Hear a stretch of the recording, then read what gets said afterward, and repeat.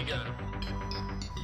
In order not to spend the first third of this entire video going on about a bunch of terrible illustrations that nobody remembers, we only really care about GTA's 3D and HD universes, that is to say, every protagonist from GTA 3 onwards, as you can pretty much bundle up all the ones from the 2D era into one big ball of nothing. That's right, purists, you heard me. Look, no disrespect to Bubba and Rodney and I don't know, Terry? Was Terry one of them? But they are a collection of character portraits and little else. Character portraits that don't even alter the in-game PC beyond a simple palette swap. One thing you can say about this roster though is that all the way back in 1997, the Grand Theft Auto franchise allowed you to play as not one, not two, but 4 women in the form of Divine, Katie, Mika, and Ulrika, and given that it would take almost 30 years for the series to let a woman back into the driving seat, it's worth pointing out. The sequel, though, shelved the idea of a character select screen altogether and kicked off the more established tradition of a fixed protagonist. In the city. Okay, we're still in the 2D universe, but GTA 2's Claude Speed is actually a fairly fleshed out character compared to his predecessors, and by that I mean he was the first GTA protagonist to have more than one facial expression. In the live action movie that precedes the game, in which he's played by a male model who looks like he sells vape liquid from a folding table. Quite how this obviously contemporary set short film relates to the dystopian future world of GTA 2 has always been subject to fan speculation, but it's generally accepted that some sort of cryogenic freezing is involved, making GTA 2 a secret homage to Demolition Man, one of the 90s greatest action movies, and I would rather watch that every night until I'm dead than play the PS1 GTA games ever again. I'm gonna love running this place. Look, sometimes things were great back in the day, but then they're best left in the past. This Carl?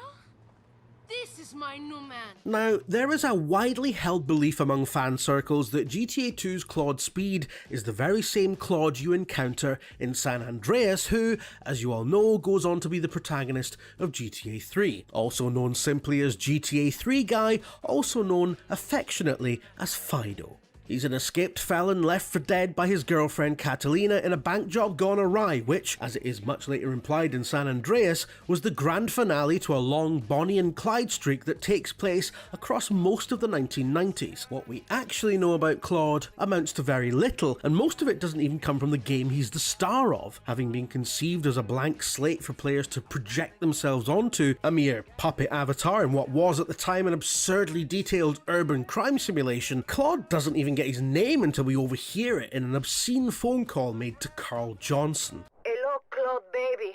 I thought I called to say how much I love you and how well endowed you are. Nah, Catalina. It's Carl. He does get brownie points for giving good head, but he's by far the least interesting main guy since the series fully embraced a third dimension. And that's mostly because he's just you.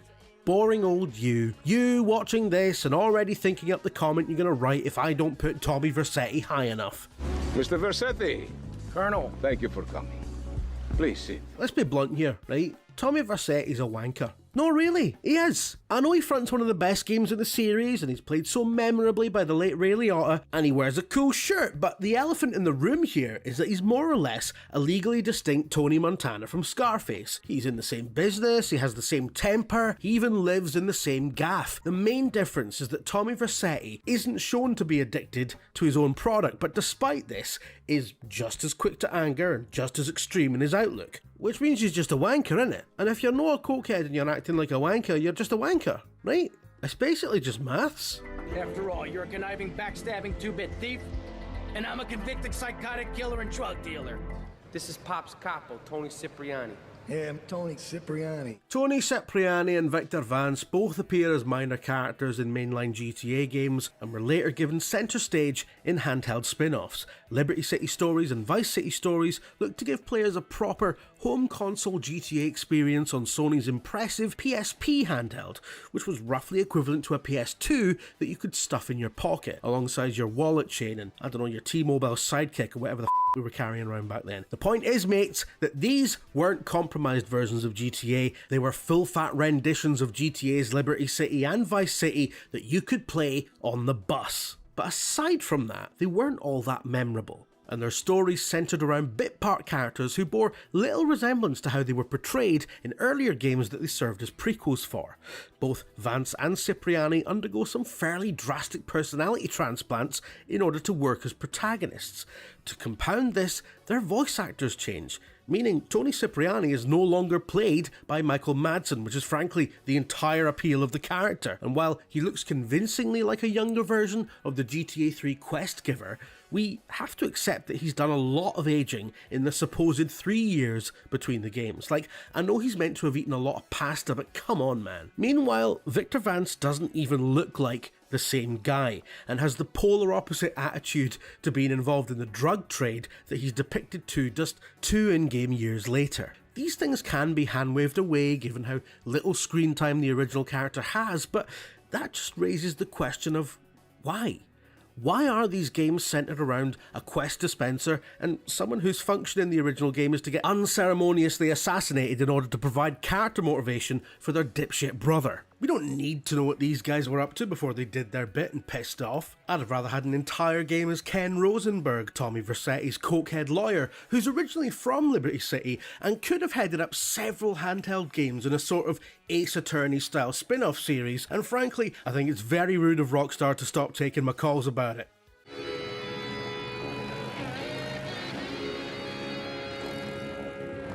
GTA 4's acclaimed single-player story expansions, remember those, centre on characters whose lives are entangled with the main story, often allowing you to see certain events from alternate perspectives, which is pretty cool. What isn't cool is that Johnny Klebitz is a biker, and therefore you spend the vast majority of Lost and Damned, as good as it is, locked into riding a motorbike, which are abominable things in any universe, but particularly in the GTA one, where driving is all about just haphazardly ploughing other vehicles out of the way with abandon, unless you're only on 2 wheels, in which case it's all about trying and failing to avoid getting flung off the thing. The bike mechanics were tweaked to account for this somewhat, but it was still a pain in the saddled arse to have to learn how to get good on them. That's not really a criticism of Johnny Klebitz as a character, but because he's a biker, he's also a smelly bastard who doesn't wash, and that's not conjecture. His personal hygiene issues are portrayed in the game.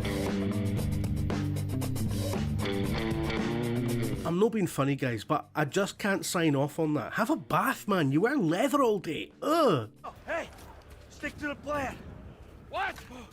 Stick to the plan. As the de facto leader of the trio that front GTA 5's single-player story, Michael may be one of the most relatable characters in the entire series, in the sense that he's middle-aged, a bit past it, and depressed. And you know what? He's a likeable guy. He's funny, and in his own way, he's a good dad, so much so that even his awful and grateful airheaded Californian Waynes can't sustain their built-in malevolence toward him for the entire story, which nowadays would make him a sort of millennial icon. Unlike most millennials, though, he's loaded and has his own swimming pool, a yacht, and several luxury cars, and apparently enough money to pay for a therapist who operates from one of those Lego houses on the beachfront in Santa Monica, making him, unfortunately, part of the bourgeoisie and therefore despicable. The last but most handheldy of handheld spin-offs, GTA Chinatown Wars was set in the same Liberty City as GTA 4. Seen as something of a throwback to the earlier games, it featured a top-down perspective, much simplified graphics, and a story told in a visual novel style through character artwork, a stylistic choice made to accommodate the limitations of its original host platform, the family-friendly Nintendo DS. Yeah, we all did a double take about that at the time as well. The later PSP version looked and played a lot better, but that really shone a light on how perfunctory the story was. It's a fairly forgettable collection of cutscenes about Huang Li's rise from small-time drug dealer to triad golden boy. He's avenging his father, someone's nicked a sword, it's a bunch of tropes in a blender, but to his credit, Huang Li is fairly unique among GTA protagonists in his fierce loyalty to just one faction, as opposed to just being a sort of freelancer slash serial murderer slash one-man guerrilla war against the entire police department sort of guy. Hey, what's your name, son? It's Luis, man. Louis. Oh no, you take me where I gotta go, which is back to Liberty City again, this time in its final expansion, The Ballad of Gay Tony, which is perhaps most well known for the titular character being a blatant homage to Fast Love era George Michael, God rest him. It ties together GTA 4's so-called impossible trinity of main characters whose orbits collide during the infamous diamond deal that is attended by Nico Bellic, guarded by Johnny Klebitz, and ambushed by our Louis. GTA 4's intricate trilogy comes to a head with Gay Tony, and you can see the protogenesis here of what was to come in GTA 5, a game whose trinity of main characters play out their stories simultaneously in real time. 3 characters who all feel markedly different to inhabit, with different motivations and attitudes to crime. Louis is a smartly drawn, conflicted character who feels uneasy about his criminality and has ambitions of legitimacy. Also, his campaign displays a perceptible shift from the grimy pseudo-realism of Niko Bellic's world to something more resembling the Hollywood spectacle of GTA 5, another way in which this trilogy foreshadows the delights to come. And he's also not a smelly bastard biker, so you know. You're still banned. What about these two? Whoever wins gets banned. Trevor Phillips. GTA 5's Trevor isn't a biker either, but he probably smells even worse, and speaking of bikers, he infamously arrives on the scene and immediately murders a fan favourite one, none other than Johnny Klebitz. It's a brutal and unsettling scene in which a new GTA protagonist beats a previous one to death. Groundbreaking in that sense. San Andreas had a historic first when a former and current protagonist butted heads on the racetrack over a love interest. This encounter makes that rivalry look like a pleasant afternoon tea, and again it's an argument started over a love interest. I use the word love interest in the loosest sense. Johnny's murder is the catalytic event that kicks off the first act of Trevor's story, a breakneck rampage against remnants of the Lost Biker Gang and Trevor's hostile takeover of every criminal enterprise in Hicksville. And it's at this point we all fell in love with him, an irresistible combination of Charles Bronson and Begbie from Trainspotting, hilariously depraved and more or less a self-insert for every GTA player, rampaging through the world in the exact same way as you have always done, even when it made little sense in context of the story. As Victor Vance, as Louis Lopez, as Niko Bellic, Trevor is a middle finger to the common criticism that GTA can't have compelling characters without massive ludonarrative dissonance. He's awful but lovable. He's a deranged substance abuser that lives in a rusty trailer, but he's clever, cunning and quick-witted. We love him because he's extreme to the point of absurdity, but ultimately we love Trevor because he is us. And the implications of that are probably a whole video essay on its own, which I'm not going to make, by the way. I can't be bothered. Ooh, honey. Y'all telling me? Oh, he here. We living on top of each other, and it ain't right. GTA 5's Franklin is a class act. As a professional car thief, he's probably the most run seal of Grand Theft Auto frontmen, and as a young, polite, generally unassuming guy from a humble background who's just trying to get on in life against the backdrop of endless financial crises and an America in a permanent phase of decline, he's actually quite relatable. Probably the most relatable of them all, in fact. That he's named after America's 2 most diametrically opposed statesmen is probably not a coincidence. Benjamin Franklin may be most famous as a mere euphemism for cash money, but he's one of the USA's most revered founding fathers. A scientist, a diplomat, a staunch public servant, even an early advocate of vaccines. By contrast, Bill Clinton is a guy from Arkansas who's mostly remembered for playing the saxophone and getting blown by an intern, possibly at the same time. These are the 2 Americas and a chart of its downfall. Franklin represents a generation just trying to make ends meet within the death throes of an empire. But at his core, he's just a petrol head, man, and canonically such a good driver that his special skill is the ability to slow down time while behind the wheel, a feature I'm pretty sure most GTA 5 players forget about around 5 minutes after it's first introduced. But it's cool as hell and makes him an excellent getaway driver, which aptly represents what he is as a character. A smart, capable guy who's pulled into the schemes of a pair of middle-aged reprobates in search of a better life for himself. As GTA's sole representative of the millennial generation, it's hard not to like him unless you think millennials are a bunch of simpering, avocado toast-eating, participation trophy bedwetters, in which case you probably think he should be way further up the list, but I'm writing this in your nose, so deal with it. Oh shit, here we go again.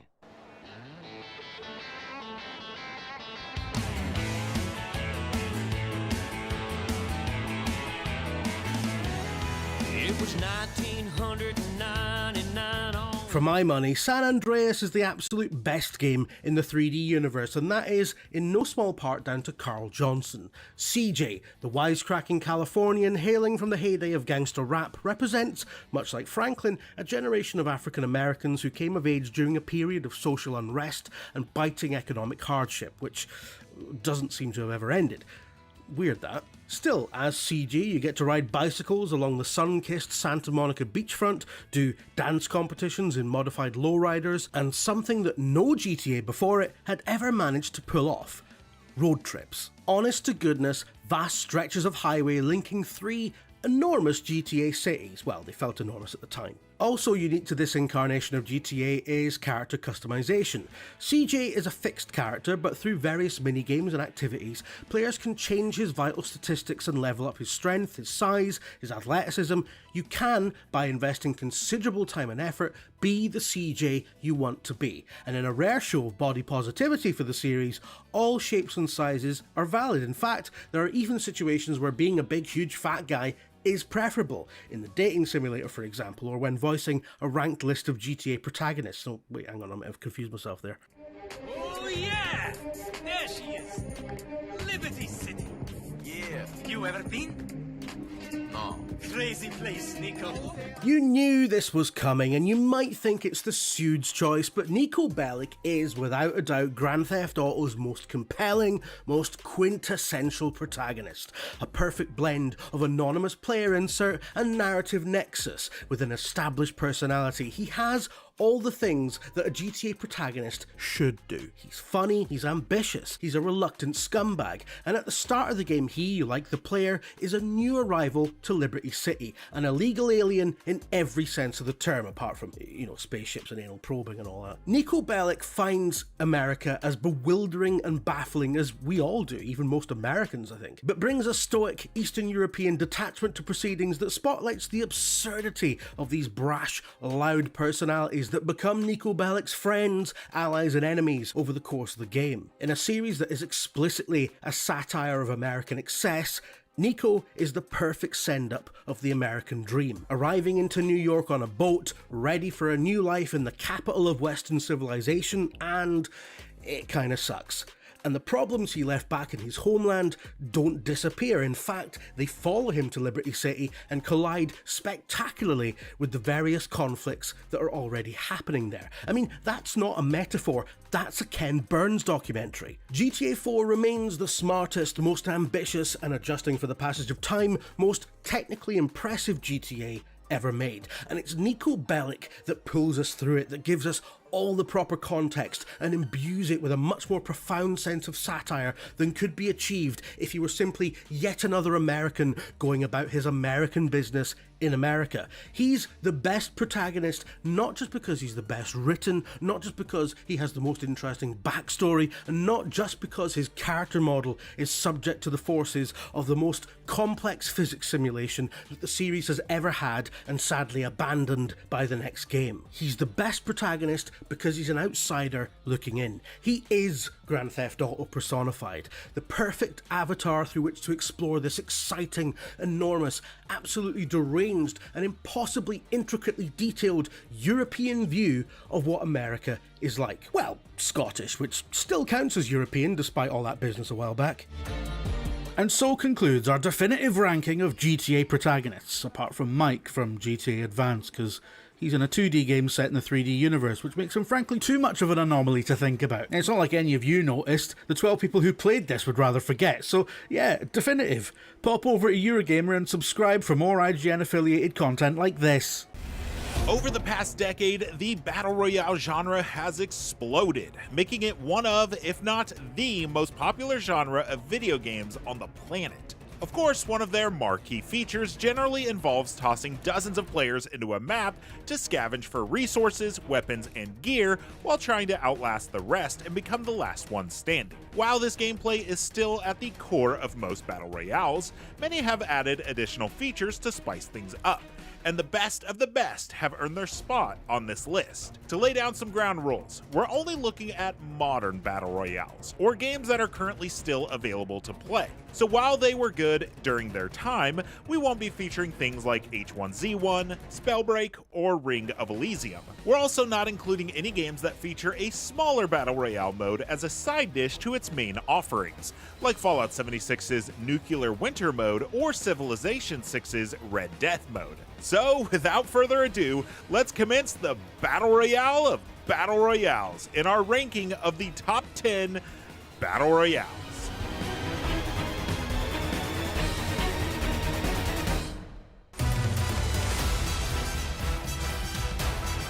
What began as a parody of PUBG has actually evolved into a fun battle royale in its own right. Made by the same team behind Totally Accurate Battle Simulator, Totally Accurate Battlegrounds is a silly physics-based deathmatch for up to 60 players. As you wobble around through its uniquely low poly map, you'll discover 90 different weapons, ranging from stacks of cash to make it rain on enemies, to a water gun, to a literal hand cannon. Add that to the amusing ragdoll physics and deceptively good gameplay, and you've got an experience that smartly toes the line of parody and genuine fun. Battlegrounds' goofy, nonsensical humor may not be totally accurate to the other battle royale with Battlegrounds in its names, but that's obviously the point.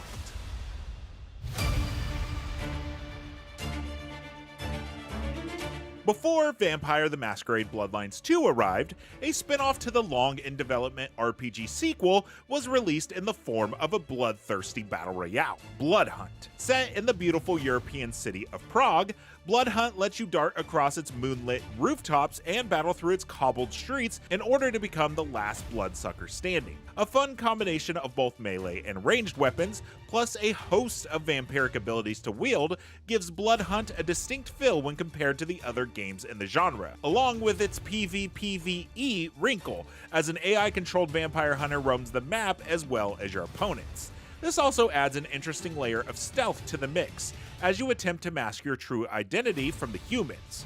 Your time to jump in is limited though, with Vampire the Masquerade Blood Hunt's server shutting down for good in April 2026. So sorry if you're reading or watching this after that date. Tetris 99 finds new life in the perennial puzzle hit. By pitting 99 players against each other in a race to clear lines, Tetris 99 can be stressful enough, but your playfield is surrounded by 98 other players so that you can keep track of every Tetris game simultaneously. The anxiety-inducing nature of it all aside, Tetris 99 smartly lets you impact other players' games with your own Tetramino prowess, sending screen-filled junk blocks to the other players' games to hopefully knock them out and seek a win. And despite initially launching as a limited game for the Nintendo Switch Online players, Tetris 99 has become a permanent staple, receiving a continuous stream of themed events and DLC to ensure that this new T-spin on an old classic stays fresh.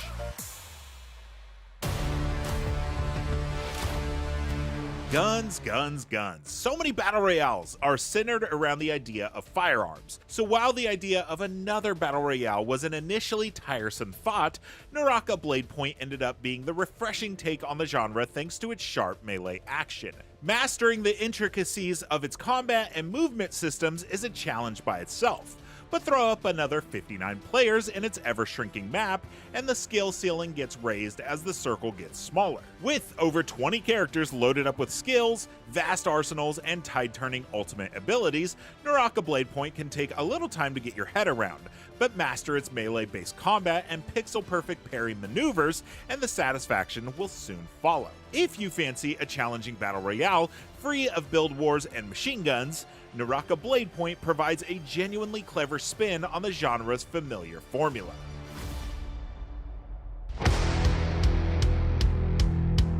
Okay, who says battle royales can't be hilarious? Fall Guys draws inspiration from shows like Takeshi's Castle and Wipeout, as 60 players, or 60 amusingly costumed beans, go head-to-head in an assortment of game show-esque mini-games. Each round sees a number of players eliminated until only one player is left standing or falling and crowned the champion. Mediatonic's take on the genre was a massive hit out of the gate, but the developers haven't rested on their laurels. Each subsequent season of play brings with it new minigames, new twists on existing ones, and a host of cosmetics to unlock. Fall Guys is utter, organized chaos in the best way, and whether you've nabbed your crowns or been consistently knocked off a slime climb run, it's a consistently delightful experience unlike any other Battle Royale.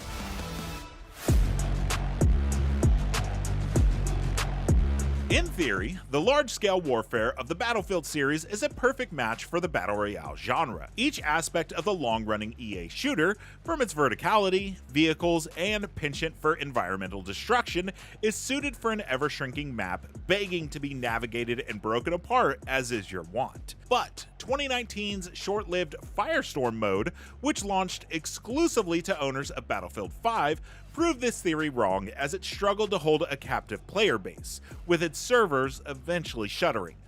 But redemption for Battlefield Studios comes in the form of RedSec, the fresh new swing at a Battle Royale that rights all the wrongs of its first draft. Fort Linden is a map brimming with possibilities and a welcome variety of missions to complete within it, each smartly converting the long-loved Battlefield formula of squad-based objectives and sharpshooting into something that works here. The traditional last team standing offering is also joined by the excellent Gauntlet mode, which transplants the game show-like thrills of Fall Guys into the much less colorful, militaristic surroundings of Battlefield 6.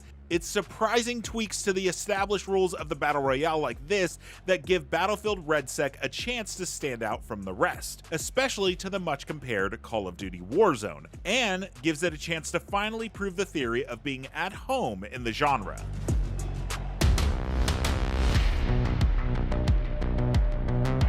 PUBG is the granddaddy of Battle Royales and arguably one of the most influential, as it effectively established the genre as we know it in 2017, spawning dozens of copycats over the past few years. Created by Brendan PlayerUnknown Green as a refined version of his DayZ Battle Royale mod in Arma 2, and later Arma 3, PUBG reached mainstream success and introduced players to many of the staple concepts of the genre. It's more realistic than many Battle Royales, requiring players to carefully manage their inventory and apply weapon mods and attachments manually while scouring the map for resources.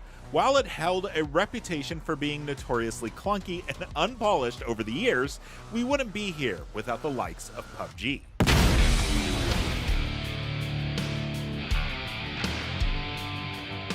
Given the genre's boom and attention, it's no surprise that one of the biggest shooter franchises around wanted in on the action. But Call of Duty's Warzone is not just a quick cash-in, it's one of the best battle royales around. Warzone builds on the foundation of Call of Duty Blackout, supporting a staggering 150 players while exploring unique and interesting gameplay changes with each new season, including a clever integration of the popular Zombies mode. Warzone is also a bit more forgiving when compared to other battle royales, as you're not necessarily sent back to the lobby upon death. Instead, players are sent to the Gulag, a grimy prison area where they face off against other dead players in one-on-one combat for a chance to return to the match. Another feature unique to Warzone is the ability to purchase and use a custom loadout, allowing players to regularly access and utilize their preferred guns and perks as they fight for supremacy in Verdansk and its other maps, which, let's face it, we just don't love as much. Add all this to the plenty of vertical combat thanks to the massive skyscrapers and vehicular combat, and Warzone delivers one of the most varied battle royales out there.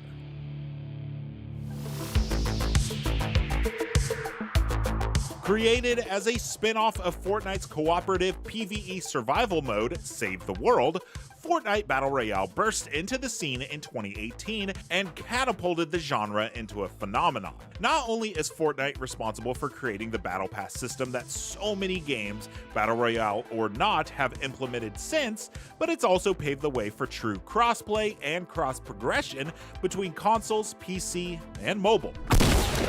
It's hosted massive in-game virtual concerts for Travis Scott, Marshmellos, Steve Aoki, and more, becoming as much of a social experience as a competitive one. But Fortnite's biggest, Victory Royale, has become its unique storytelling approach. It's established a narrative for its island that quickly resulted in each new season being a moment. Points of interest appeared and disappeared as events demanded it, with many seasons culminating in massive events that eventually led to the entire in-game island being sucked into a black hole, putting the game on pause for a few real-world days. Now, in its second chapter, Fortnite has established itself as a consistently unexpected but thrilling hallmark of the genre that is still a blast to play, and one that features the biggest pop culture. The official product partner of IGN is Lenovo Legion. Reach your impossible.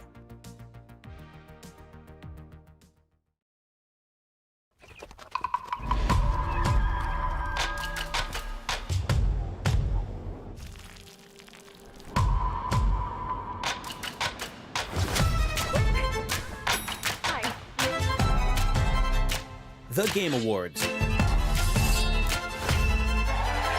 Coming up is IGN's pre-show previewing everything we know about the event before it kicks off. The biggest surprises are still to come. The game of the year. Stick around for our recap show with our team of industry experts. Lots of big announcements to get to. I am so excited. This is going to make PCs cry. Plus, exclusive looks at new games we can't even show you yet. The Game Awards coverage starts right.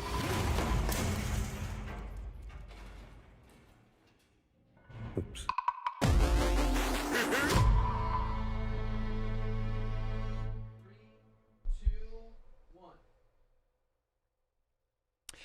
Hello and welcome to IGN's The Game Awards Countdown Show. I'm your host, Damon Hadfield, along with co-hosts Aliak and Nick Lamone. What is up, everybody? Hello, I'm so excited to be here. Same, it's a great day to be at IGN, Damon. This is becoming a holiday tradition for us. We get together in December, watch the Game Awards, and watch a lot of big, exciting game announcements, stuff that we're going to be talking about and looking forward to over the next year. Couple years, maybe even more than that. Lots to look forward to coming up tonight. A lot of games have already been confirmed to be part of the show. Some games have leaked.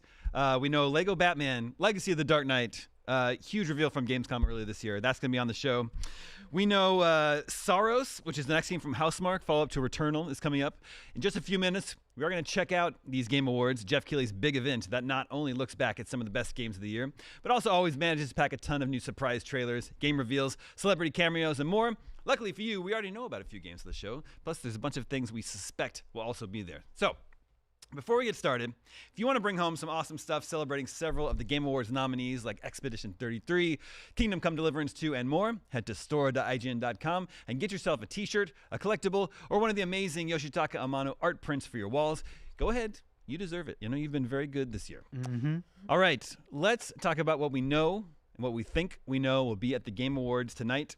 One game we know is going to be there is Phantom Blade Zero, a game that Nick has played. Yes. Give us a crash course on Phantom Blade Zero. Phantom Blade Zero, people are going to think, oh, is that a Soulsborne? Not quite. It's more of an action RPG in the vein of something like Devil May Cry, but the TLDR is you play as an assassin who gets poisoned, and he's fighting for a cure to save his life, and there's multiple weapon sets you can swap between. I know that the game is very inspired by wuxia, kung fu style combat, so it's just very fluid, very elegant. This is going to be from Chinese developer S-Game, I believe. And every time I see this game, I just cannot believe that it exists. I think for the longest time, I thought every single bit of footage we've seen from this game was all bull shots, but I can confirm the game does look as good as it feels to play, and it feels real good to play. I hope we get a release date. This game has been a long time in the oven cooking, and it's safe to say they've been cooking. The game looks beautiful, and you know, I know I talked a little bit about it not being a Souls-like. I do think it feels more evocative of something like Ninja Gaiden or Devil May Cry in terms of its combat style and difficulty. I remember our previewer recently talked about how if you were to skip a boss by navigating through the environment, it would only make a later boss fight even more difficult by that boss that you skipped joining in on the fight. So you would have to deal with like a healer while you're also dealing with the fight. So I just love games that want to challenge the player, and this looks to be right up my alley. So I really hope we get a release date for this. This looks nuts. So like more Devil May Cry than like Black Myth? Yeah, I think those are all pretty apt comparisons. I would liken all of those to a very traditional, almost PS2 style. We've had the fine folks over at S-Game in our studio over the past couple of years, and they talked directly about we want our game to feel like a PS2 game in terms of its action roots. And when you say stuff like that, the Nick Lamone brain starts clicking, and I'm like, Papa wants some. Give it to me right now. Alec, is this the sort of game you could get into? Yeah, so I'm mainly a first-person shooter. I love really good story games and I love horror games, but I did play Elden Ring when it first came out, and I think that was my first time diving into melee-like games, and the blades in that game are absolutely incredible. So when I saw Phantom Blade Zero, I was like, hold up a minute, I think this could be something that could challenge, because I mean, if you love Elden Ring, you love challenging games, and this looks like a really challenging game. So yes, this would be a game that I would definitely pick up. Yeah, I dabble in these games. Like I play a little bit of Black Myth, Stellar Blade, this sort of thing. I think is it Wolong, Fallen. Yes, that one's Fallen on Dynasty. That one's on PlayStation Plus this month. So it just seems to be we're seeing more and more of these types of games sprouting up here and there. I mean, it's beautiful. It's a, what is it? A rising tide raises all ships kind of thing. Like the beauty of something like Elden Ring hitting the mainstream is that it's kind of become like people are fine with games being difficult and challenging, and I love that. That's so exciting from a person who wants to play games that are challenging and just difficult. I think like the low point for me was the Wii era, where I was like, oh, these games are so easy. They're all baby mode. But now it's just the public wants more. They want a challenge, and this is the kind of stuff that is going to meet them on the level that they expect, and I cannot wait for it. Yeah. This has been a long time coming. It's Phantom Blade Zero. We had it on ign-live 2024. Yes. A year and a half ago now. So hopefully we do get finally a release date for this one. Packed room at ign-live, by the way. It was nuts. Nice. Okay, another confirmation of tonight that we're going to see is something new Divinity. Some new Divinity game. Geoff Keighley tweeted out there was some sort of a statue or a sculpture out in the wilderness somewhere. It has since been confirmed, thanks to some copyrights, that's going to be a Divinity something. Yes. That's Larian Studios, who just did Baldur's Gate 3 a couple years ago. Huge D&D RPG hit. But before that, they were doing Divinity games, Original Sin 1 and 2. And then I think there's like 4 other Divinity games. There's other Divinity games. There's like an RTS one. There's one called Divine Divinity. So this is a storied franchise, and I do think that I remember seeing, I think it was on Twitter, one of the developers over at Larian responded to saying, okay, guys, we're not working on Divinity Original Sin 3, which only makes my brain go, so you're working on Divinity 3 or Divine Divinity 3, some sort of CRPG. We do know that they are no longer, they licensed the Dungeons and Dragons IP from Wizards of the Coast for Baldur's Gate 3. They are, that was just a one and done thing. So we know that they are working on something that's their own, and what better thing to work on, like taking all the learnings that they got from Baldur's Gate 3 in terms of the cinematic presentation and how the player choice really affects the overall arc of the game, and applying that to their own original universe in Divine Divinity or Divinity Original Sin. And I think it's a match made in heaven. I'm currently in the middle of another Baldur's Gate 3 playthrough right now. So when I saw all this news, I was like, oh, please put it in my veins right now. I need it. And again, Divinity Original Sin 2 is outstanding. I do know that I think we saw another like Wario 64 trademark thing or something hit ESRB of Divinity Original Sin 2 Definitive Edition for PS5. So I feel like that's going to be a 1-2 punch announcement of here's this game for more people to experience, get familiar with this own custom fantasy universe, and then here's the new one. Alec, I think there are very few types of games that Nick Lamone does not want projected into his brains, because he's like, give me all the games. Wuxia character action games, hardcore CRPG games. If they had a brand new JRPG game, he'd probably want that in there too. So he's a very well-rounded gamer. But what about you? I know you said you dabbled a little bit in Baldur's Gate 3. Yeah. And you haven't played Divinity. So no, I have not. I didn't realize it existed until the hype started showing up online. I was like, what's this Divinity game? So I asked Nick. Obviously, he was very excited about it. And then he told me about the D&D connections. And I love playing D&D. So I should probably finish Baldur's Gate first. And then should I do Divinity first? Clear at least 100 hours for Baldur's Gate. Yeah, I'm at 50 hours in on my current playthrough. But one thing that's great, though, and Damon, you brought this up earlier, is Larian does such a good job of doing co-op campaigns where you can play a game with your buddies, and it is or online or locally, I believe. And it is just like playing Dungeons and Dragons with a very experienced and like critically acclaimed dungeon master. So great stream game. I think it would do very it's just I'm just very excited for this level of CRPG to be back. You know, Planescape Torment and Fallout 1 and 2 are some of my favorite games of all time, and I feel like those were relics of the past. They didn't really fit into modern sensibilities, and I think, again, like the Elden Ring comparison from earlier, Larian, I would argue they single-handedly brought back the CRPG and made it mainstream for people because, like Elden Ring, people know Baldur's Gate 3, which is wild. So I'm just very stoked for more people to get to enjoy something that is truly one of a kind. Okay, another game confirmed we will be seeing tonight is Exodus, and you may have forgotten about this one. This is a game that was revealed at the Game Awards 2023, so it's been a couple years. It's a sci-fi RPG made from a team of ex-BioWare developers. So if you look at it and you get Mass Effect vibes, there's a good reason for that. It stars Matthew McConaughey, and it's all about time dilation. So you make choices, and then you see the impact of your choices over the course of not just days or weeks, but years, decades, maybe even centuries. So this definitely looks cool. We were talking a little bit about this before. There's some big BioWare Mass Effect fans here on this panel.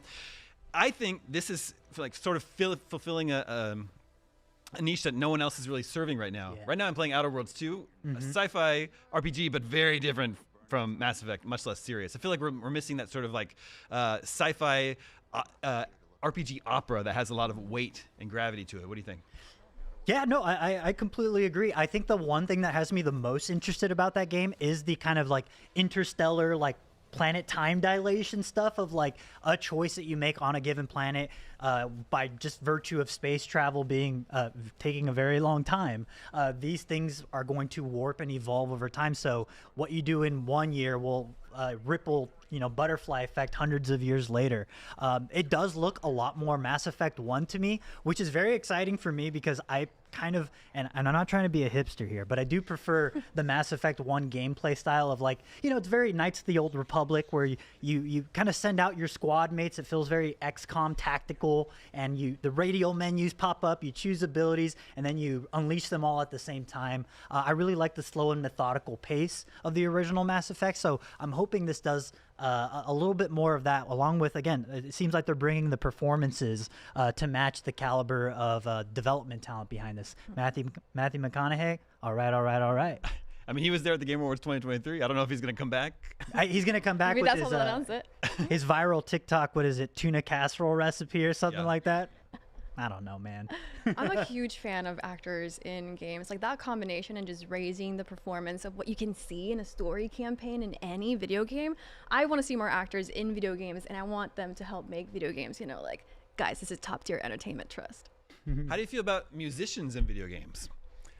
Because we heard about Go on. Did you hear, Okay. Wait, did you hear about this one? This is the leak for 007 First Light. Oh. Wait, am I going to tell you this right now? Am I Yes. breaking this? Yes. What is it? Okay, this leaked today. Right? Okay. So sorry if you don't want any spoilers about 007.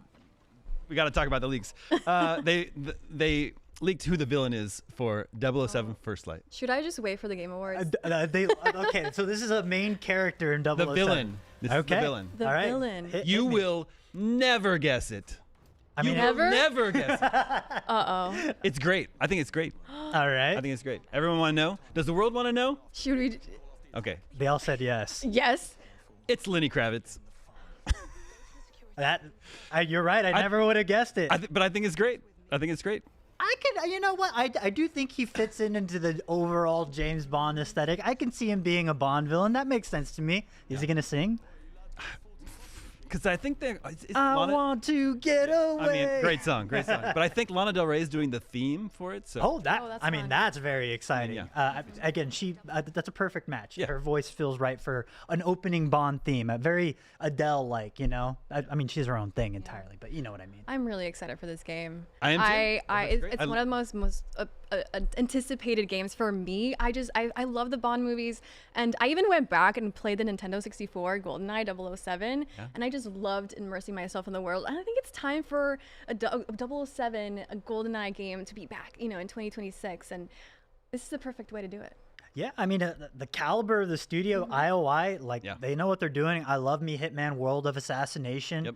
One thing, Hitman games are very distinct in that you are essentially the wrench that gets thrown into the level of the cog of the machine, and the fun is watching it all unfold. But I always found myself wondering, like, what if Agent 47 was a little more agile or flexible? Like, what if there's some more fun? It's usually fail state or I restart, that kind of thing. So having that flexibility of James Bond to be able to improvise combat on the fly, which based on that PlayStation, was it a PlayStation Direct where they showed like an extended gameplay? I want to say, yeah. That looked outstanding, and it just everything I was hoping the game would be. And the person that they cast for the new Bond, the young Bond, seems like a good choice. Very charming young man. From Dexter Original Sin, actor, yeah.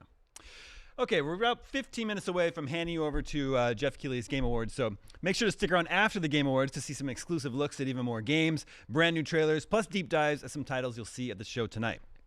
Now, another game we know we're going to see more of this year is Lego Batman Legacy of the Dark Knight. We got its initial reveal at Gamescom a couple months ago, 2025. Before we talk more about that, let's take another look at that reveal trailer.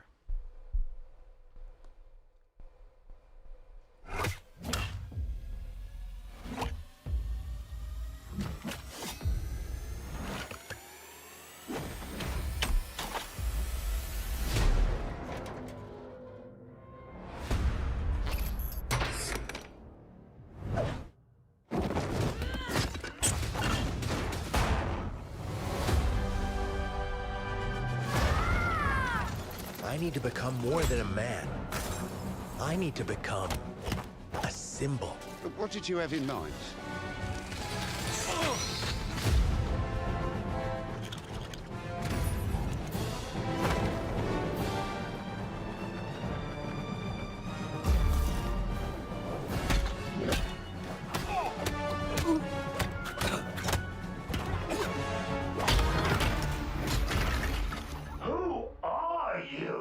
I'm Batman.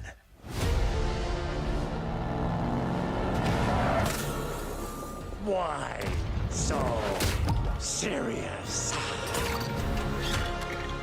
You want to get nuts? Let's get nuts. I'm allergic to nuts. Who's the man behind the mask?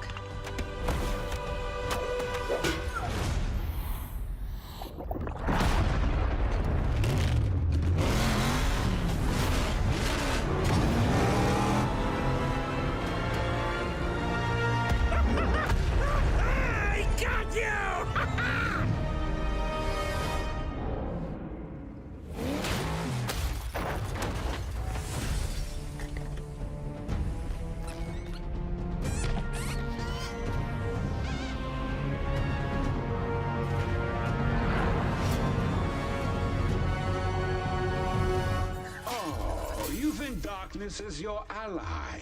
You merely adopted the dark. I was born in it, molded by... Ah! Who put that there? I could have really hurt myself.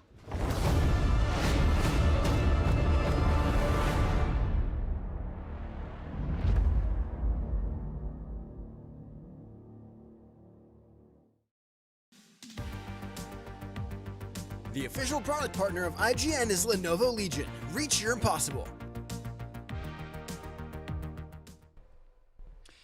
And we're back, counting down the moments until we hand you over to the 2025 Game Awards. We were just talking about the big leak of 007 First Light today. There's another big leak that happened today that we'll get to in just a bit.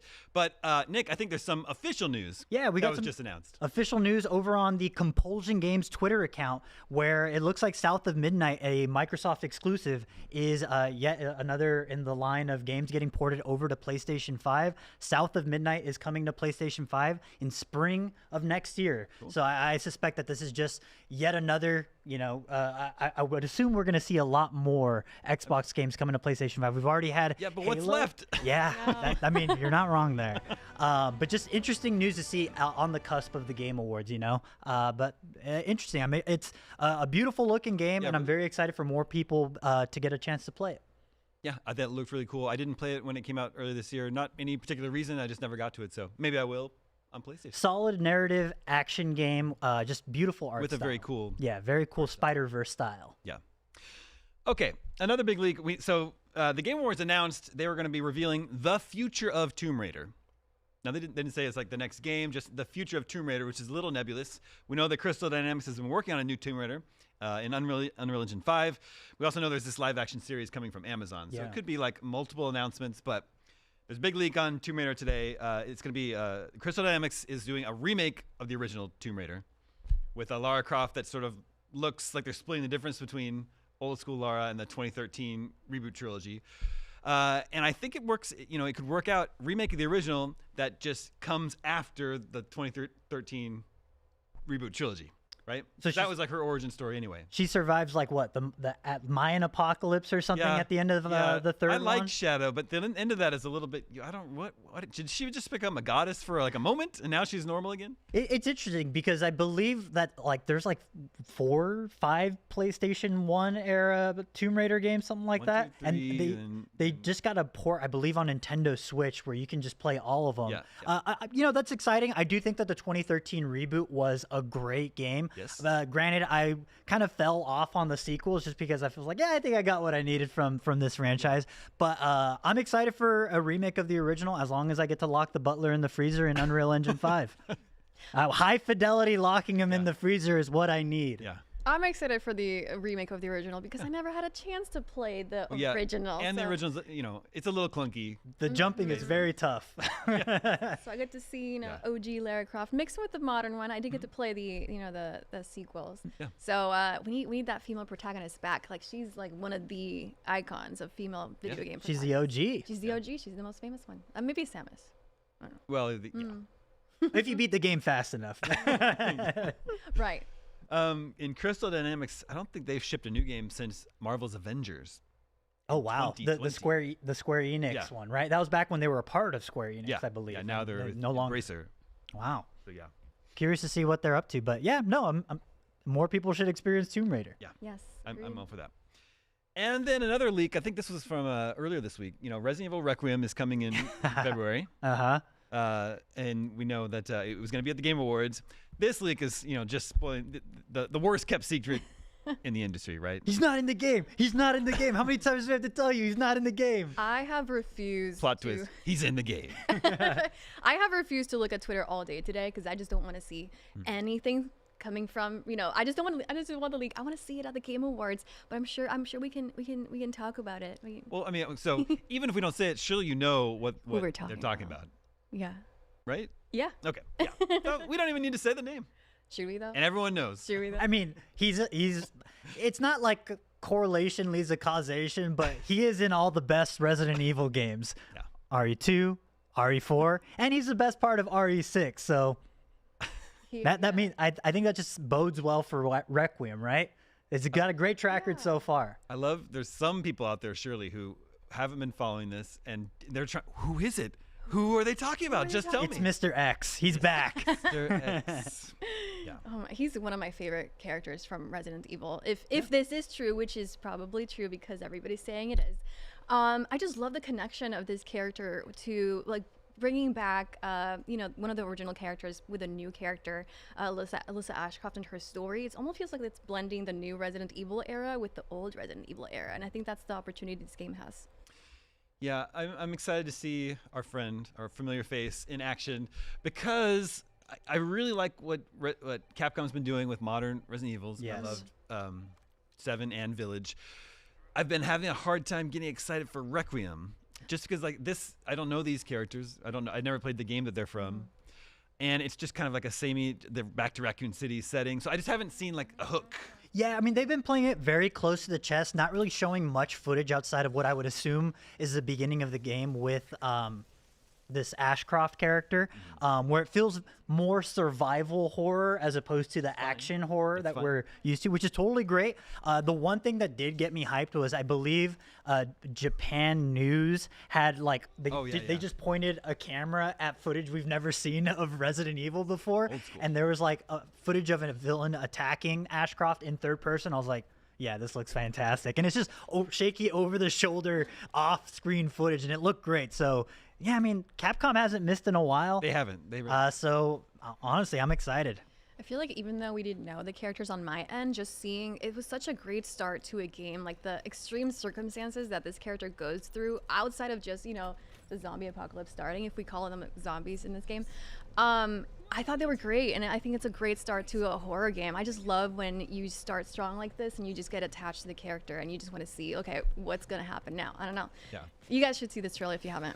And you know, the one thing that Capcom has already talked about is that this game is a requiem for everything that's come before. It feels like they are trying to do some sort of soft reset for Resident Evil with this game, paying homage to the past. So I expect to see a lot of familiar faces. You know, with our guest appearance, that only begs the question of when we will see his. Are we going to see Ada in this game? Yeah, we're probably going to see Ada. I hope my boy Wesker's in there with his sunglasses. How's he looking in 2025 or whenever this? I think it's set in like 2027. So I'm excited for this. Capcom released a really cool art with all of the RE protagonists on it, and it feels like they're really celebrating RE. Which is Ada in any other game except 4? She's in 2, 4, 6. Yeah, she's okay. And I never played 6. Yeah. It's all right. You don't need to. No, I wasn't planning on playing 6. Okay, excited to see more about Resident Evil Requiem. Another game that they're going to follow up with is Saros, the next game from Housemarque, follow-up to Returnal. I think maybe this was at the Game Awards last year, or maybe is that Summer Game Fest? It was earlier this year. They had like a whole PlayStation Direct as well. Well, it's the follow-up to Returnal, and I will now read the official description for Saros. Fight your way through mysterious, dreamlike landscapes littered with ancient ruins and alien technology. You'll need to master electrifying bullet ballet combat as you overcome ferocious enemies and spectacular boss fights. Could just be Returnal. Yeah. That description could just be Returnal. Yeah, and it looks like Returnal at a glance, just more yellow instead of blue. This isn't confirmed, but you think maybe it's the same universe. Yeah, I think it's the same universe. And again, Returnal was very much channeling its cosmic horror combined with just bullet hell action arcade video game. And this looks very much in the same vein. Returnal was H.P. Lovecraft, and this is Robert Chambers, the King in Yellow. And I love me some cosmic horror, and I love me some shoot 'em ups and bullet hells. Yeah, same. I liked Returnal a lot. Man, that game felt good. Yes, felt good to play, and really fun, interesting storytelling that makes that really takes advantage of the medium of video games. It makes the roguelike genre more accessible. Like Hades did something similar, right? Yes. Whereas you make replaying it over and over again a way to experience the story in a really smart way. You get to learn something new. Yeah, exactly. Aliak, I know you like first-person shooters. I do. You play any Returnal? You looking forward to Saros? I'm looking forward to it. I didn't get a chance to play Returnal for some reason, but I watched a lot of it because it looked incredibly addictive. Everything that you have to do in this game, it appears to be so unique and so different to other shooters, just the movement and the way you have to, shoot your gun. And it almost feels like an arcade sometimes, like the way you're just dodging bullets, and it just looks really cool in the boss fights. So this is a game that I should have played when it came out and somehow missed it, but now seeing this one again, I gotta catch up. Dude, when I see that shield, I'm like, dude, that's Ikaruga right there. Like, just like you put a shield that absorbs bullets. Like, give it to me now. Come on.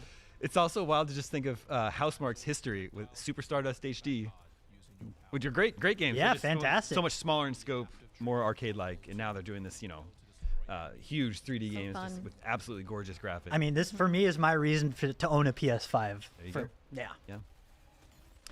Okay, we're just a few minutes away from handing you over. That's all. I think that's everything that's been officially announced and has leaked for the Game Awards. If we were to think about what other surprises we might have in store, maybe we put on our what types of games and developers tend to show up at the Game Awards, and there's always the Kojima of it all. Yes, for sure. Kojima's going to be. I mean, we have to see a little more of OD.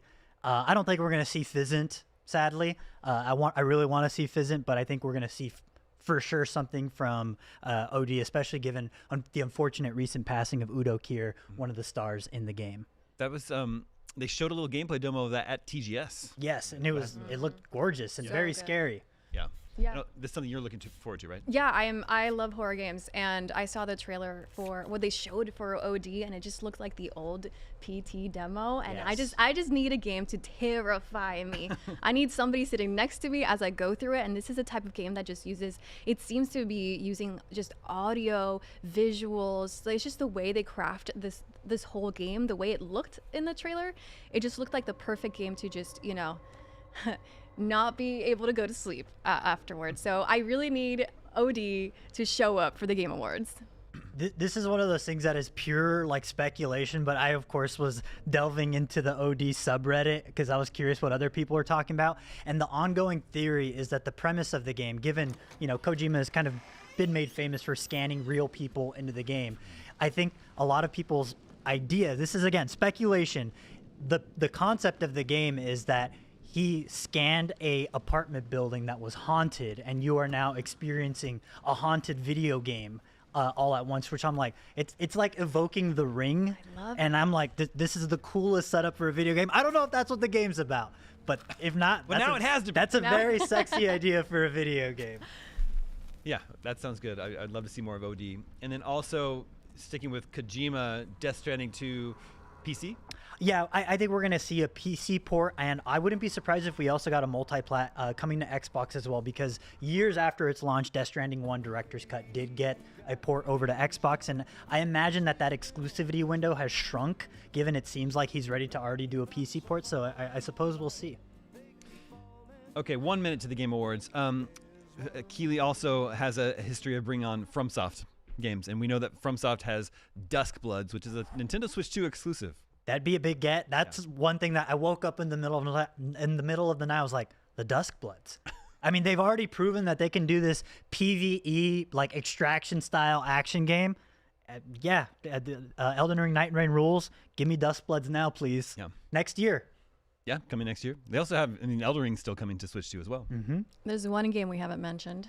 Well, you can have 10 seconds. Okay, we haven't said Half-Life 3. And it's the Game Awards. Yeah. I don't think it's going to happen. I want it to happen. Okay. Well, the 2025 Game Awards are about to begin. You can watch them right here without doing a thing. Just stay where you are. And then stick around afterwards for our recap post show featuring expert breakdowns of everything we saw, brand new trailers from some of the biggest games heading your way. Here come the Game Awards. We'll see you on the other side.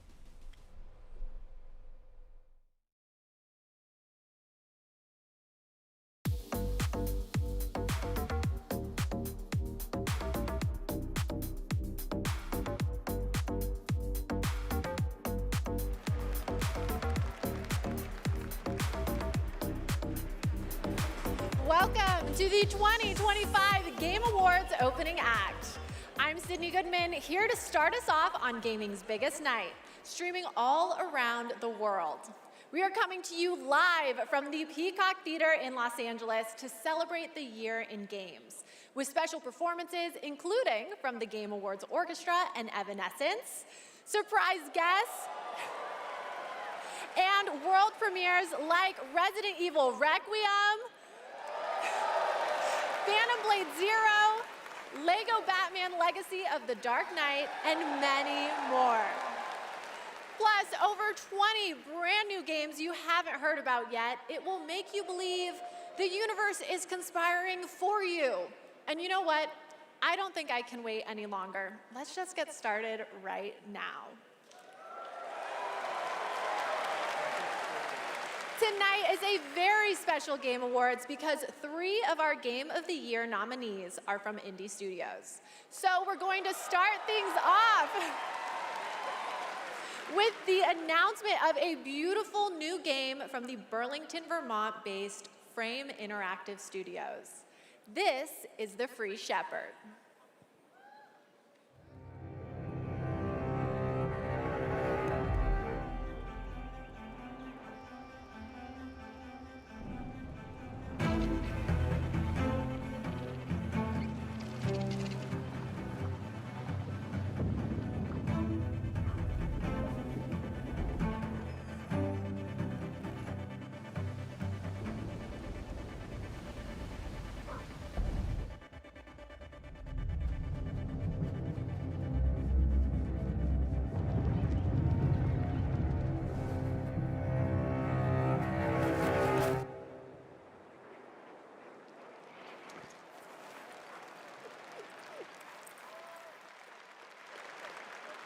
Okay, I'll say it. The protagonist is not only powerful, but I'm proud to also confirm it is adorable. And now it's time to give out our very first Game Award. Here are the nominees for Best Family Game. Donkey Kong Bonanza, Lego Party, Lego Voyagers, Mario Kart World, Sonic Racing Cross Worlds, and Split Fiction. And the Game Award goes to Donkey Kong Bonanza!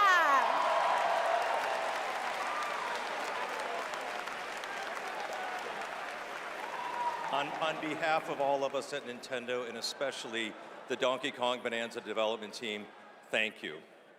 With this game, the team had an objective of creating a thrilling game where players could feel the strength of Donkey Kong as he smashed through obstacles and discovered how music would shape his overall journey. As a lifetime fan of Donkey Kong, I think they delivered on that and so much more. We're grateful to the fans and to the Game Awards for this honor. Looks like smashing things is kind of fun. Thank you very much. Congratulations. And now we have 2 more world premieres ready to go. Up first is another independent game that hails from a solo developer in Sweden who's a hardcore Souls fan. He's built a brutal melee combat experience set against a gothic backdrop. Spooky. This is Decrepit.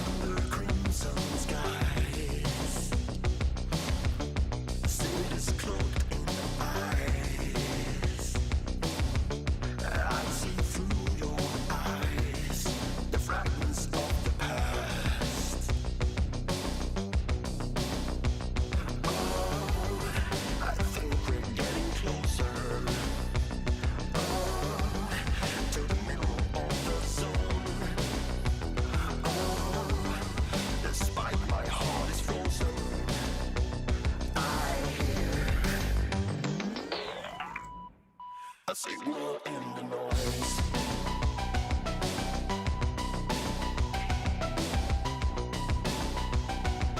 A signal in the noise.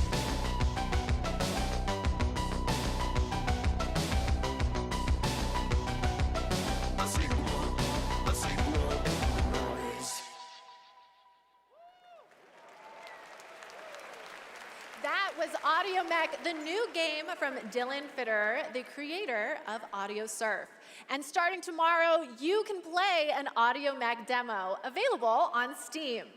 If you want to check out that demo, other Game Awards demos, and wishlist games showcased tonight, we made it easy for you. Check out the Game Awards page on Steam. We'd like to take a moment to remind everyone that tonight's Game Awards broadcast is available on YouTube with dedicated ASL and descriptive audio feeds. And in that spirit, it's now time for our next award, Innovation in Accessibility. This year's nominees have all demonstrated their commitment to making games that are as playable as possible by as many players as possible, and they are. Assassin's Creed Shadows, Atomfall, Doom: The Dark Ages, EA Sports FC 26, and South of Midnight. And the Game Award goes to Doom: The Dark Ages.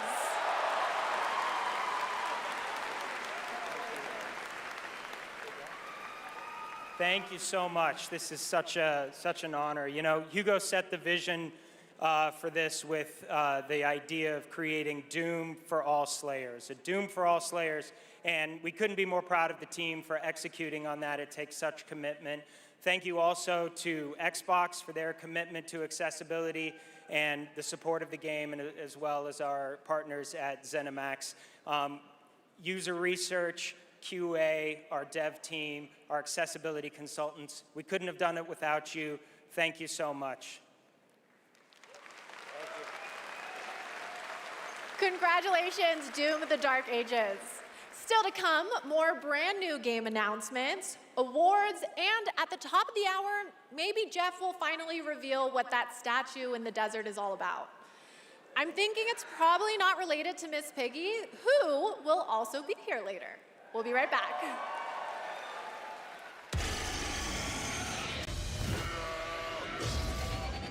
The best time for you to play Guild Wars 2 is now. Immerse yourself in a realm of magic, mystery, and boundless adventure. Heed the clarion call as you join a community of millions.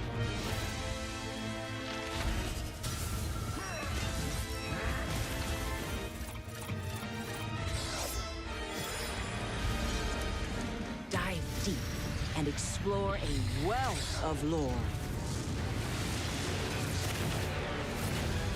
Celebrate the release of Guild Wars 2's newest expansion, Visions of Eternity.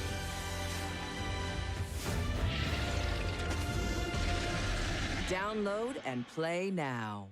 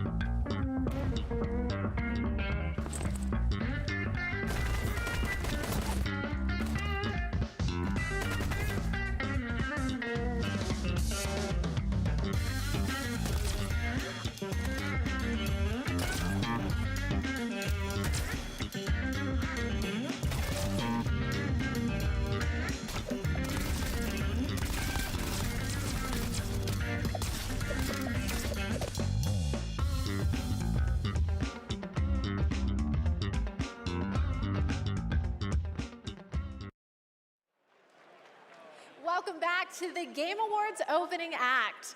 We are counting down to the big show, so I signed an NDA, but I'm going to risk it all just for you. So here's a hint about what's coming up.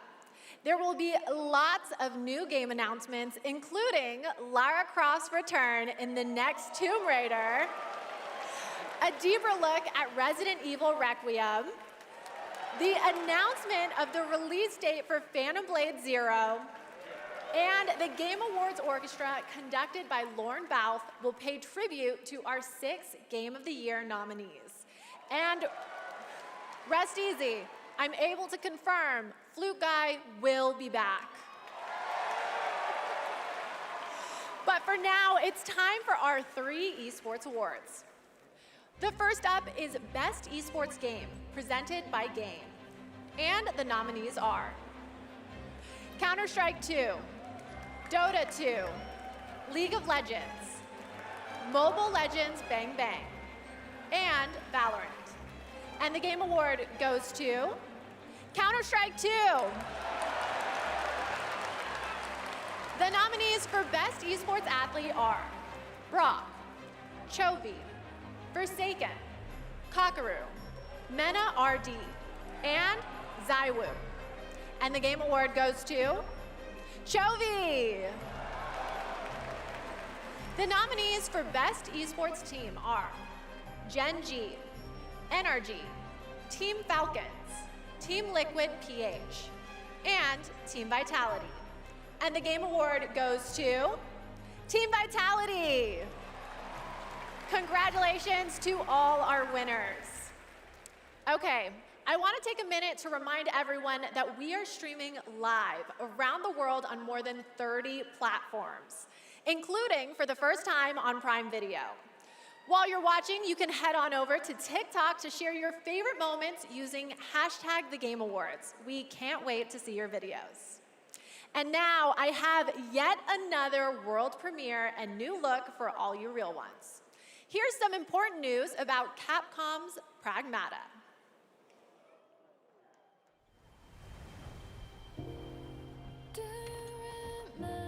You've been to the sea before? On Earth? Of course I have. Got a house with a view and everything. You just gonna stay here when this is all done? What do you want?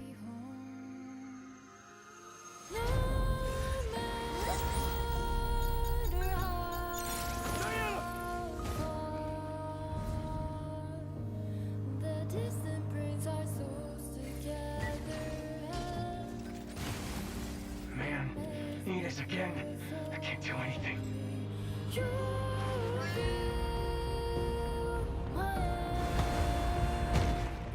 Hello, unregistered guests.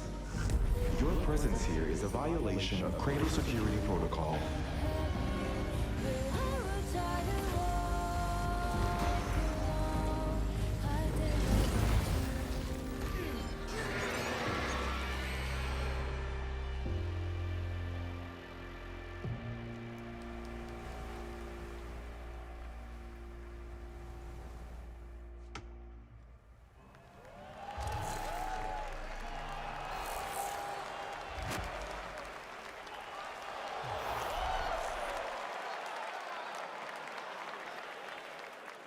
Stunning! I have the same beach in my research station back home.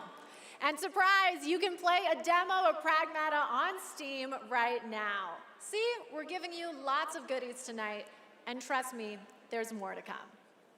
And now I have another award. These nominees are games that never leave you, because they're on your phone. Here are the nominees for Best Mobile Game. Destiny Rising, Persona 5, The Phantom X, Sonic Rumble, Umamasume, Pretty Derby, and Wuthering Waves. And the Game Award goes to Umamasume, Pretty Derby!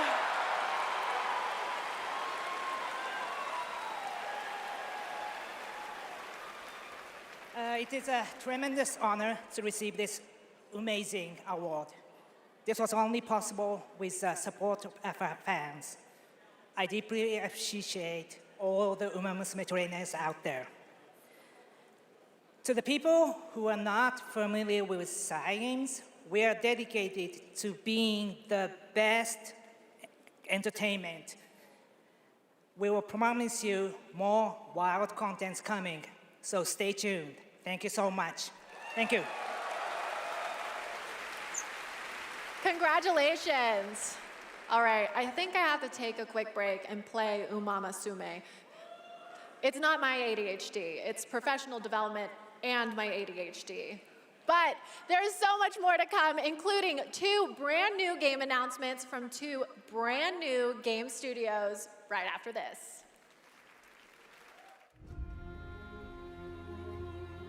My dear children, I write this letter to you as testimony of my undying love.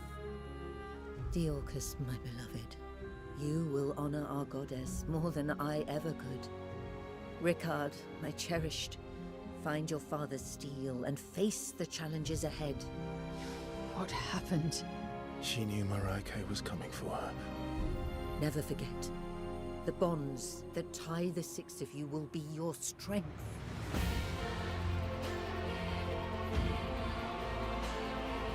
Lies. You should have saved her.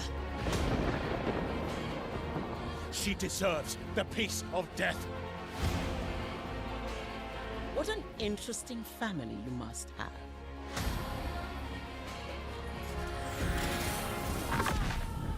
Is that fear I sense? Good.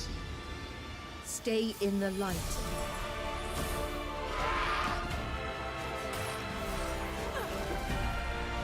never give into darkness.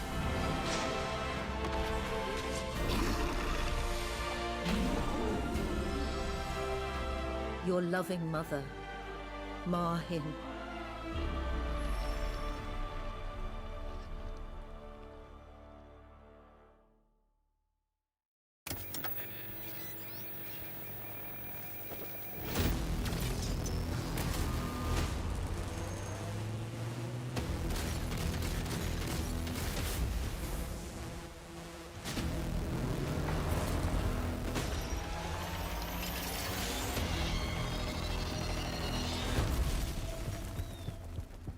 I know we've never quite seen eye to eye. Believe it or not, Whitaker, we want the same thing. It's all out there in the zone. You never know what you might find.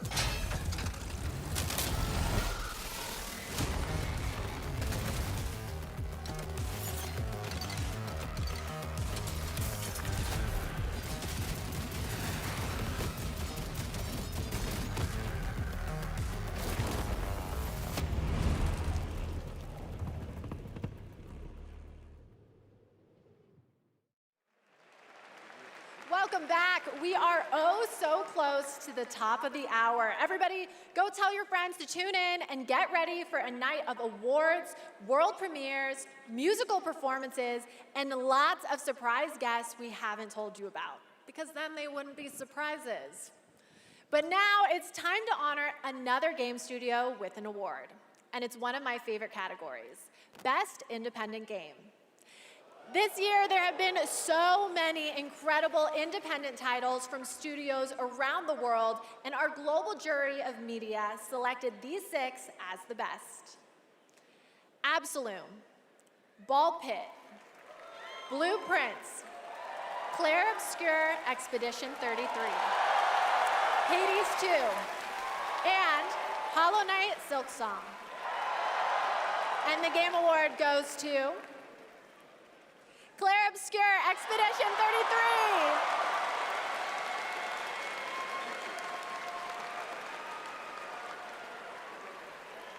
Thank you. I remember Sunfall beginnings in early 21, just 4 of us painting the walls of the small office we had just rented. We wanted to make a small game then, but with big ambition and creative independence. It was challenging every day. For most of our team, present here tonight, Expedition 33 is the first game we've ever shipped. We couldn't be prouder of what this team has achieved, and we dedicate this award to all the indie teams around the world, to those who put creativity first, to those who push forward with limited resources, also to those who never make it to the release, and also to those who bring extraordinary games to life every year. You make our art form richer, and you continue to inspire generations of creators and players. Thank you. Congratulations. Speaking of independent teams, this next game is a special one from a brand new independent studio. It comes from Day for Night, a new studio from the lead designer of Red Dead Redemption and the creative director of Mario plus Rabbids. We're excited to share this global announcement with you for this action-adventure game that blends exploration with mind-bending free-form puzzles.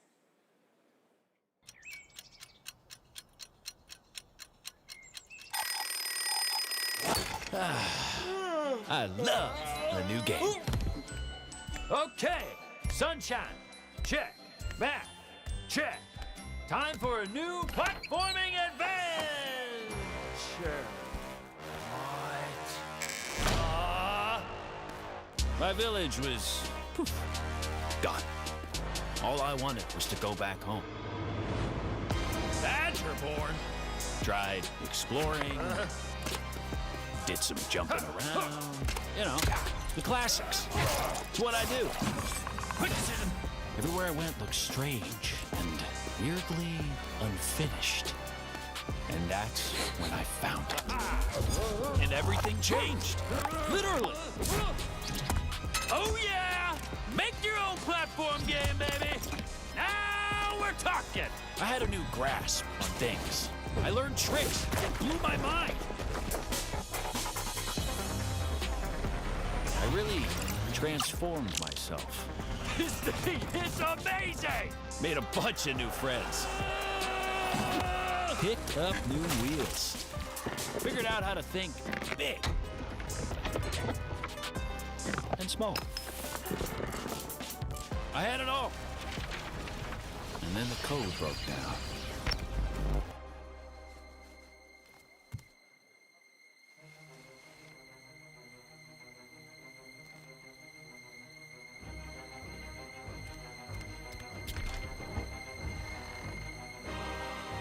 Where are they?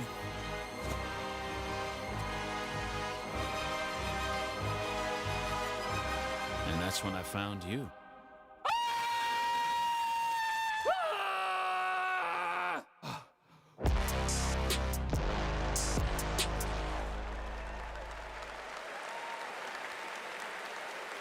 Okay, so I always expected it to be the AI chatbots that achieve sentience first, but I'm down for an animated Badger Singularity. And yes, that is actor Evan Peters playing the role of Bradley the Badger. I have one more world premiere for you.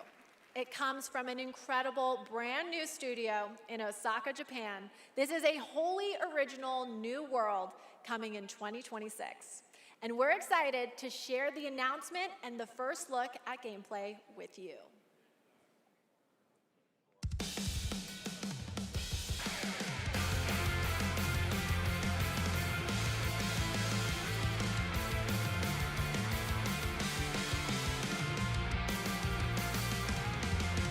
In love, first sight to alone despair. Fiercely blazed my heart, even these frozen air. Dark and cold, the place that's on your face, I fell in love. Don't even know I got your name, girl. I don't mind even care what you delusions. Shattered dreams, no scene, no salvation, boy. I'll take all the way we're rising, conquer fate. Hold me close, I can feel our connection. Hell appears, push you back, you won't come around. The stupid won't die, never die away. I will break through the wall, I will stand tall. With you here in my heart, I will never fall. Step in love, will not die, never know when. In the depths of the night, I will take flight. Gobble up, mighty fall, will consume and blow. The stupid never dies, never died away. I will fall, I'll fight 'cause I'm crazy about it, take the light. With you, 'cause nothing can hold us back down.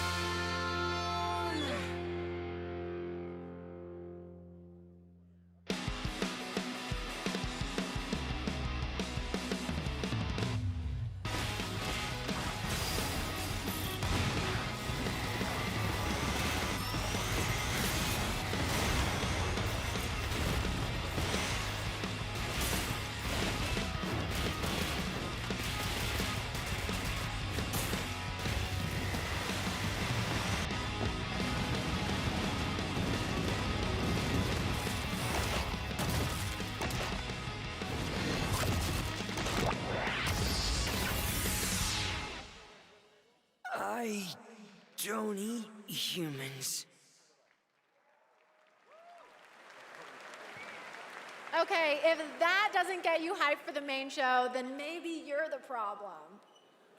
That was Stupid Never Dies from GP Track 50, a studio made up of action game lovers who have worked on titles such as Devil May Cry, Dragon's Dogma, and Resident Evil, creating action games for action game fans.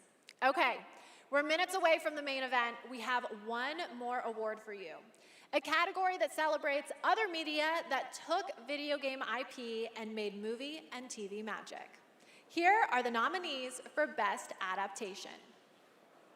A Minecraft movie, Devil May Cry, Splinter Cell Death Watch, The Last of Us Season 2, and Until Dawn. And the Game Award goes to The Last of Us Season 2!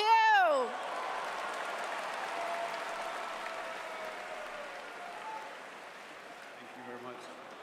Gabe? I want to thank all the original devs that worked on The Last of Us Part 2, all my homies back at Naughty Dog, our outsourced partners, our fans, our video game fans. This opportunity wouldn't exist without you. Thanks to all the support we got from PlayStation Productions, Sony Pictures, HBO. Do we need to thank Netflix or Paramount or whoever our streaming overlord is now?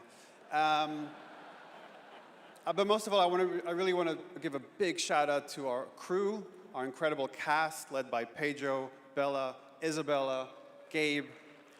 They really threw themselves at this and did their best to bring our world to life in live action, and we're super proud of what they've done. Thank you to the Game Awards. Thank you very much. Congratulations, The Last of Us. Okay, my guys, we have reached the end of the opening act, which means it's time for a new beginning. The Game Awards main event is imminent, with big awards, even more world premieres, and amazing performances, surprise guests that even I don't know about, because if you guys remember, I violated my NDA earlier, and they decided I couldn't be trusted. But you know you can trust me to be absolutely losing my mind when we get to Lara Croft's long-awaited return, the announcement of the next Tomb Raider, which is just minutes away. And that's just one of the announcements we've told you about. There are a lot of other ones that are so secret, all I get to see are a long list of code names. I'm being completely serious. Anyway, thank you for going on this journey with me, and congratulations again to all the winners so far. Trust me, the fun is just beginning, so buckle up. The 2025 Game Awards starts now.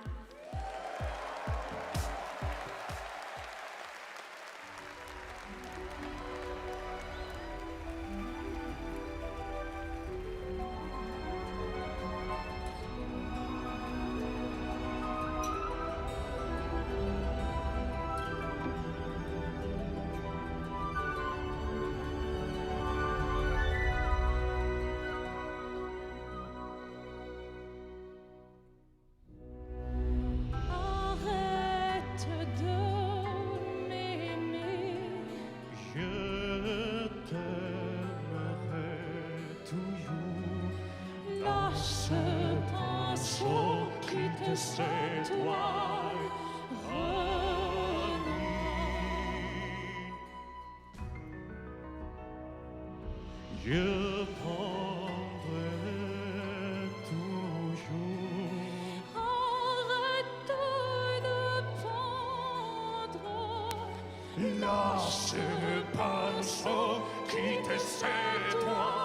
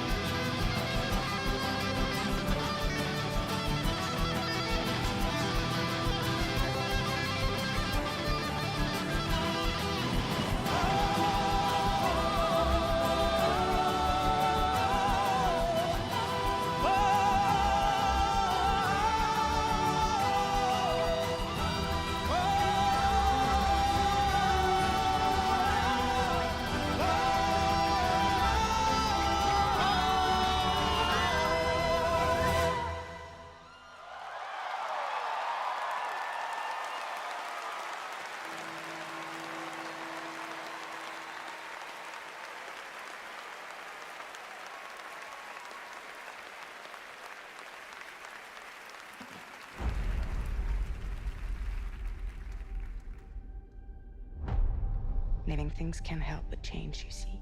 They can't stay the same forever. That's what living is.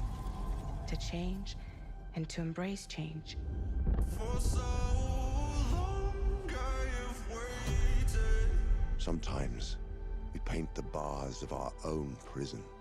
So long that I almost became You chose a hard road for yourself. just a stoic statue fit for nobody. And I don't wanna get in your way. Stubborn people change the world.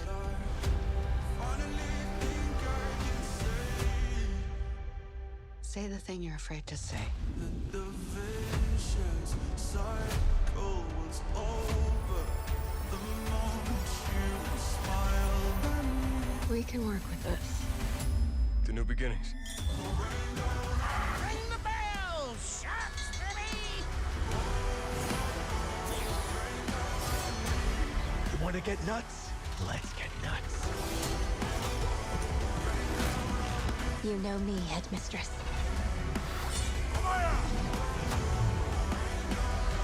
I know enough to get me into trouble. Is this what my tomorrow will be? For those who come after. Welcome to the Game Awards 2025. Now, here's your host, the creator of the Game Awards, Geoff Keighley.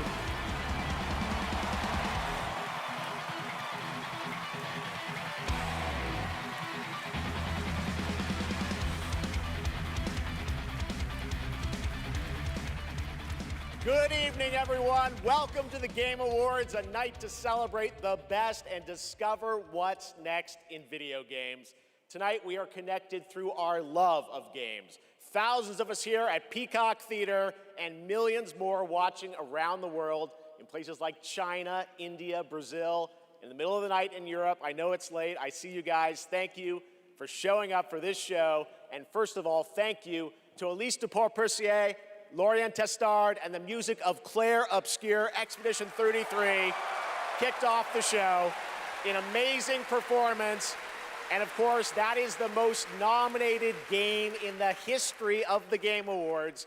And many members of the team from Sandfall Interactive are here with us tonight. I think you can identify them based on their attire tonight. Welcome, guys. It's great to have you here. You know, every year this show reminds us why video games matter. They are worlds we share, stories we live, communities we build, and experiences that challenge, inspire, and connect us like nothing else, especially when life gets hard. I don't usually open up about personal things on stage, but 2025 tested me in ways I didn't expect. In January, my home burned down to nothing but ashes here in the Los Angeles fires. And just a few months ago, I lost my dad, who quietly sat in this audience every single year, proud, supportive, always cheering us on. My mom's here tonight, and we've left an empty seat beside her in his honor. Miss you, Dad. But in the middle of all that loss and rebuilding, this show and all of you became a source of strength for me. I think about this night, this moment, and this community, and it gave me something to look forward to. It reminded me how important it is to celebrate games.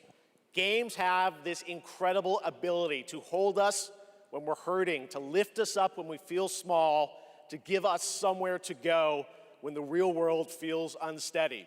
I know I'm not alone in knowing that. All of you watching tonight, you've felt that power too, and that's why we're all connected in this moment. We're here to celebrate the artists, technicians, and storytellers who help this medium soar to new heights.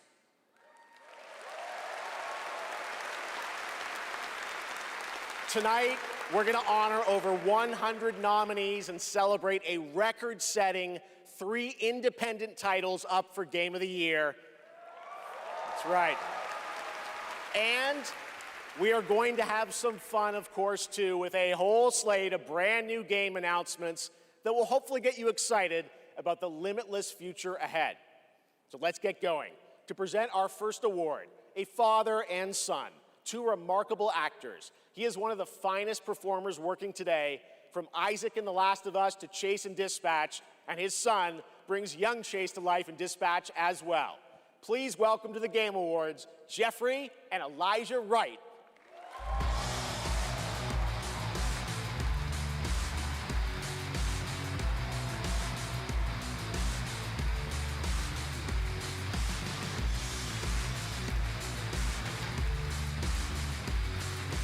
Wow, this is incredible. I'm so excited to be here tonight in the company of so many incredible artists and gaming fans. Particularly as games increasingly explore new frontiers of storytelling. But the reason I'm here really is standing next to me, my son Elijah. It was Elijah who brought me into the world of modern games, emphatically encouraging me to join the cast of The Last of Us Part 2.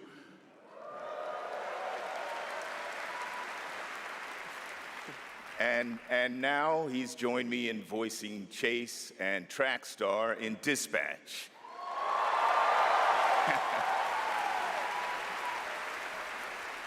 Some Dispatch fans out there, I think. Yeah, cool.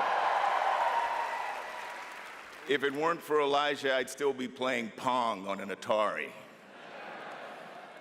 That's right. Keep up. I can't believe I'm standing on this stage today. As an artist, I'm thrilled. I grew up with video games, and getting to work in the world of gaming has been a dream of mine. I mean, I guess it's nice that you're here too, Dad. Thank you, Elijah. Gotcha, I got you. The next award honors games that are high octane, high action, and combat heavy. Here are the nominees for the Best Action Game. Best Action Game.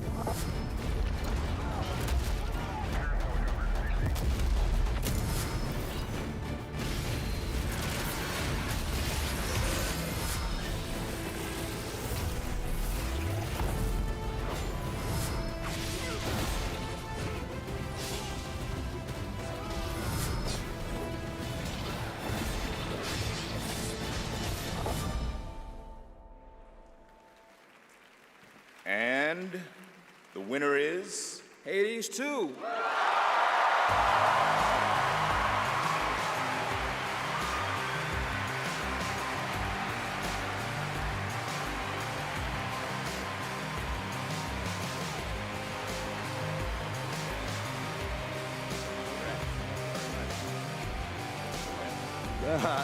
Thank you.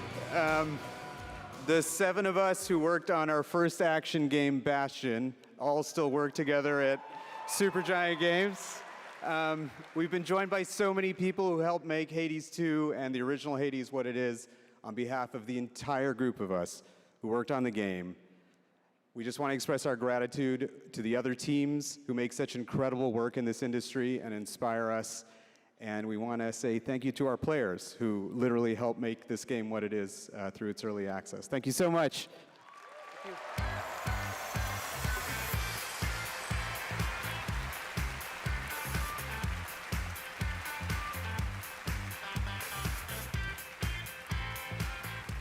Congratulations, Amir, Greg, and the whole Supergiant team. That's amazing. All right, now we move into one of my favorite and, yes, sometimes very dangerous parts of the evening. The moment where we look ahead at what's coming next from some of the world's most talented game creators. All year long, there's speculation online about what may or may not appear on that screen tonight. And as always, my only advice is enjoy the journey. Maybe you'll witness the birth of a brand new universe or the long-awaited return of a legend. That's the magic of this show. Anything can happen. So, let's get started. It's time for our very first world premiere. Something truly special that we're honored to debut here at the Game Awards.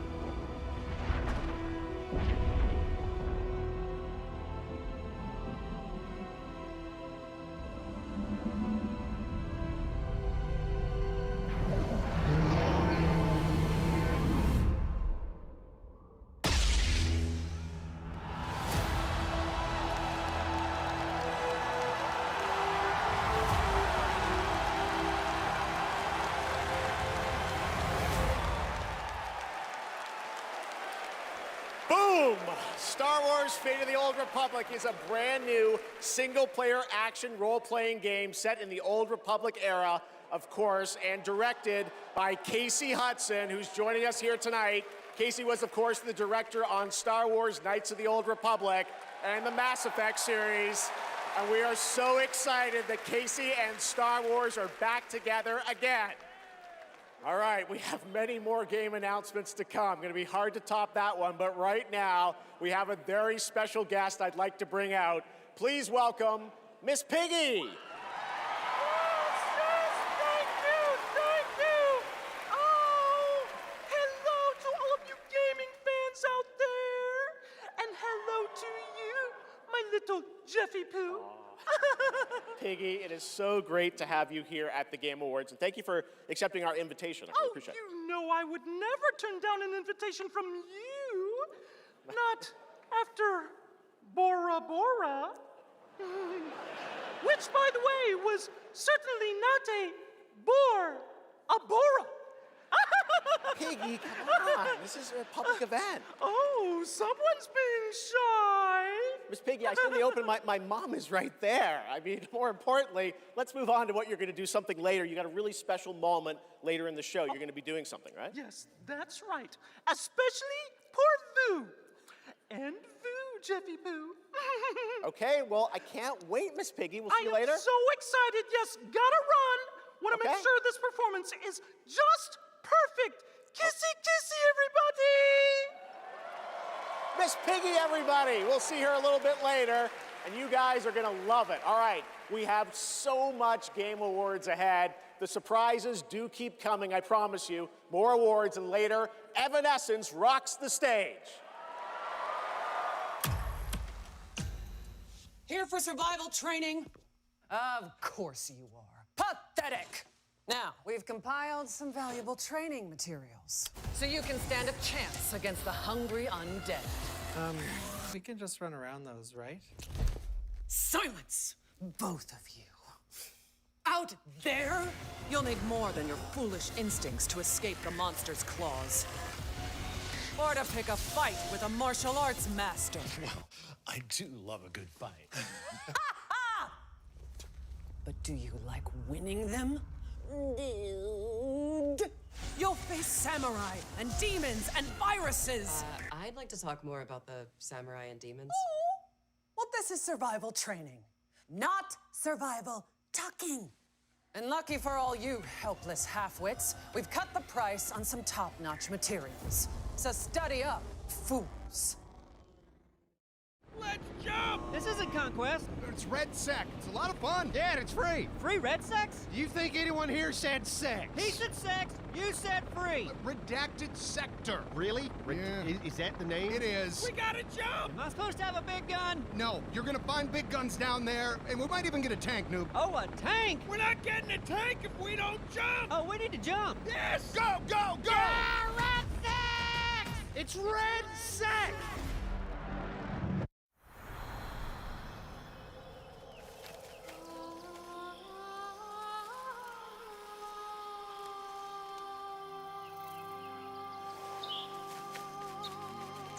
Find me.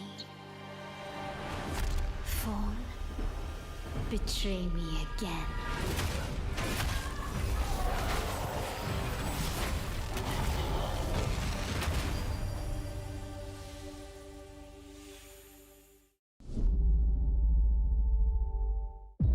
I've got bad news for you. Yeah, of course you do. Zombies are real. And I need new pants. Famous last words in a zombie apocalypse. They can't hurt us if they can't catch us. We gotta get out of here right now! Let's go, Commando!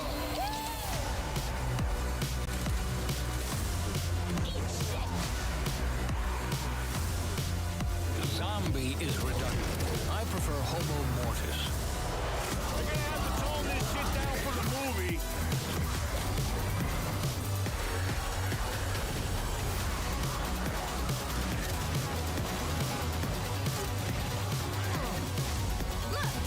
More slug shit! It's a zombie apocalypse!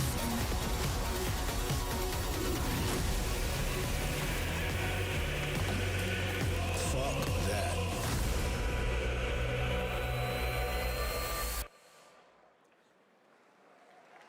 All right, now it's time to put an end to gaming's most controversial mystery.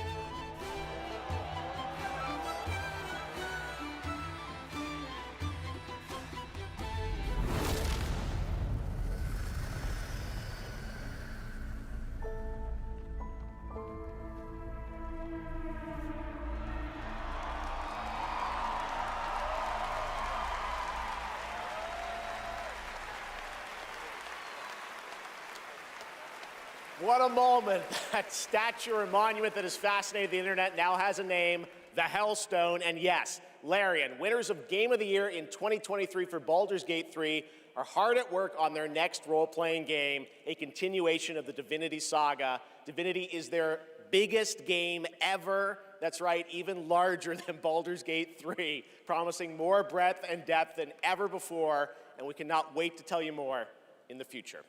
To present our next award, please welcome two previous winners of Best Performance here at the Game Awards, Maggie Robertson and Neil Newbon.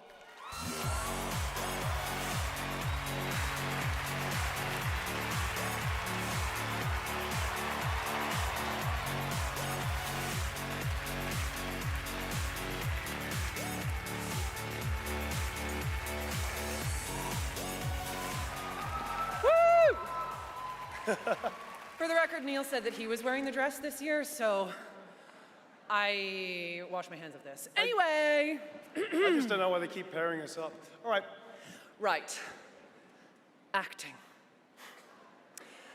They say acting is the art of pretending.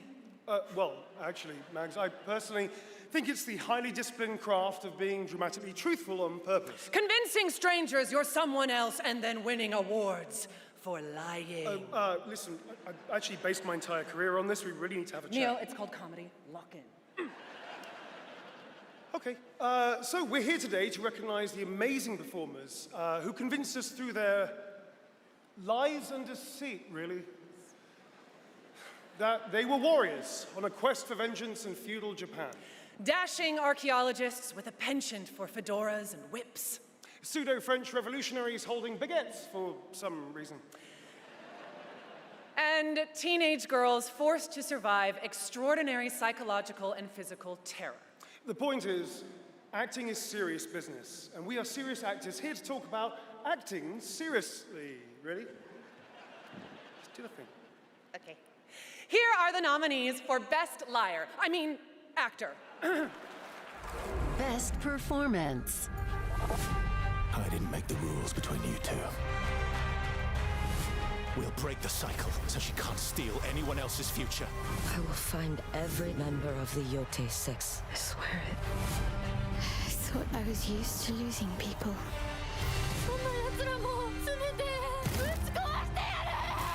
These relics hold a force that could change the course of history.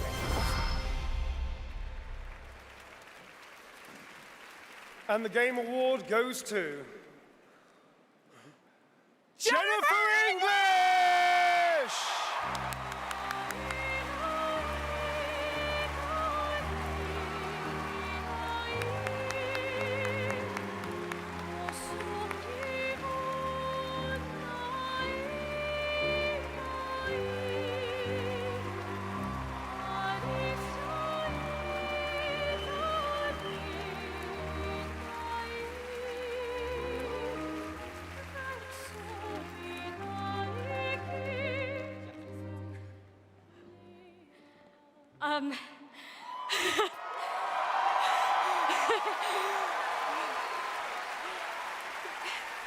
Thank you to everyone who voted. Wow, this is loud. This is not just my award. This takes a village. And oh my God, I love my passionate, beautiful-souled, artistic, clever, beret-wearing village. Every single one of you. Guillaume, Jen, special shout out to Charlotte and Adeline, and of course, my wonderful Ben, who has been my ride or die throughout all of this, my big brother. Thank you. Thank you to my beautiful girlfriend. And I just want to say to every neurodivergent person watching this in this room, because I know there's probably quite a lot of you, and at home, to all of you that feel like life is stuck on hard mode, this one is for you, and thank you so much to the games community and industry for giving us, so many of us, a home. For those who come after, thank you.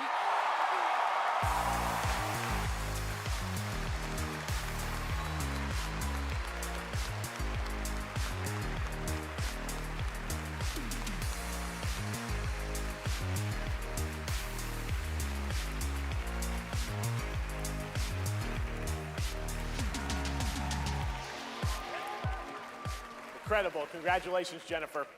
From Bad Robot Games, please welcome J.J. Abrams and the creator of Left 4 Dead, Mike Booth.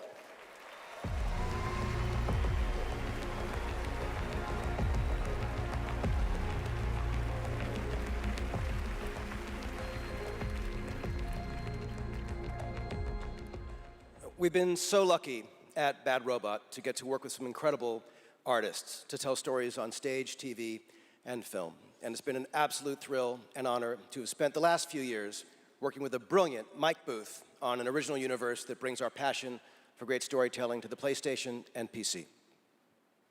Thank you, JJ. At our Bad Robot Game studio, working with our friends at PlayStation, we've been creating a new kind of co-op game that builds upon what I learned making Left 4 Dead. The result is something entirely different, an unpredictable, challenging combat sandbox where you succeed through cooperation and improvisation. And now I am excited to share a glimpse into what we've been working on. In fact, we're also inviting all of you to sign up for early playtesting and check it out for yourselves.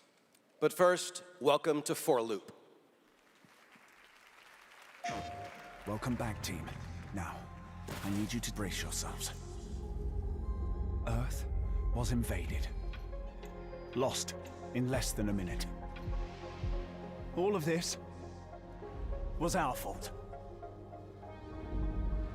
We're the only ones left who can fix it. And you must use our machine, the same machine that broke the world, to unbreak it. Now, I know what you're thinking. This bloke's gone insane. This plan sounds impossible, and we're probably going to die. But that's where you're wrong. You're definitely going to die.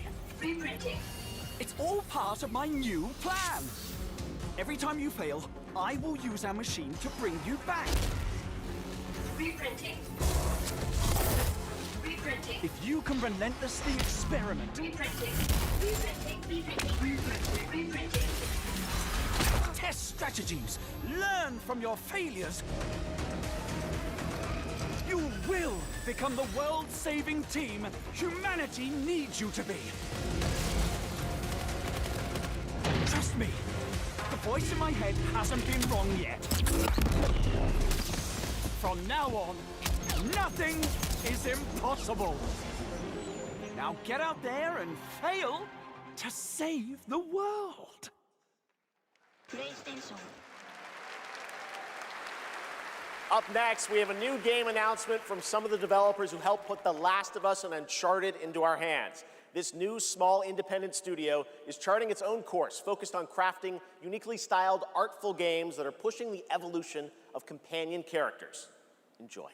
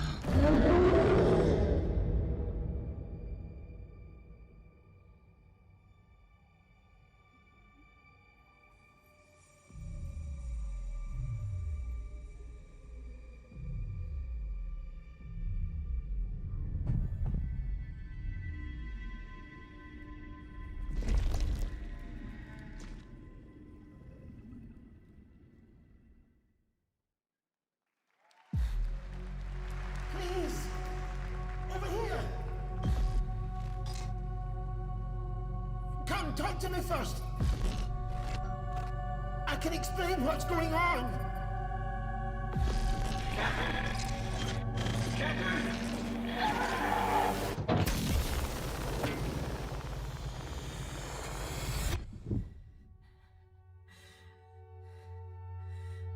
What is existence, really? Surely a question without an answer. Your father thought he knew, and it inspired him to grant wishes. Who's there? Nightmare. Yes! That's why all of us are here. You want to understand, to know. Then you have to step beyond the walls surround you. Play your father's game. Push the very limits. Until even reality itself breaks.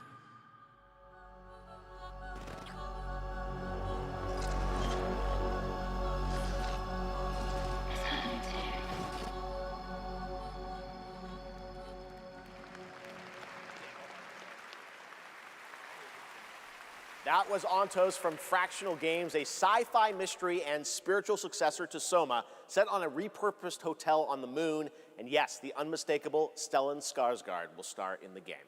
All right, there's more Game Awards ahead, but right now, it's time to reveal a new forceful Void Hunter in Hoyoverse's hit urban fantasy ARPG, Zenless Zone Zero. Meet Ye Shuangguan, the first ever dual-form agent.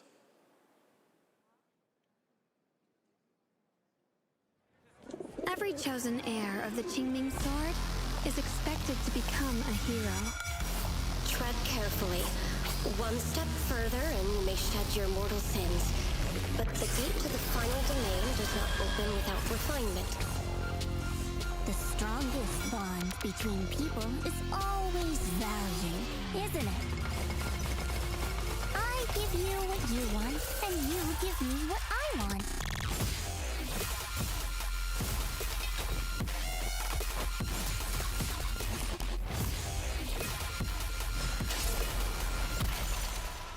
It was all a lie from the start. We never had a choice. I'm not fighting alone. From within this sword, many others are fighting beside me.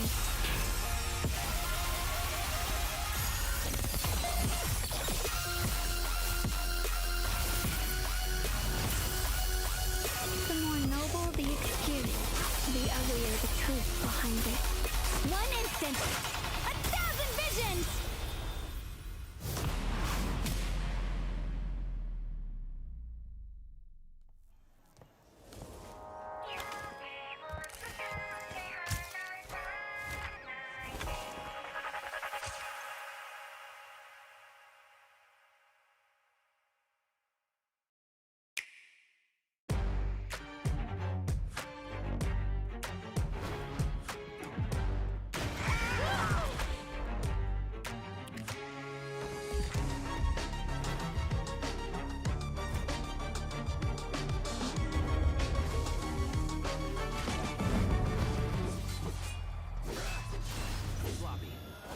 Let's finish this. Welcome to 2XKO. Let's go!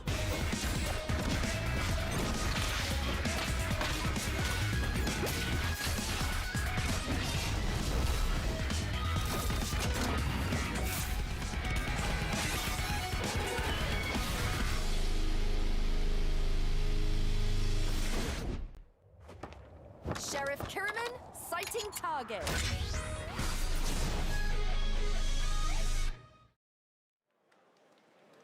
For a limited time only, Prime members can go to Amazon.com/thegameawards to save up to 25% on select nominees, including Split Fiction, Sonic Racing Crossworlds, and Final Fantasy Tactics. From the award-winning games Journey and Sky, Children of the Light, please welcome That Game Company's CEO and Creative Director, Genova Chen.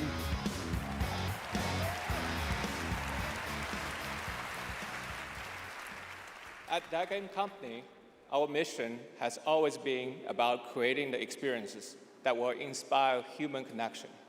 And tonight's Game for Impact nominees embody that spirit.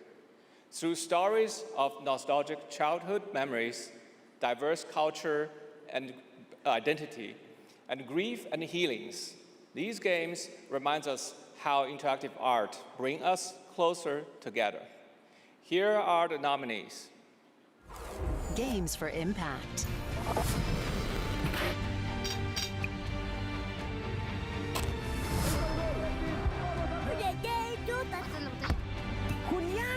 I've never had any friends like you. We forgot for a reason. It's not safe out there, Hazel. If I was the one missing, she wouldn't stop looking.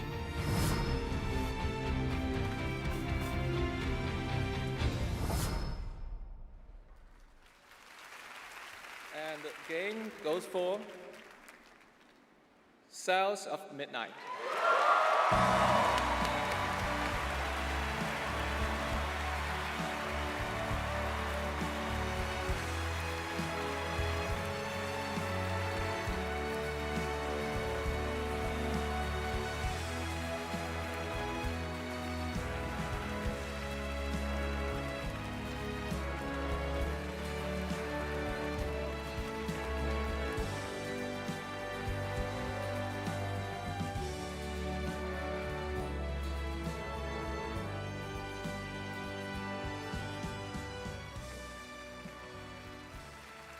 Thank you so much to all the nominees.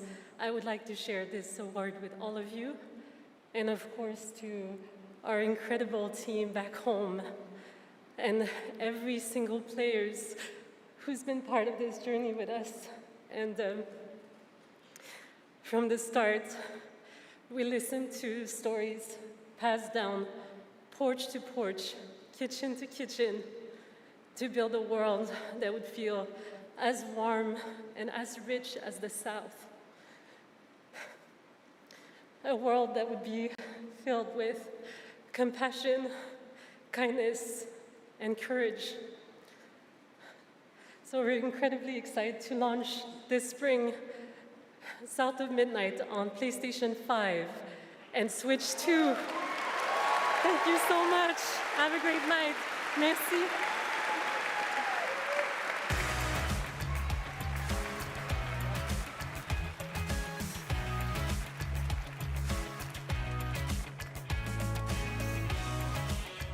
Tonight, one of the most iconic survival horror franchises returns to the Game Awards stage. For nearly 3 decades, Resident Evil has defined what it means to face the unknown, to survive against impossible odds. This next installment, Resident Evil Requiem, is a nominee for Most Anticipated Game, and tonight, we're excited to dive deeper into the game and some of the surprises that await.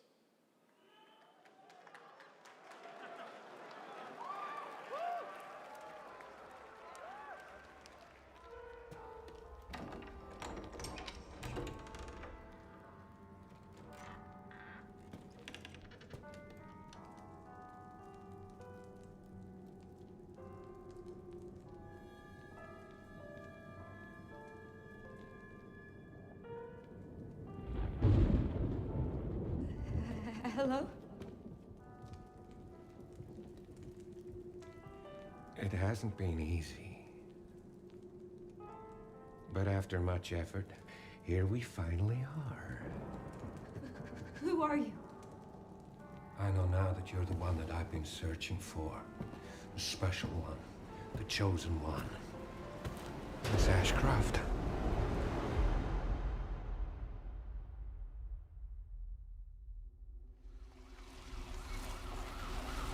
Talk to me. Is this one like the others? And it's not post-mortem lividity.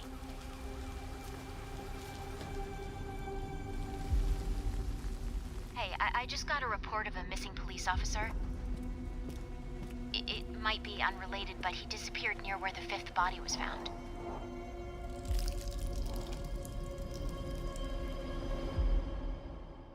Through you, Elpis can finally be set free.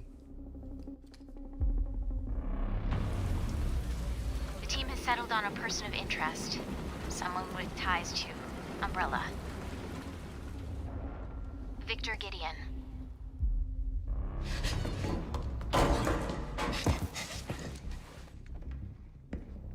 Grace! Grace! Victor purchased a building after Umbrella went under. I'll send you the address.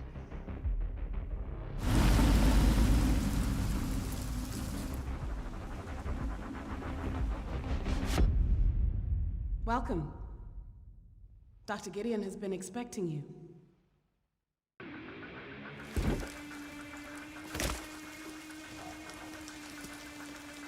You there, Leon? Yeah.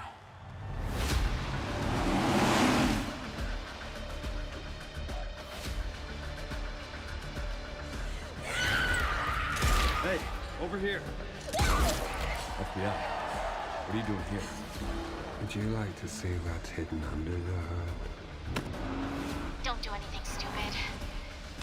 Me? Never.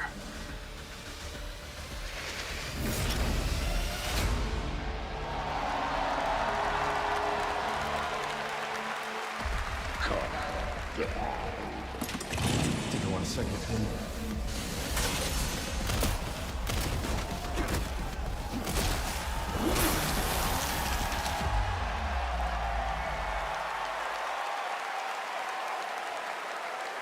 Yes, the internet was right. Leon Kennedy, one of gaming's most iconic characters, is back for Resident Evil Requiem. The story in Requiem will intertwine the fate of two playable characters. Grace's storyline takes players through a unique survival horror experience, while Leon delivers explosive action to the game.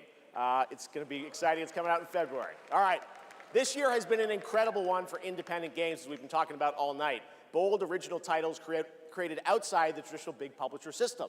So we felt it was important to spotlight those visionary projects tonight, right alongside the big franchises. This next game is a good example. It comes from a legendary name in the independent scene, someone I first met back in 2007, and it's a project that has been 10 years in the making.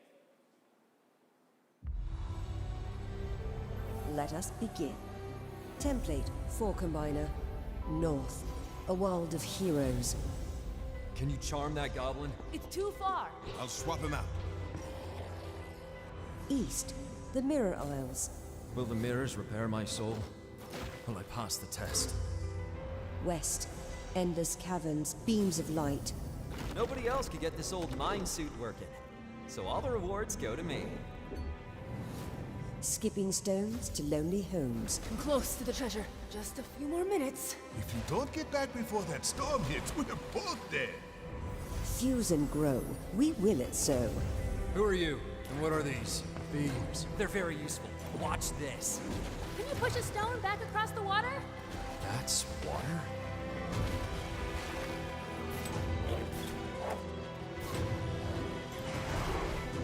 When the portal appeared and I stepped into this overworld, I had never imagined such a device that could fuse realities.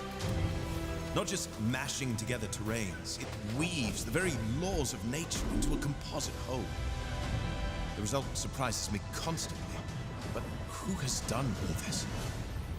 And what do they want with me?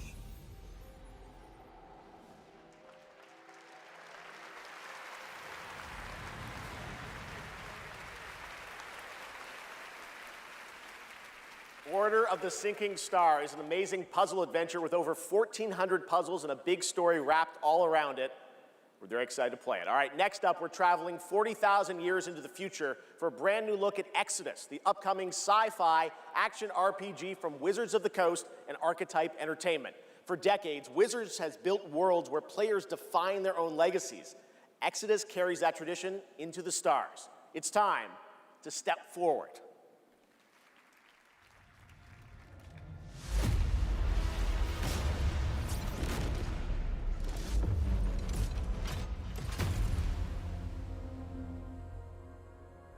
Who are you? I'm a friend. Celestials are the enemy of humanity. A relentless threat to our very survival. can't do this anymore. Salvaging scraps just to get by.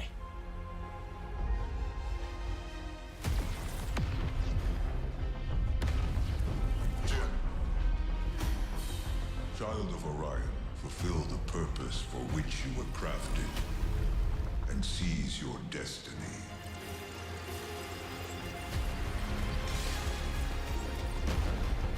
Our world is dying. You are the only one who can wield celestial tech and find a cure. Well, that's fucking terrifying.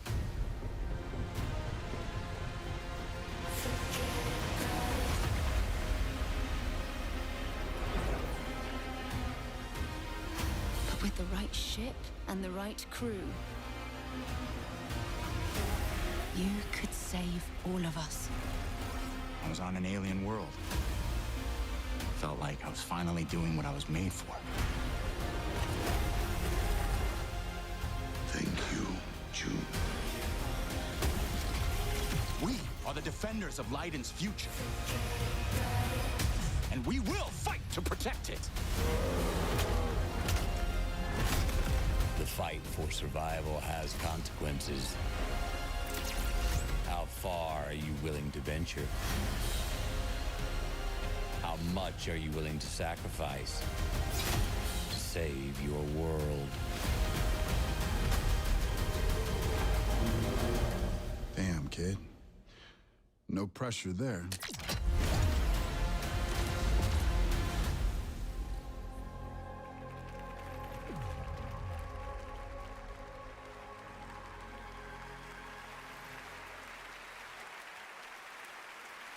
Exodus is coming in early 2027, and I'm very excited to play it. But that's not all from Wizards of the Coast tonight. Now to share something brand new, please welcome Trisha Helfer.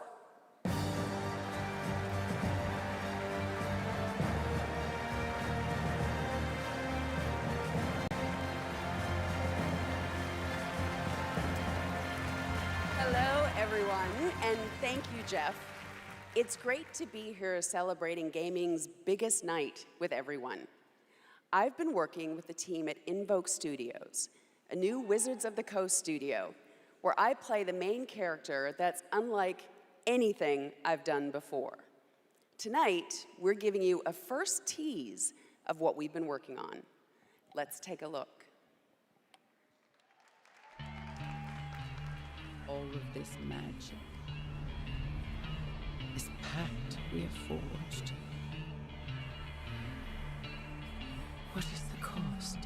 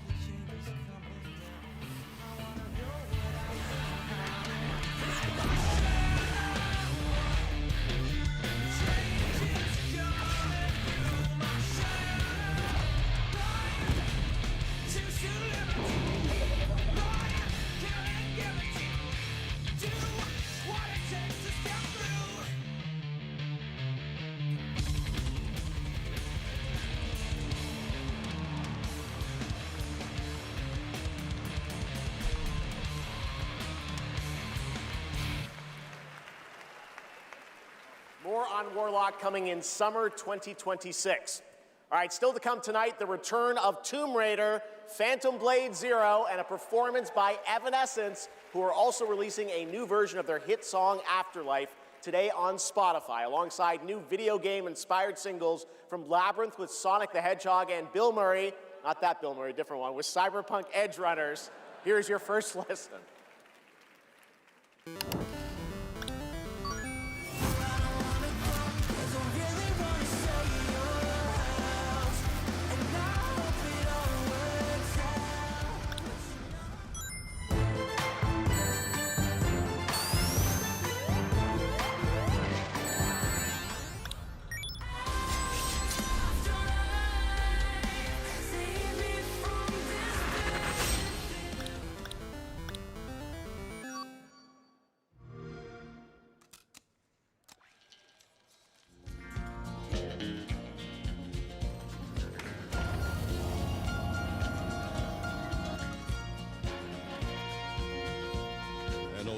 cowboy went riding out one dark and windy day.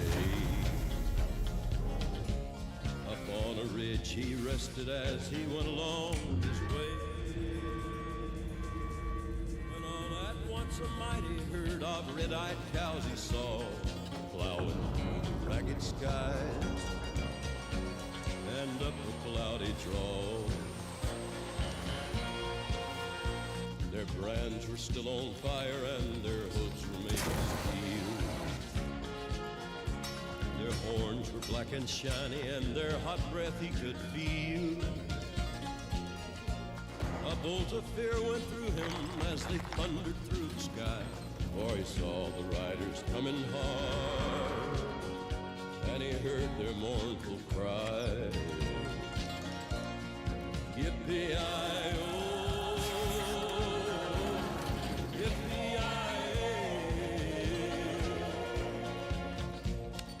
those riders in the sky.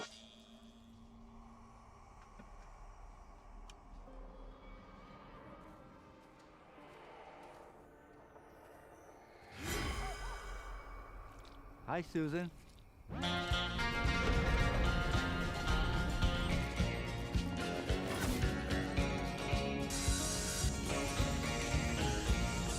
Yippee-i-oh,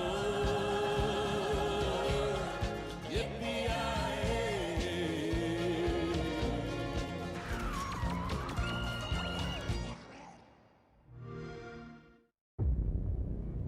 He's here.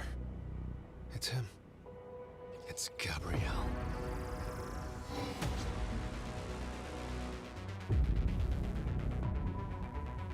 We need cars.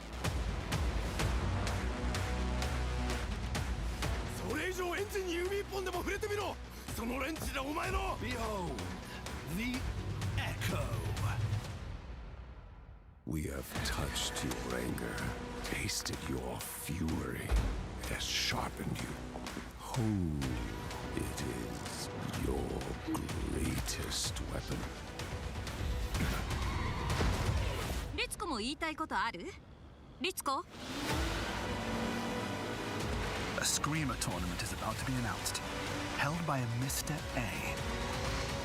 Consider this your personal invitation. Burn alive, you piece of shit!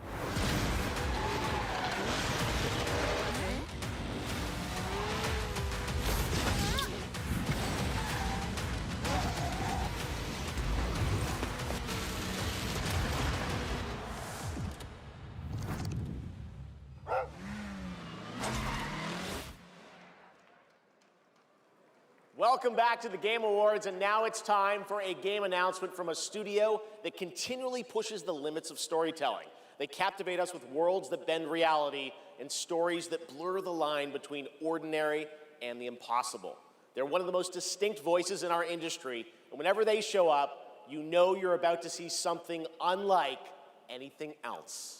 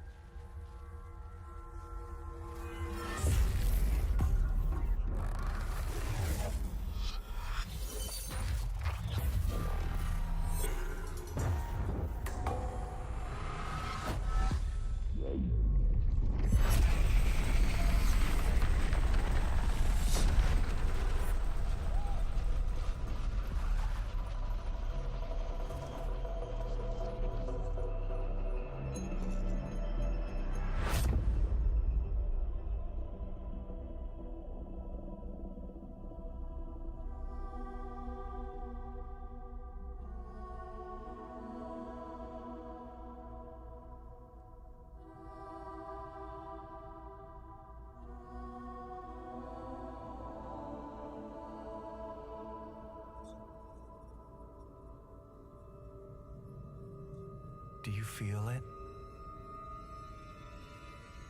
Something is coming.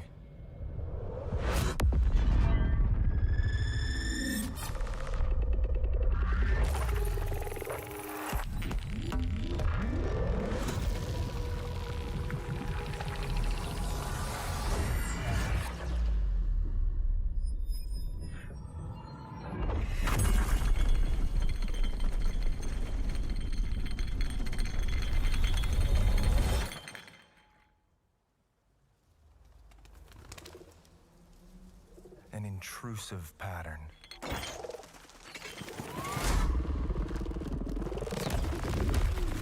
Of staggering power.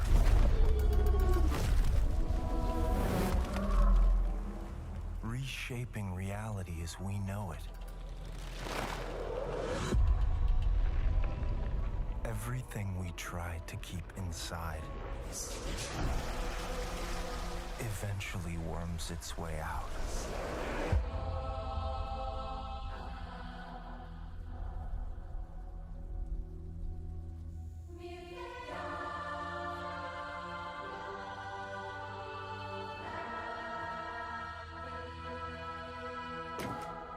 You must have had good reasons.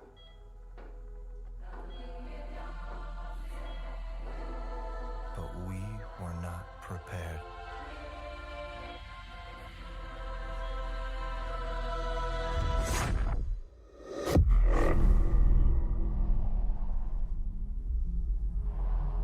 For what would follow.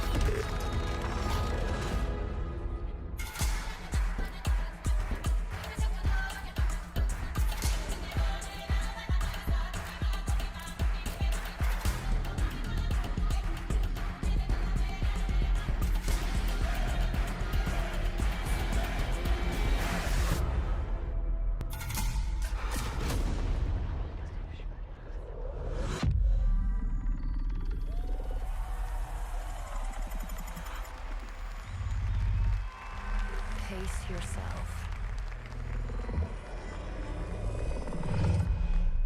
It's gonna get weirder.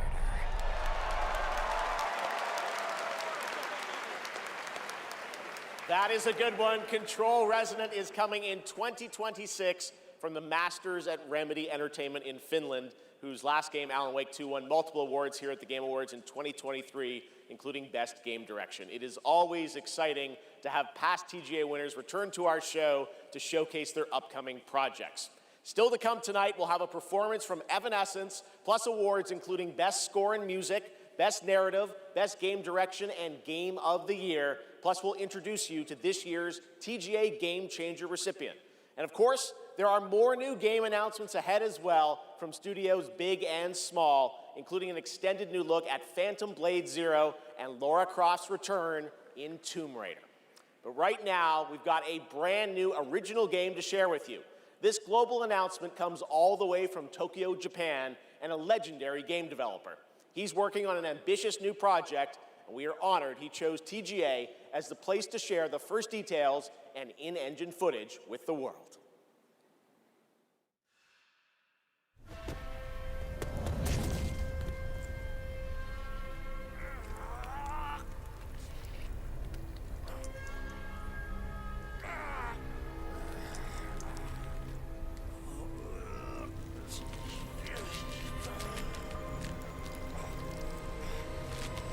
Motherfucker!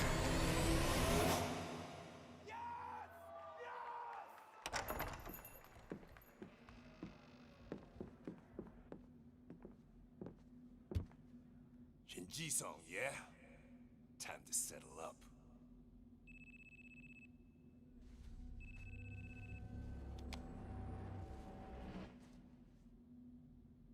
Hey, Daiki. When'd you make it back? Excuse me, sir. Shut your mouth. All right. Talk soon.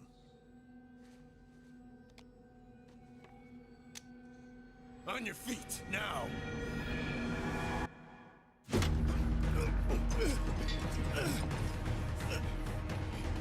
Son of a fucking Just kill him!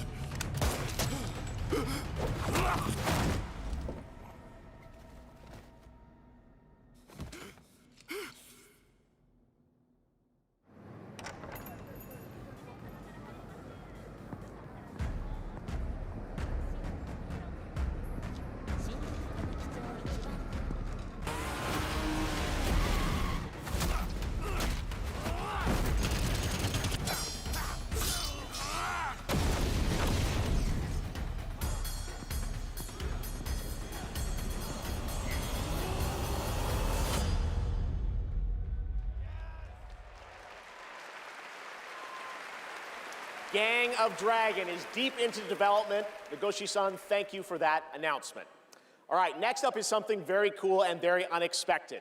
Get your quarters ready because one of the most iconic game series of all time is coming to the big screen. We're taking it back to the 90s when the ultimate rivalries were settled in the arcade. Right now, we have a special sneak peek of Street Fighter. Let's take a look.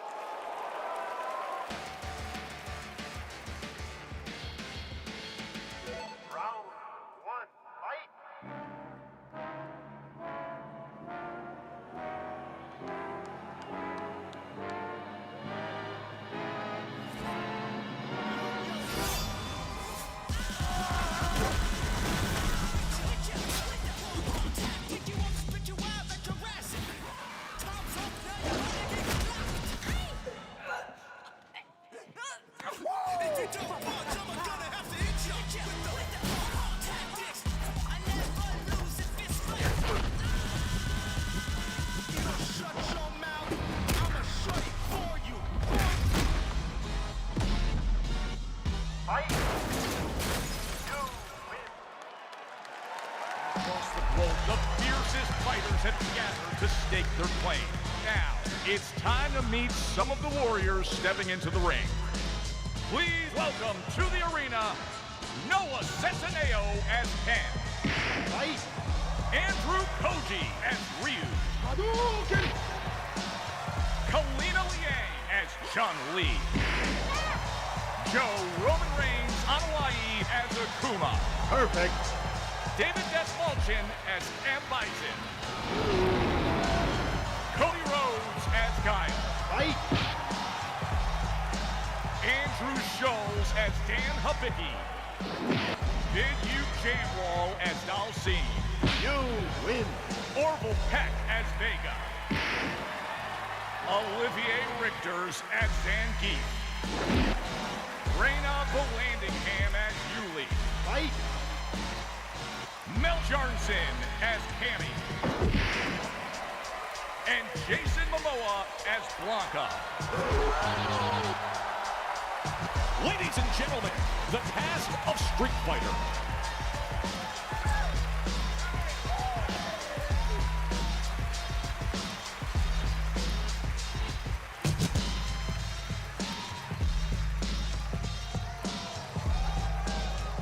What a Game Award!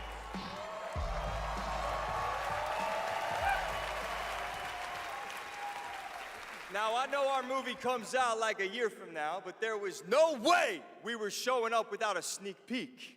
We just wrapped a few weeks ago, and fortunately for me, I had the distinct pleasure of kicking half of these guys in the face. Legally, on camera. I kind of miss that, guys. We miss it too. As a lifelong Street Fighter fan, like legitimately obsessed, it's the only time in my career where I threatened to kill Kale if he didn't hire me to play Blanca. True story, words matter. Fucking believe it. Tell him, Ryu. It's Ryu! It's Ryu! Not Ryu, Ryu! Ryu. Okay, we're also here tonight to present the award for Best Ongoing Game.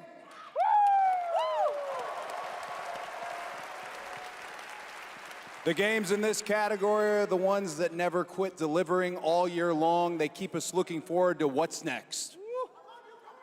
Cody, I told you, the dedication, the passion, the resilience. We need more presenters. This ain't enough, you know what I'm saying? David, guys, it's so important that we appreciate you all here for being great patrons of Street Fighter, okay? If you played the game, make some noise in your life. Come on! This movie is not possible without you guys. We are so grateful, and we're not the only game that appreciates your patronage. There's another game out there.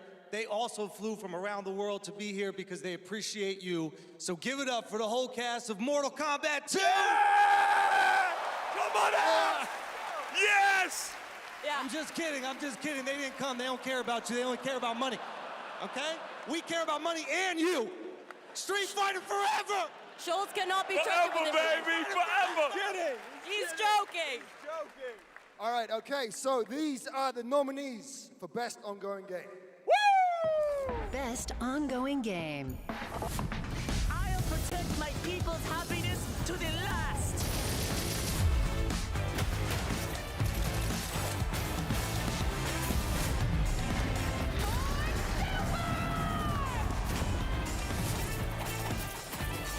How embarrassing.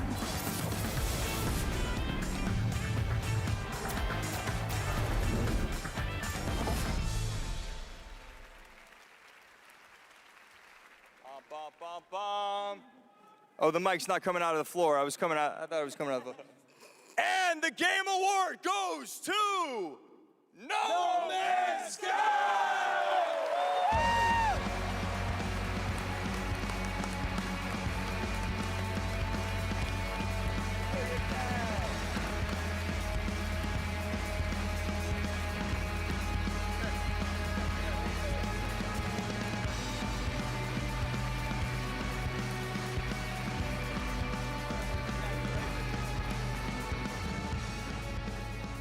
Hey, well, this is wild. I guess, so thank you. I would say a massive thank you on behalf of the whole team at Hello Games who have poured so much into No Man's Sky. I also want to especially say a thank you from Sean, who for family reasons wasn't able to be here tonight. But I know he's probably watching this in whatever time zone it is where he is. I'm slightly jet-lagged myself. And he'd be very sorry he isn't here. And I'm also slightly sorry he's not here because this is way more nerve-wracking than he makes it look when he gets up. But, you know, just that our tiny, massive, impossible space game still means something to so many people, that we get to keep on making a game that we love. That is a real privilege. You know, that we are able to be here on a stage surrounded by so many incredible games. Like, that is really special, and, you know, the whole team is so grateful. It means the world to our team, so thank you so much.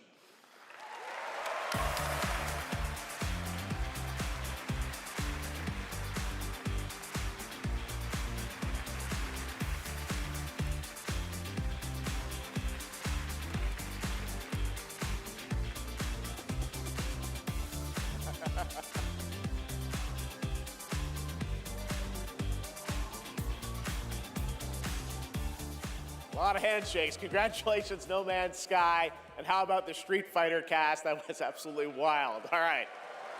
There's lots more Game Awards ahead, including a very special announcement. Wow, okay. Well, we'll pick it up, I guess. Hello? Hello? Oh, live from the Batcave, all the way from Gotham City, Batman, welcome to the show. How you doing, buddy? It's great to see you tonight. You having a good time? Commissioner Keighley, sorry I couldn't make it in person. I've been trying to decide what batsuit to wear. Abs or no abs?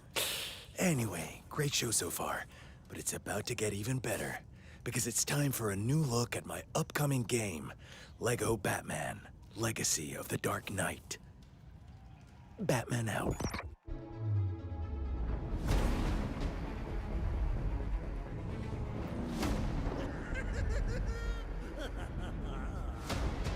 Make sure he stays secured at all times. You want to see a magic trick? The city has become a breeding ground for suffering and injustice.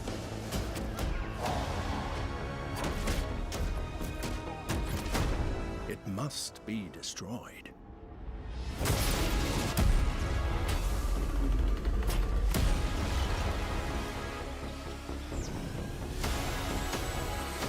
Let's get to work. Who are you?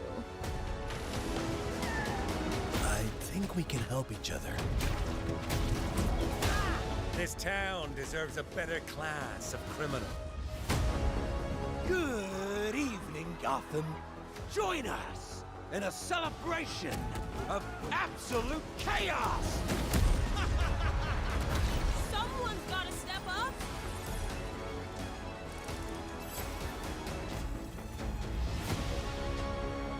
Let's get to the root of the problem. We don't do that. Sorry. Let's forecast. A freeze is coming. This is my favorite part.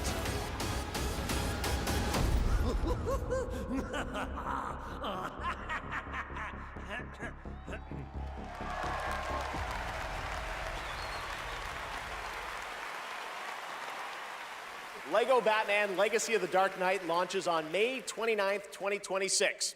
Now it is time to recognize a number of teams across the industry with the announcement of the winners in a few categories. Here are the nominees for Best Audio Design: Battlefield 6, Claire Obscure Expedition 33, Death Stranding 2 On the Beach, Ghost of Yotei, and Silent Hill F.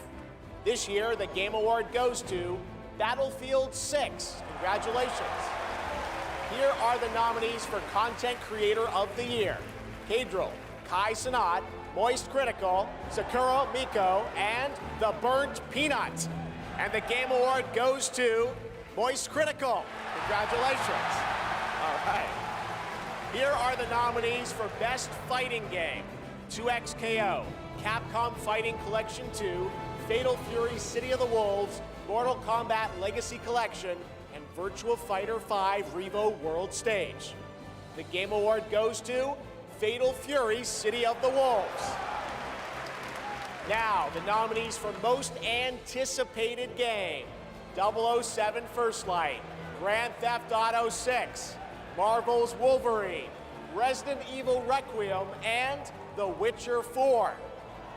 The Game Award goes to Grand Theft Auto 6. Stick around for more of the Game Awards. Some of tonight's biggest surprises are still ahead. And of course, later, the Game Awards Orchestra and Lauren Balfe pay tribute to our Game of the Year nominees. Ready for action. She-Hulk smash! Good old team. Now that's power! Come on, Wet. We cannot be stopped. Feel true power.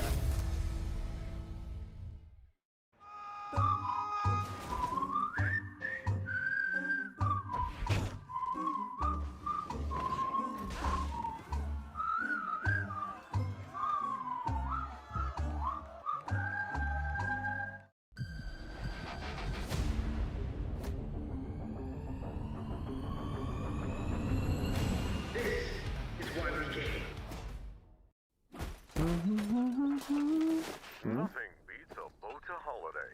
And now you can play Rust Mobile for free. 100 strapped off to the oil rig.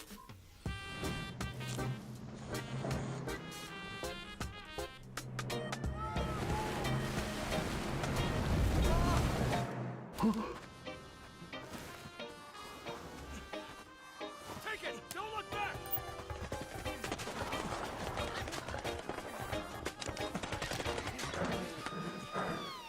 I just felt like... Enough talk! Move! Here's my loot!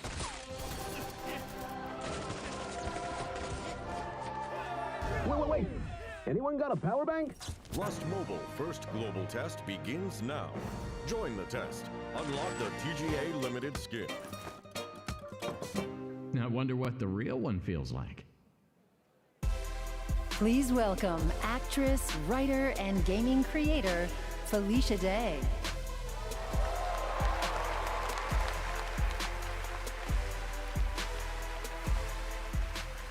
Hi, friends. I am thrilled to be here tonight to present the TGA Game Changer Award, an award that recognizes an individual or organization that has demonstrated positive social progress in the gaming industry. And I'm even more thrilled that tonight's honoree is one of the most impactful organizations uplifting girls today, and one that I'm honored to represent as an ambassador, Girls Make Games. Over the past 12 years, Girls Make Games has empowered over 8,000 girls aged 8 to 18 from all around the world to create and share their own video games through summer camps, workshops, and game jams. In 2022, GMG established a college scholarship to bridge the gap for young women as they entered college and careers in the games industry. True to their mission statement, the founders of this incredible organization chose 2 inspiring members of their community to accept the award on behalf of Girls Make Games.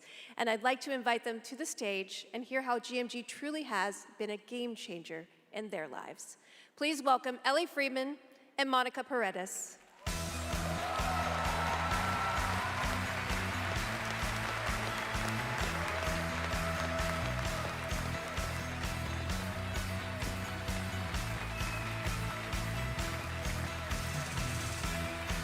Hey guys.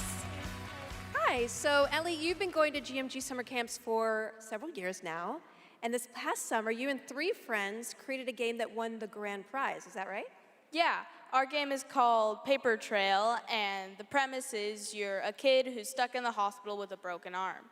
You draw when you're bored, and your drawings that you've made have now come to life and start attacking you. You have to go from room to room solving puzzles in order to escape. And we wanted this game to be creepy but not too scary so that everyone can play. I love it. And what is next for Paper Trail? Soon we're going to start working with professionals to fully publish our game on Steam and PlayStation. Very impressive.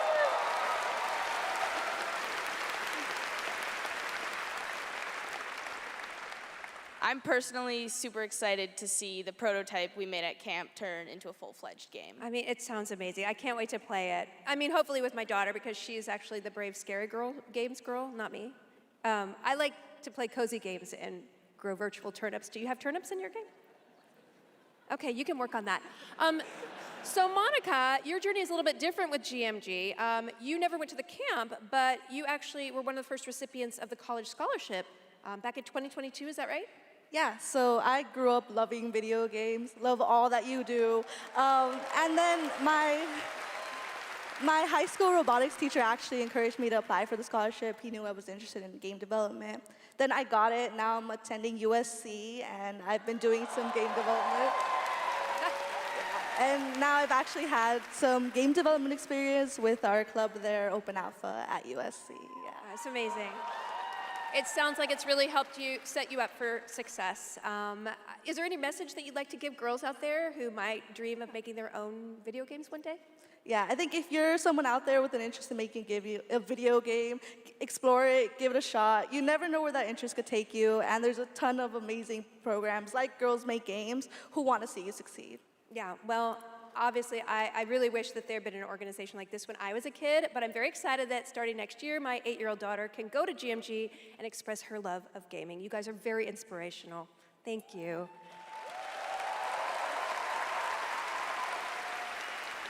And now, oh my God, she's thick. Okay, it is my honor to present the TGA Game Changer Award to Girls Make Games.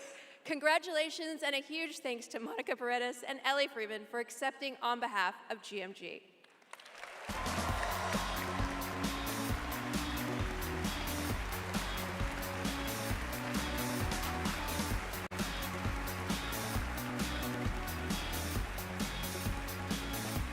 Thank you so much, Felicia, and congratulations to Girls Make Games. It's an incredible program. I've had the chance to visit their summer camps in the past, and it is truly inspiring to see the passion and the creativity that these young developers bring to the medium. Initiatives like that don't just open doors, they shape the future of our industry in a positive way. And I have no doubt that some of the girls in that program today will be on this stage in the years ahead accepting awards for the games they helped create. Now, it's time to move on to our next announcement here at Game Awards.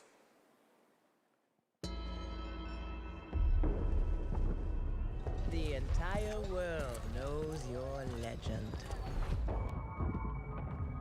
You survived the Dragon's Triangle. Crossed the threshold to Atlantis. I've heard a dozen tall tales that say you're unstoppable.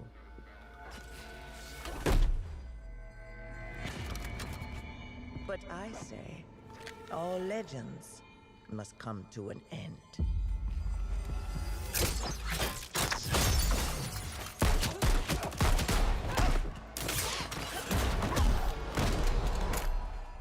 That's where you're wrong. I'm just getting started.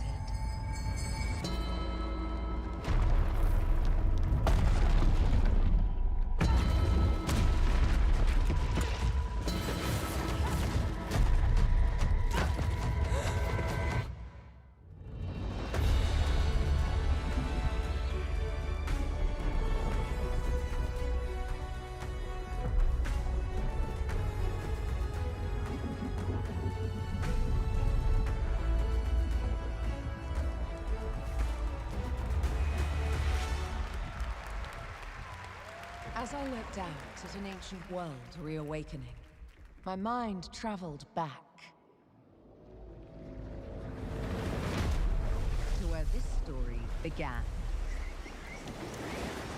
And everything changed.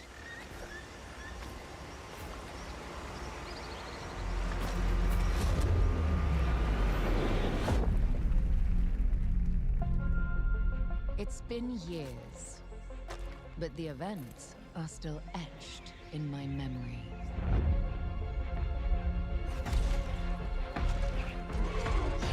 Lost worlds, frozen in time. New discoveries, waiting behind every door. Across every chasm.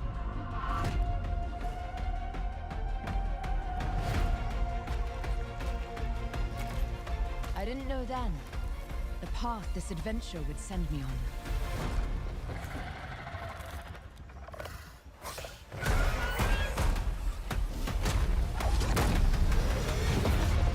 But it lit a fire that still burns.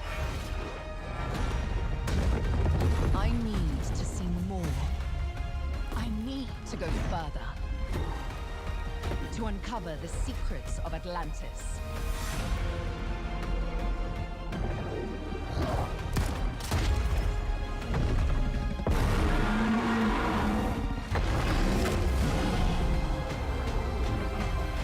Some legends are destined to be retold.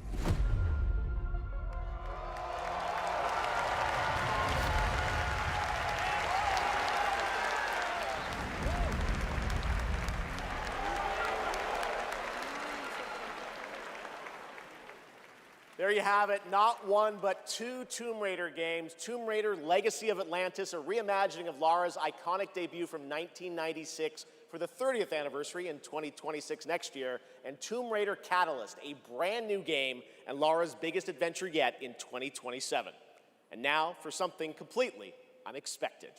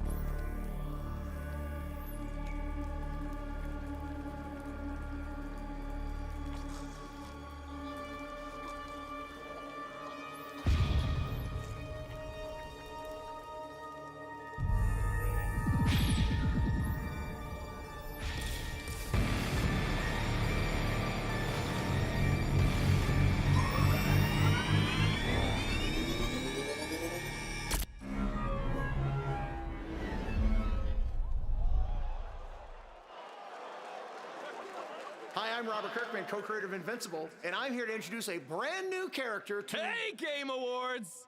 Sorry, Robbie K. I got this. I see you, Keighley. Love what you've done with the place. Rex, I was just here to introduce a world premiere. Yeah, look, I am the world premiere. Cue the lights, cue the orchestra, cue the seething jealousy, and meet the second best character in our 3v3 fighter, Invincible Versus. Roll it, Kirky. What the f? I said roll it, Kirkman. Roll it.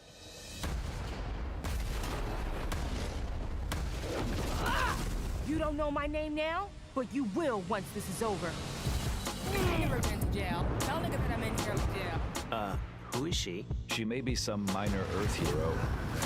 My name is Elemental. You seem pretty cool. Robot! But that won't stop me from kicking your ass. Call this minor?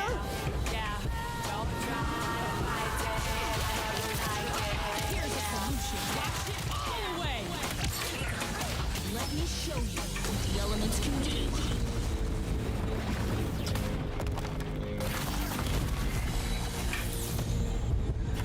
You want to skate?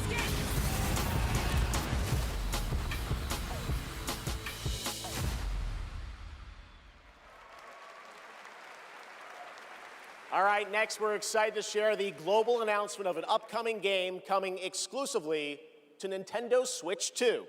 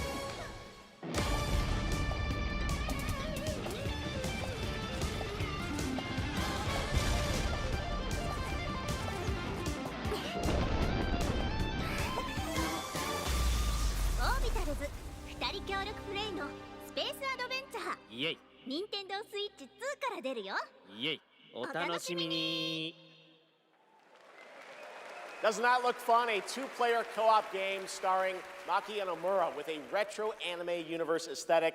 Orbitals is coming in 2026. Now it's time to present some other... Geoff!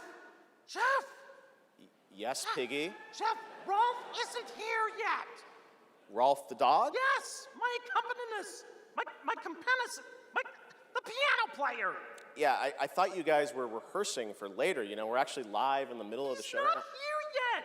We're not rehearsed. He doesn't know the song. What am I going to do? Piggy, we have awards, we have announcements. You know what? Go with this guy. He's going to help you. This guy? Get you ready for later in the show, okay? Gonna help me. Yeah, exactly. Okay. Right there, Piggy. And scene. All right, well, I'm sure that's going to work out. Ralph's probably just stuck in traffic. It's okay, Piggy. It's okay. All right, more of that later. Now we're here to honor another group of nominees and winners. First up, here are the nominees for Best Action Adventure Game. Death Stranding 2 On the Beach, Ghost of Yote, Hollow Knight Silk Song, Indiana Jones and the Great Circle, and Split Fiction. And the Game Award goes to Hollow Knight Silk Song. See, you guys won. All right, here are the nominees for Best Art Direction. Claire Obscure, Expedition 33, Death Stranding 2 On the Beach, Ghost of Yote, Hades 2, and Hollow Knight Silk Song. And the Game Award goes to Claire Obscure, Expedition 33. Now, another genre, the nominees for Best Sim Strategy Game. Those are Final Fantasy Tactics, The Evilise Chronicles, Jurassic World Evolution 3, Sid Meier's Civilization 7, Tempest Rising, The Alters, and 2 Point Museum. This year, the Game Award goes to Final Fantasy Tactics, The Evilise Chronicles. Congratulations, Square. Now the nominees for Best Debut Indie Game. Blueprints, Claire Obscure Expedition 33, Despalote, and Dispatch. And the Game Award goes to Claire Obscure Expedition 33. Congratulations to all the winners. We'll have much more Game Awards ahead, but right now, here's a first official reveal of Wuthering Waves 3.0 coming on Christmas Day, and a nominee tonight for both Player's Voice and Best Mobile Game.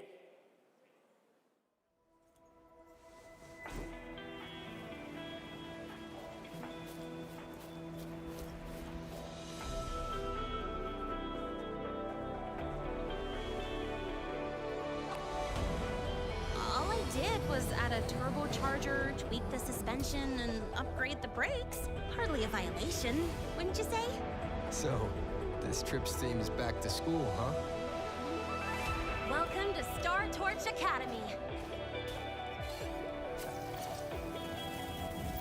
We did promise to witness it together, didn't we? I want you there to witness it. The rise of the new sun. Initiating criticality protocol. Don't blink! You'll miss the best part! The way to Lahai is open. It's time for you to return. Journey well.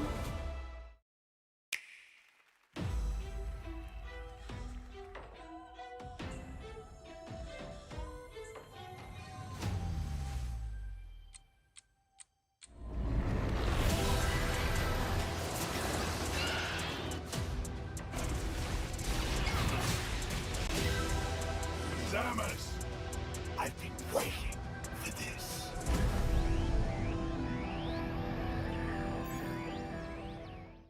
3, 2, 1.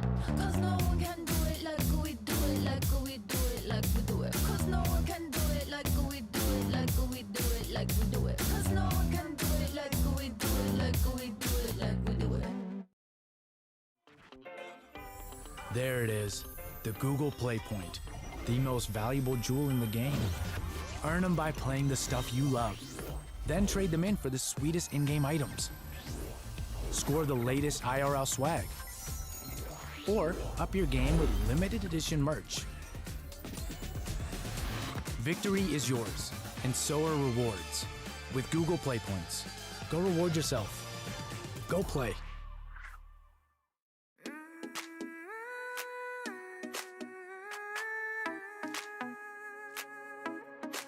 Step into the sunrise now. Never dreams of us, I walk mountains high and oceans wide. There's a fire I feel inside. Every star is a star that lights my way. Even when I fall, I find the day. I'll shine beyond the sky, round with the wind, let them overfly. Fight for the light, my heart's alive in this world of nerd and try. We strong side by side, chasing the dream that will never die. Loving courage in my eyes, together we shine beyond the sky.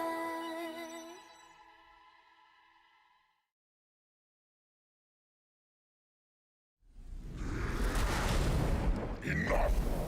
With every celebration of hubris, your hatred grows. Look around to would-be heroes, influencers, executives. You! How far would you go for that trophy? Death? Decapitation? And you streamers are no better. Riker, Shroud, you've corrupted more minds than even I can imagine. Ah, if it isn't Geoff Keighley, creator of this crucible of jealousy. Impressive. As for the rest of you, who of you is worthy of facing me? For I am Mephisto, Lord of Hatred, and you are nothing.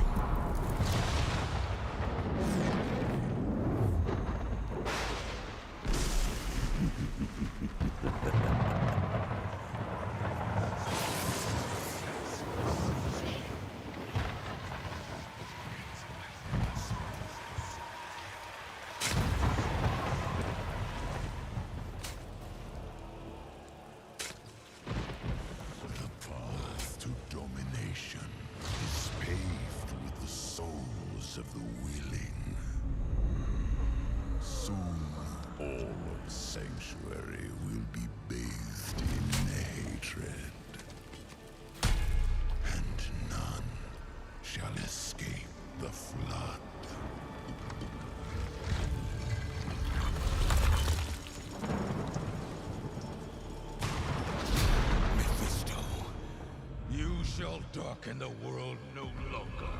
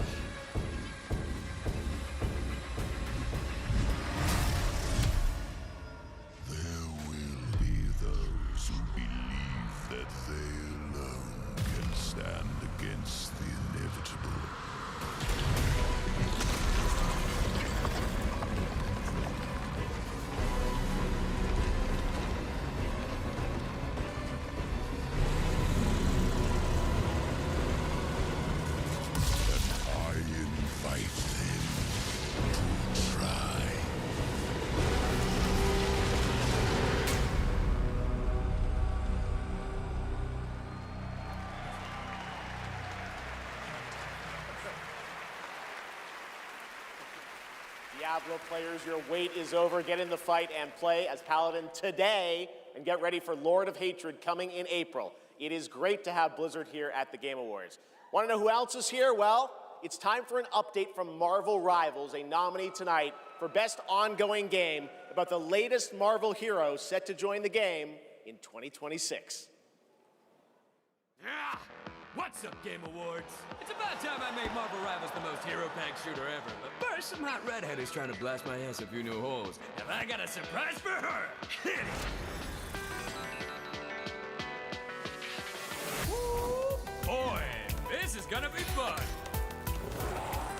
Whoa! Easy now, fellas!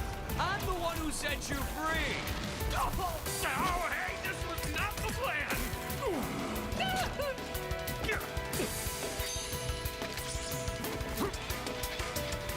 All right, you rejects. Get Tyrannosaurus Roar! Come on! I'm not even a...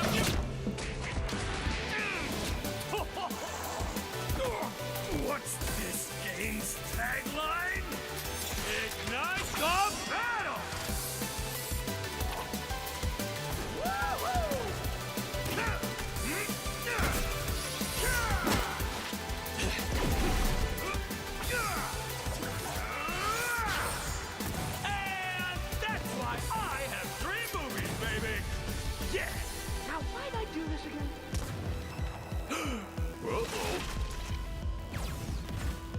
Oh, right.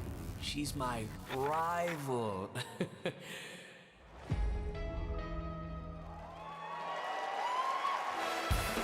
Please welcome actress, producer, and activist Gemma Chan.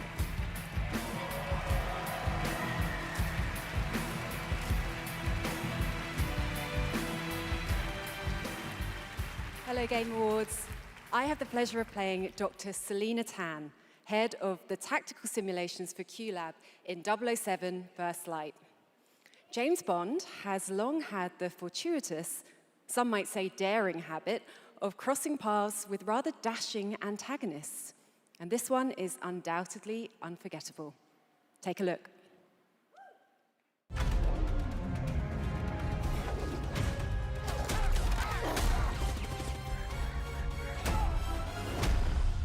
So this is a left. We're in the lion's den, Bond. Try not to draw attention to yourself. Me? Never.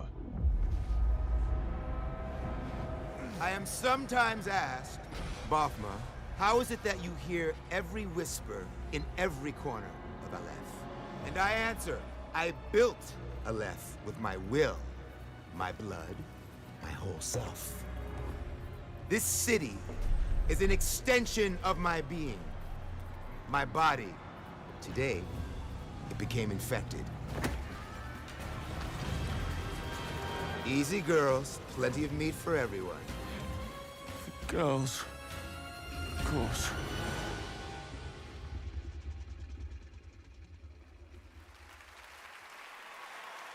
Please welcome Obama himself, four-time Grammy winner, Lenny Kravitz.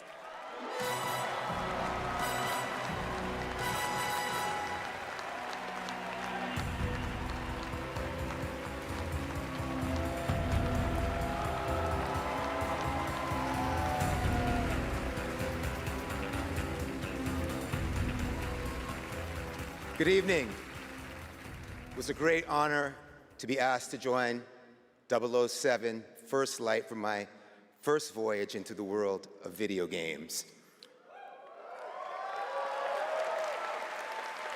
When IOI invited me to play Bavma, a wild, unpredictable pirate ruler of Africa's biggest black market hub, I knew I was stepping into something special.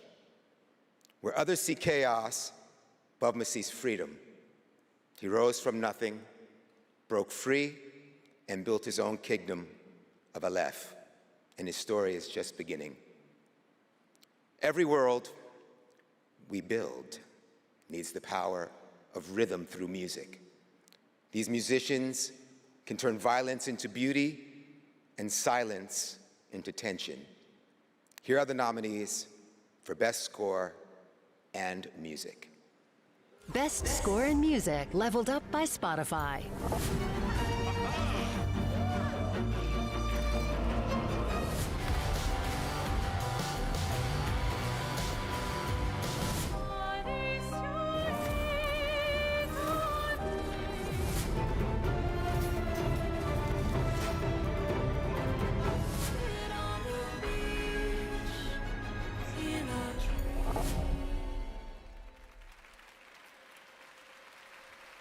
And the Game Award goes to Lorient Testa.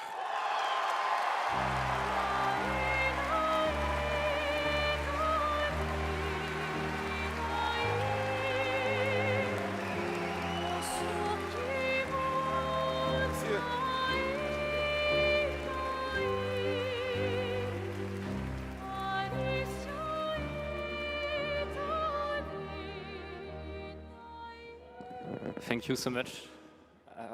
We're so happy to be here tonight. It was incredible to play in Viateme in live with you. It's incredible. Thank you so much. I have a letter I would love to read. Sorry.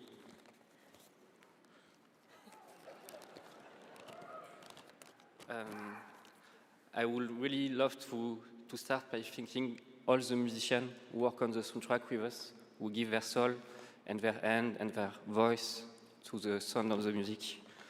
I also want to thank you, Alice, to standing by my side. It's an immense gift to share this journey with you. Thank you for carrying each note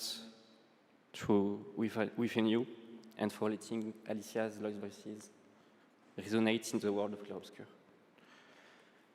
Thank you, Guillaume, for lingering on one of my songs on that night when our story was aligned. And thank you to all my loved ones for their love and their support during all these years. And to all our players, thank you for letting Clarobscur and our music find a place inside you. You are the lumière that makes us want to keep painting, keep loving, and keep dreaming. Thank you for reaching out your hands to us. We don't know the colors of tomorrow, but we are ready to paint them with you. Thank you. To the enchanted tomorrows.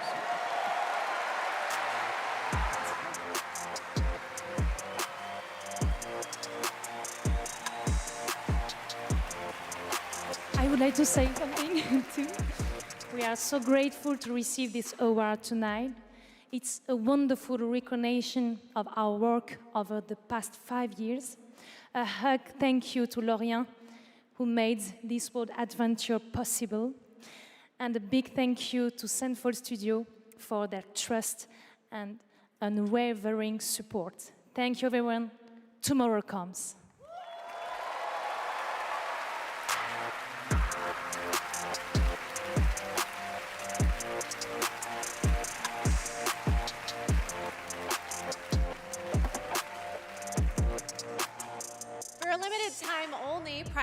can go to amazon.com/thegameawards to save up to 25% on select gaming hardware and accessories from brand Turtle Beach, Lenovo, Samsung, and more. Please welcome from Warframe Community Director Megan Everett and Creative Director Rebecca Ford.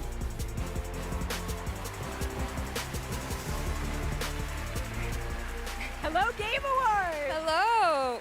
Reb, how many registered users is Warframe at? Nah, that's an inside joke for Warframe Twitch chat, Megan. All right, hi Twitch chat, hi Game Awards. We're here for Warframe. We launched our biggest update of the year, the old piece, just yesterday, and all things considered, the update went smooth. So we're not here to finally announce that we're coming out of open beta 12 years later. No, we're still in beta, 12 years, and you know, in those 12 years, all we have learned is that Ben Starr will do anything for money. But in all seriousness, we have an amazing community of Tenno and Warframe, and now Envoys with Soulframe, and we truly wouldn't be here without them. So Reb, why are we actually here? We are here to outsource the question of what is Warframe. We have completely given up answering it ourselves. Warframe was once ninjas in space, which it still is, and we clung to the tagline, ninjas play free. But it's time to let a legend tell you what is Warframe.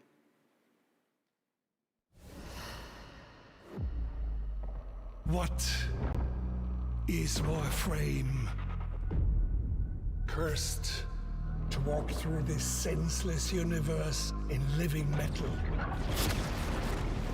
Haunted by dreams. Excalibur. Mag. Volt. Names that echo an ancient purpose, now lost to them. The war they were created to fight is long forgotten. And yet, they wake. They stir. What drives them? Their residual instinct, or some separate conscious force?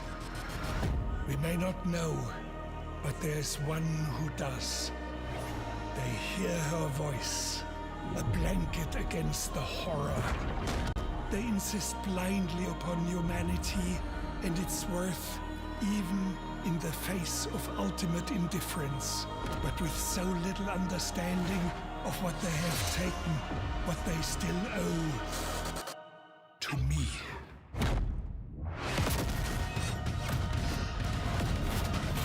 Wake up, Tenno.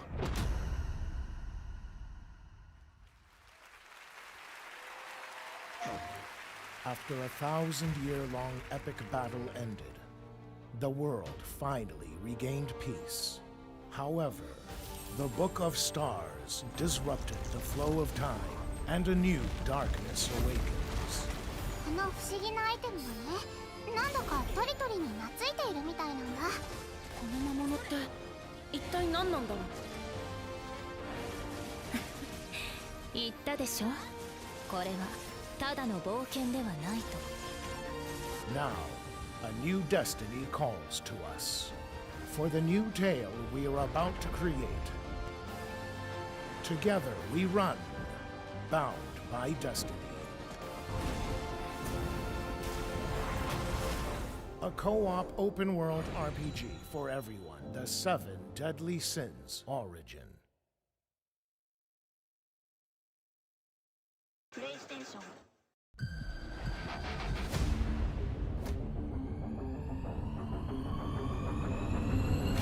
This is why we came.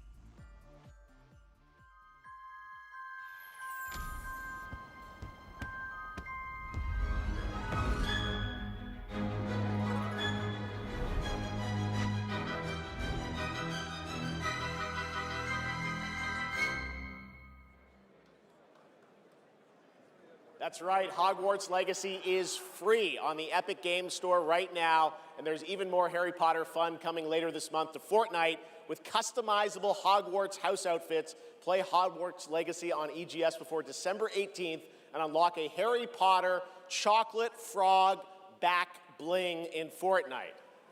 It's the world we live in, guys. All right, back in 2023, Lords of the Fallen surprised and impressed players with its brutal combat, dark fantasy world building, and stunning dual realm design. Tonight we have your first ever look at the gameplay of the sequel. Lamp bearer. One must travel many paths on the road to salvation. Paths through light. Paths through shadow. I will walk them with you, wherever they may lead, no matter the cost. It's a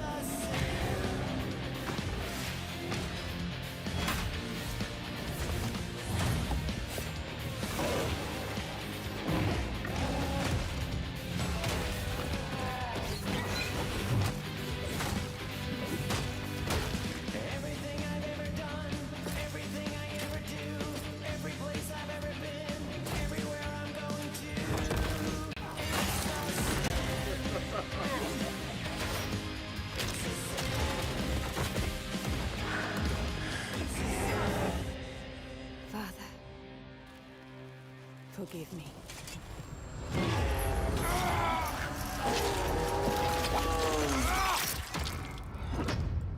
Wishlist now. Lords of the Fallen version 2.5 with new veteran mode out today. This next set of awards recognizes a diverse set of games across a variety of genres. Here are the nominees for Best Sports Racing Game: EA Sports FC 26, F1 25, Mario Kart World, Rematch, and Sonic Racing Cross Worlds. And the Game Award goes to Mario Kart World. Congratulations, Nintendo. Here are the nominees for Best Community Support: Baldur's Gate 3, Final Fantasy XIV, Fortnite, Helldivers 2, and No Man's Sky.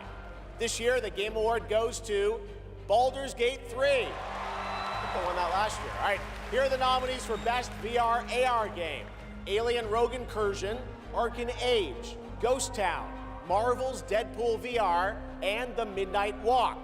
The Game Award goes to The Midnight Walk. Congratulations. Now, the nominees for Best Role-Playing Game: Avowed, Claire Obscure Expedition 33, Kingdom Come Deliverance 2, Monster Hunter Wilds, and The Outer Worlds 2. This year, the Game Award for RPG goes to Claire Obscure Expedition 33. And finally, here are the final 5 nominees for Player's Voice, a 100% fan-voted award: Claire Obscure Expedition 33, Dispatch, Genshin Impact, Hollow Knight Silksong, and Wuthering Waves. This year, the fans selected Wuthering Waves as the winner. Congratulations. All right, and now we've got something great for you. Please welcome actor Rahul Kohli.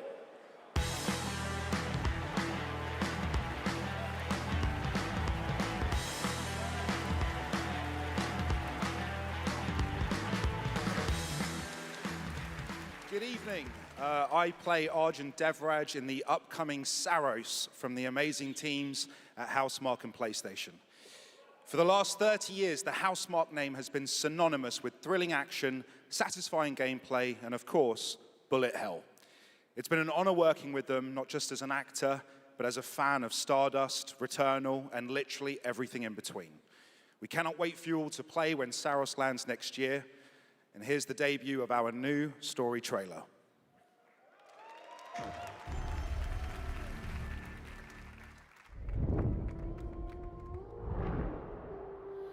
The sun is forever.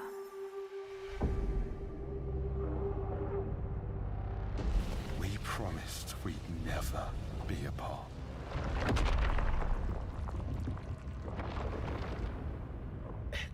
Blazes. It was promised! I need to know that I just made the right decision. It's me, boss.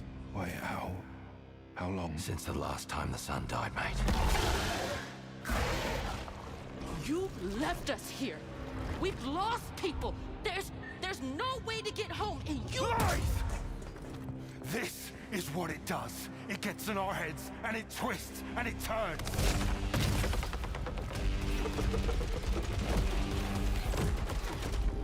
I won't break our promise. I will make everything perfect again. I know you're here, and I will find you.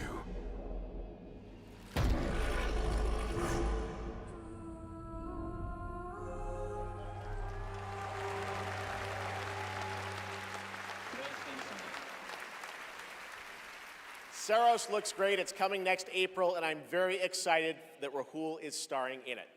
To present our next award, I am honored to welcome a previous TGA winner. He's the writer and director of some of the biggest and most critically acclaimed video games of all time. Grand Theft Auto 3, 4, 5, Vice City, San Andreas, Red Dead Redemption 1 and 2, and Bully. He's the co-founder of Rockstar Games and now the founder of a new studio, Absurd Ventures, where he is busy writing and creating novels, comic books, animated series, and yes, 2 big upcoming unannounced open world games. It is my honor to welcome to the TGA stage for the first time an industry icon, Dan Houser.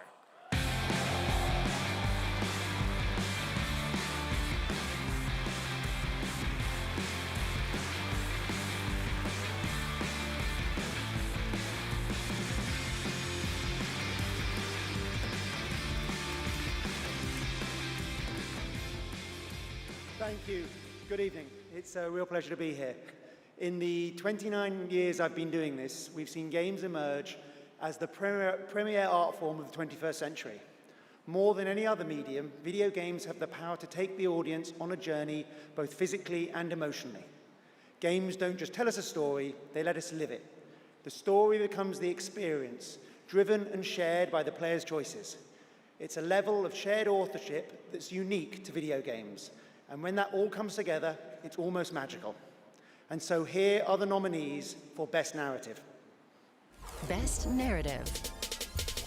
One stroke, and everyone of that age vanishes into nothingness. This thing between us, it was a mistake. I will find every last member of the Yote Six, and I will bring you peace. I always dreamt of leaving this place, becoming more than a peasant. I hate it all. I'll destroy it all!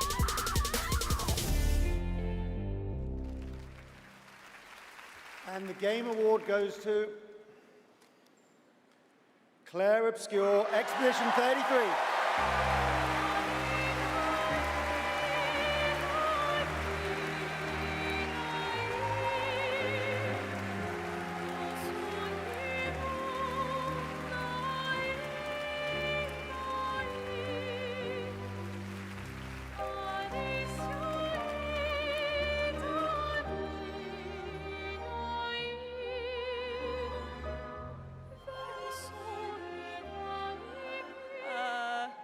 Wow, there are a lot of people here. Hi.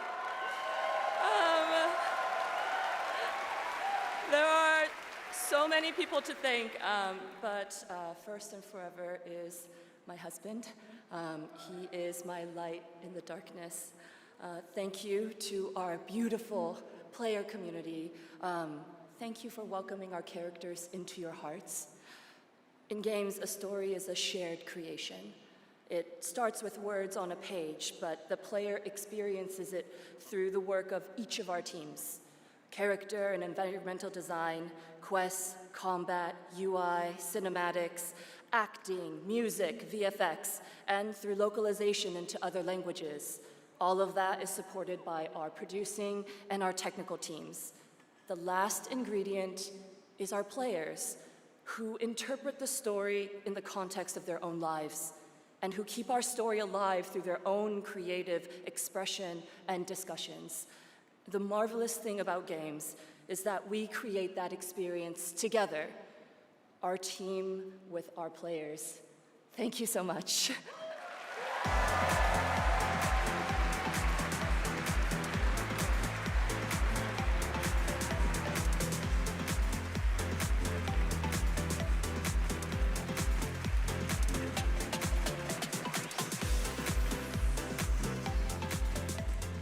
For a limited time only, Prime members can go to Amazon.com/thegameawards to save 20% on the new active play system, Next Playground, bundled with a 12-month play pass and travel case. Next, I have the honor of announcing a world premiere. The next game from a small studio in Uppsala, Sweden, Neon Giant, known for The Ascent. This is No Law.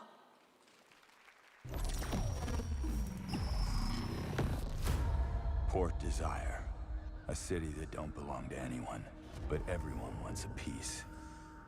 No laws, no oversight, just the jungle creeping back in, both the vines and the people.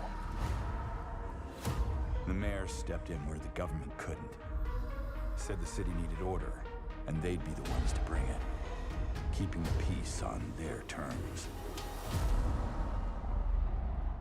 I walked away from it all. Kept my hands in dirt instead of blood. But desire is a fickle mistress. The city won't let me go. It won't forget my name. I asked for nothing, and they still came and took everything. The mayors and anyone that stands in my way, every last one of them. They're gonna learn something real simple.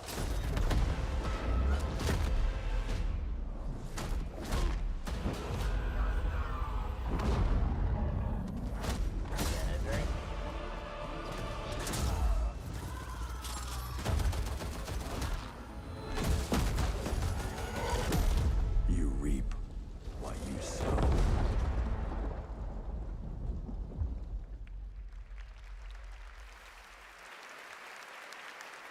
We'll all be looking forward to that, and good morning to everyone in Sweden and Europe. I know it's a late night. We got a lot more show for you, but coming up, we've got more awards like Best Game Direction. Todd Howard is here to present that from Bethesda, and more announcements, including one I promise you that nobody could have anticipated. But right now, Game Awards, get ready to get on your feet.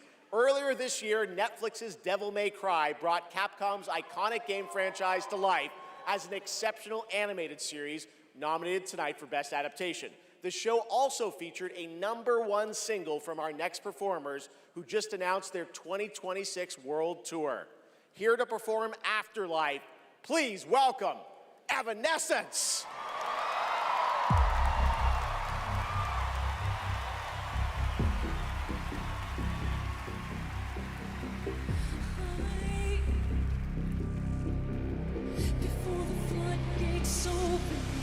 Just like here, shooting sword over. I hear the violence coming, shouldn't know. It's a lie.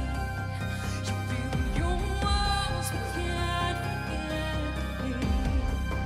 You hide down to find me. You in the eyes of light. Save me from this pain and fear.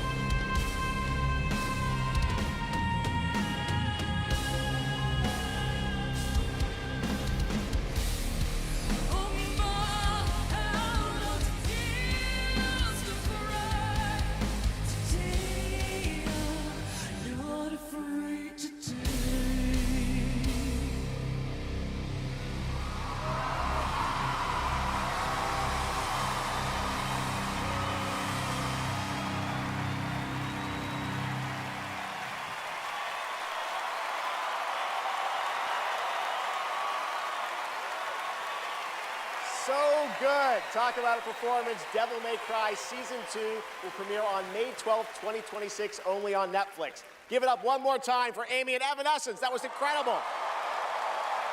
All right, there is more Game Awards ahead, including more new game announcements and, of course, Game of the Year, presented by last year's winner. Which game will take home the trophy this year? Stick around to find out. Lauren Balfe and the Game Awards Orchestra are tuning up.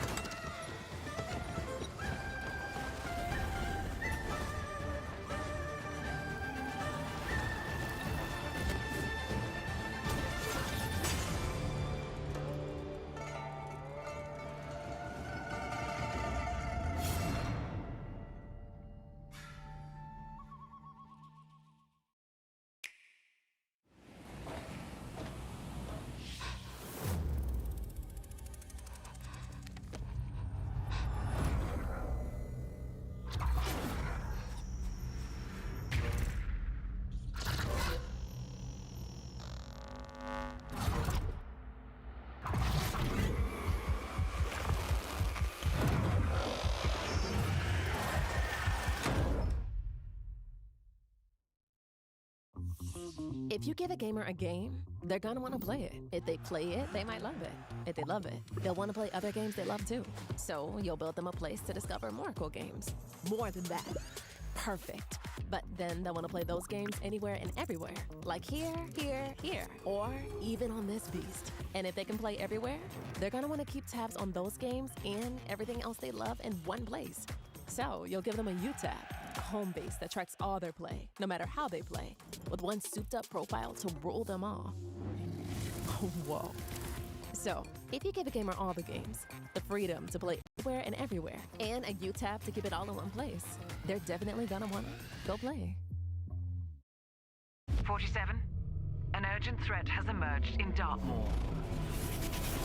One that can have catastrophic consequences on a global scale. Careful. One touch can be deadly. Please welcome the actress behind Hitman's next elusive target, Milla Jovovich.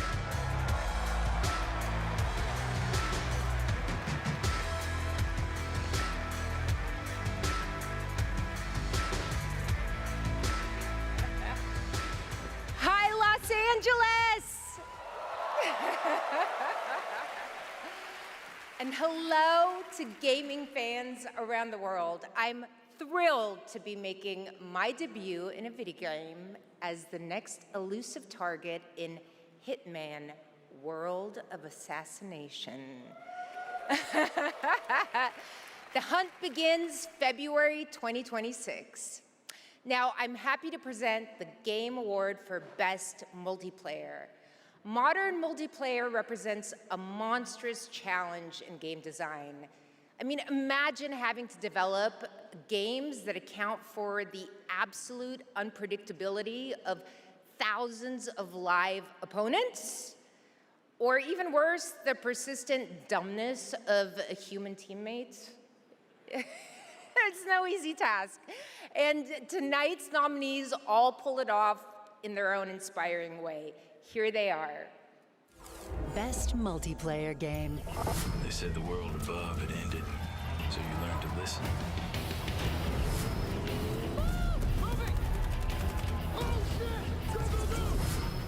Tragedy must be averted. I need your help. You have to do a sprint jump. Carefully, carefully. We sure cause a lot of explosions. Wow. I see people have a lot of favorites out here. Who do you want? All right. I got it right here. And the game award goes to Arc Raiders! Woo!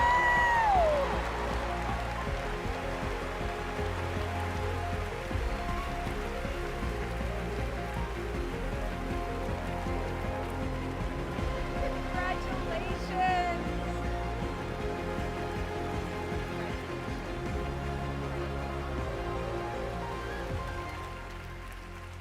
Wow, incredible. With this list of nominees, who would have thought? First of all, thank you all. And on behalf of the Arc Raiders team, this incredible team, we'd like to thank our loved ones for supporting us and cheering us on along the way. Embark Studios as a whole, because as we all know, it takes a village, for the fearless leadership of our dear Patrick Sutherland. The partners in Nexon, whose unwavering trust in us took us all the way here and made it all possible. And of course the players, whose love and engagement just means the world to us. Thank you all.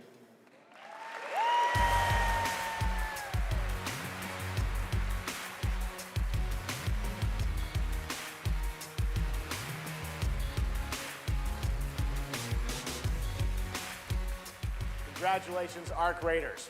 You know him from the Marvel Cinematic Universe and Stranger Things. Please welcome to the Game Awards, David Harbour.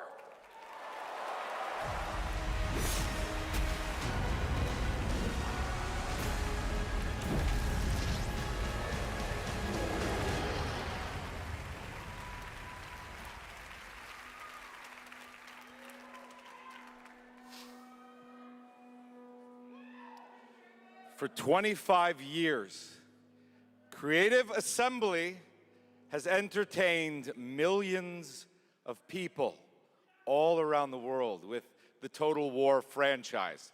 Today, I'm here to help announce where Total War is going next. And it'll be in a universe that is so close to my heart. I'm excited to reveal that Total War is headed to the grim, dark future with Total War Warhammer 40K!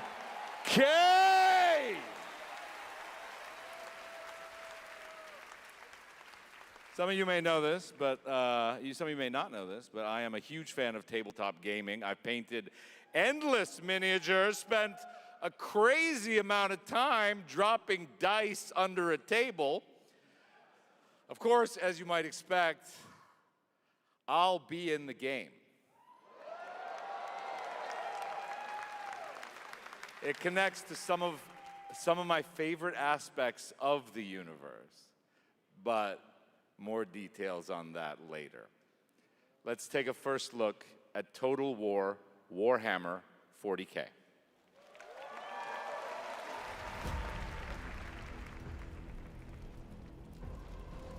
In the grim darkness of the far future, every soul's survival hangs by a thread.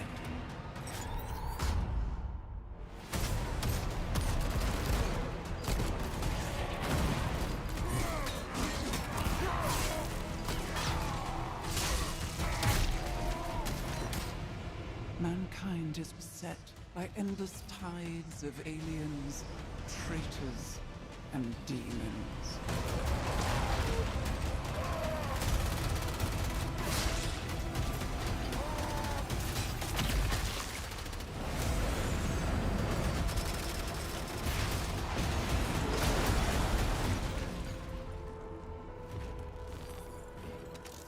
Across countless worlds, battles rage.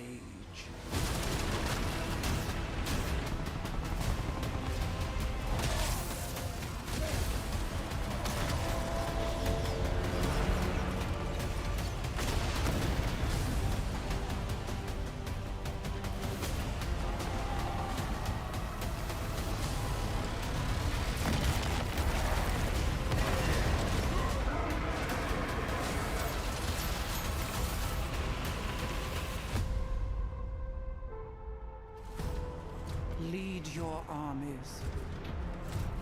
Conquer worlds. Fight on as the galaxy burns.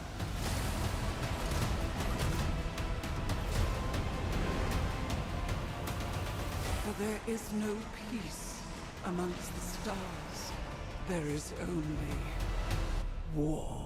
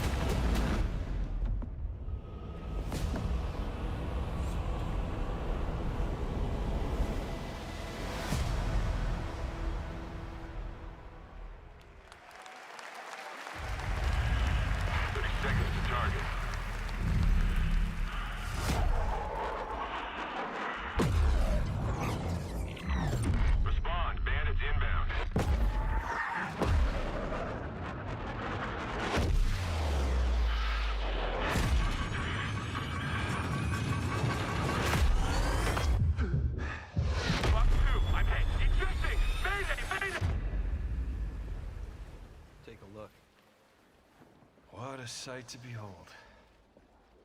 Whew, it's all over. The last lands of the FCU. The Federation of Central Usia. First of all, thank you for joining us on this ship. Hello there, my dear newcomer. You are very lucky, you know.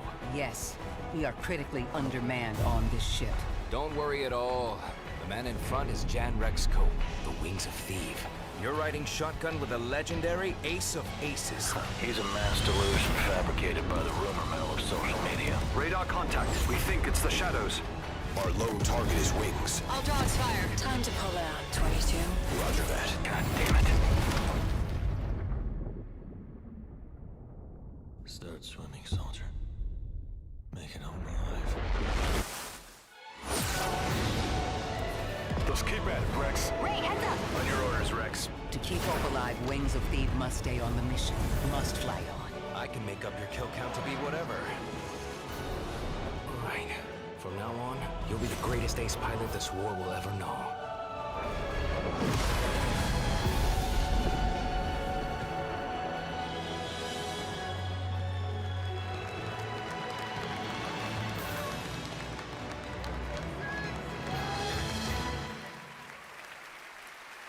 Yes, that's right. Ace Combat is back in 2026. Thanks to Bandai Namco for that. Over the past few weeks, fans have been visiting the Game Awards vote in Fortnite to help us select the best creator-made island of the year, and Genesis Squid Game came out on top. Congrats to that team, and head over to the Game Awards island now live in Fortnite to play all the nominees with the island code that you're seeing below. All right, next, from the creative minds at Fuse Games, some of the key folks behind Burnout and Need for Speed, comes an all-new racing experience. I want it back. The way it was before the Empire shut it down. Massive engines. Lightning fast. Lives on the line. The pilots were incredible. Best of the best.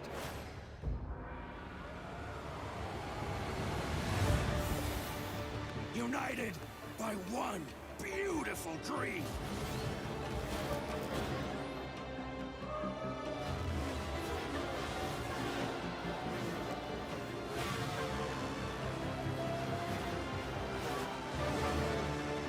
The galaxy needs racing.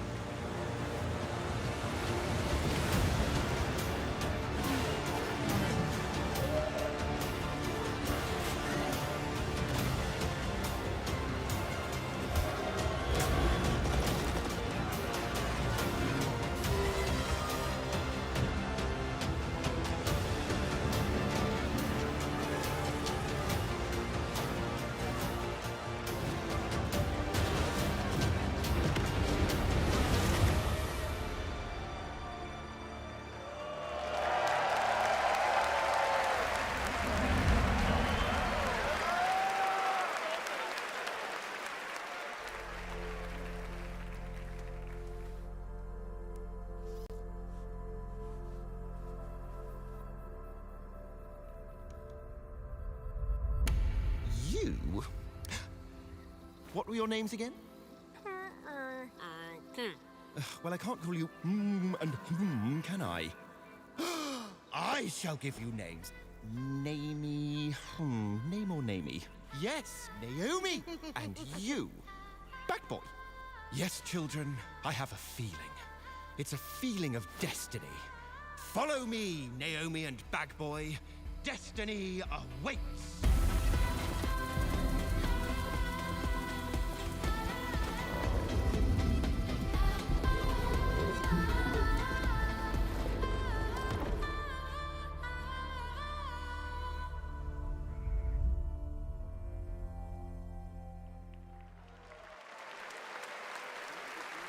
Such a beautiful game. That was Out of Words, a stop-motion co-op game being developed over in Denmark, and it's a great game coming next year.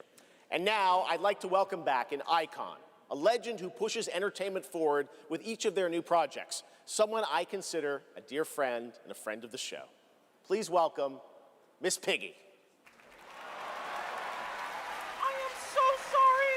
I am so sorry, everyone, but I will not be performing a song this evening. No, so sorry. It's all because of my my accompanisters. This dog was late, as usual. Hey, sorry, I lost track of time. I was out taking myself for a walk. Oh, ha. Same old excuses and jokes. Hey, they liked it.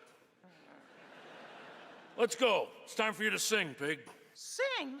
Sing what? We haven't rehearsed anything. And where's the grand piano, huh? Yeah, wouldn't fit in my hatchback. Listen, what are you worried about? You know, we'll just, we'll wing it. Wing it? Sure. Who knows? Maybe it'll all work out. How about, something like this? In a world where gaming games are so exciting, waiting all year long until the time will come. Your turn. What?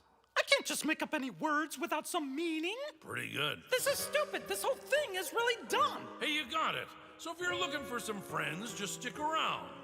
Oh yes, the Game Awards will... Never let you down? Good luck. Excuse me? As we all now come together across the Great Divide. Oh, from Tokyo to London, we're all watching side by side. So if you're looking for some fun, the time is now. Here we go. Oh yes, the Game Awards will never let you down. Yeah, we'll see. What? Go ahead. It's a night of magic and online chats galore. Exactly. It's a shame that host Geoff Keighley's such a bore. Hey! Kidding. All the trailers and celebs and big awards. Really rigged. Oh. Don't forget about all our friends on Discord. Oh boy, I'm getting so excited about this wonderful world of gaming. Well, here's some awesome titles you simply can't ignore. You mean the names of all the games that I'll be playing? Yeah, now let's get ready, let's get set, you guys keep score. Let 'em have it!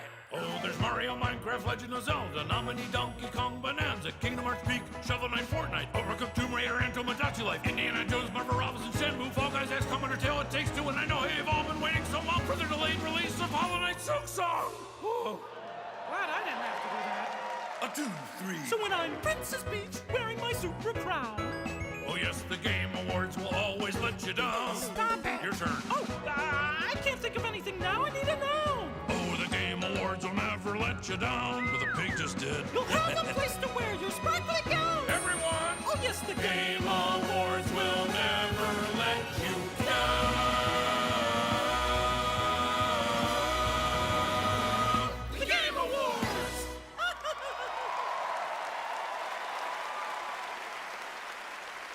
Gotta love them. The Muppets, everybody. Thanks, Miss Piggy and Ralph the dog. It all worked out in the end for them. All right, the Game Awards will be right back after this new look at Duet Night Abyss.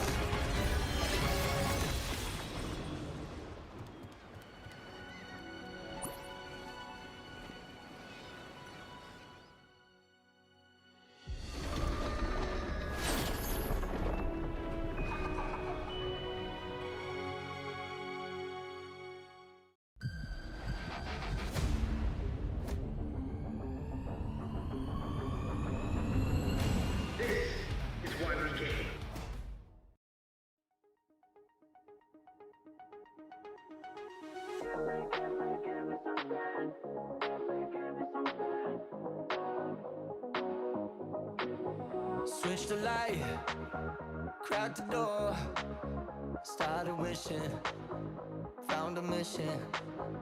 Break a glass, ring the bell, superstition. But I've been wishing for someone that I can see with my humanity in the mirror, just a little clearer. So sick of the warning signs, I see the good eye, yes, nearer. I won't shed a tear. I look for gold, then it turned to rust. I look for faith, if it leads to us. Give me something, somewhere to go, somewhere that I know. I'm chasing the glow. Give me something, someone to love, someone to count these stars above. Give me something, tell me lies, make it up, paint the picture, take me with you. I don't care what you say, I'm making it new today. It's a new world, it's a new world. I don't care where this goes, I'm making it highs and lows. It's a new world, it's a new world. Give me something, somewhere to go, somewhere that I know. I'm chasing the glow. Give me something, someone to love, someone to count these stars above. Give me something.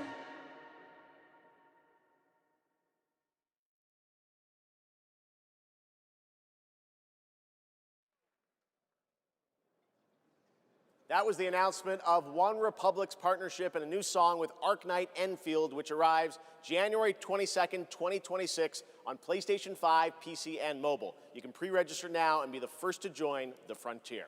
Okay, here's another world premiere only for you here at the Game Awards.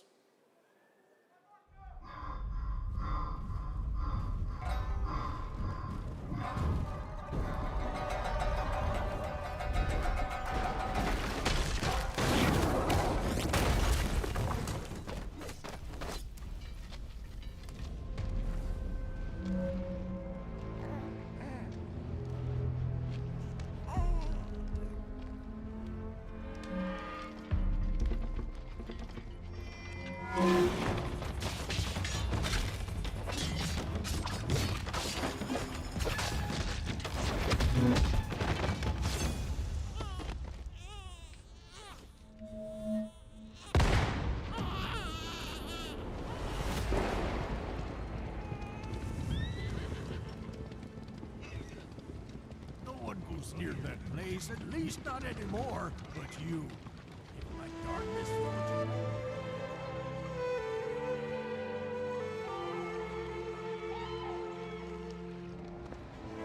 I knew it. You'd never break so easily. But why did you come back? The Order's blades are coming. They failed once. They won't fail again.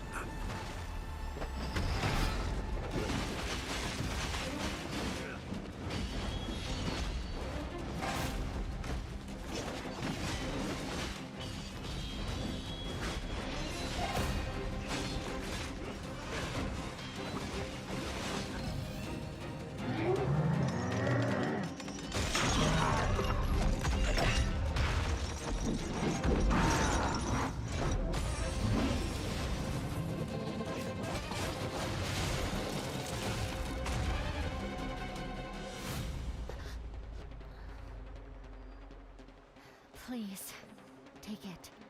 Save our people. The girl's nothing but a shell now. She'll never be the same. You broke my blade. But we broke your spirit! Phantom is movement. striking from where none expect.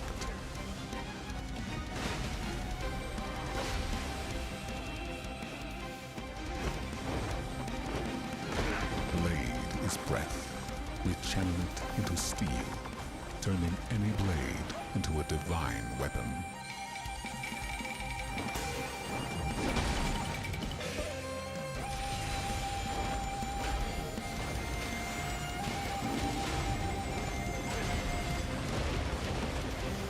When Phantom and Blade unite, no enemy stands.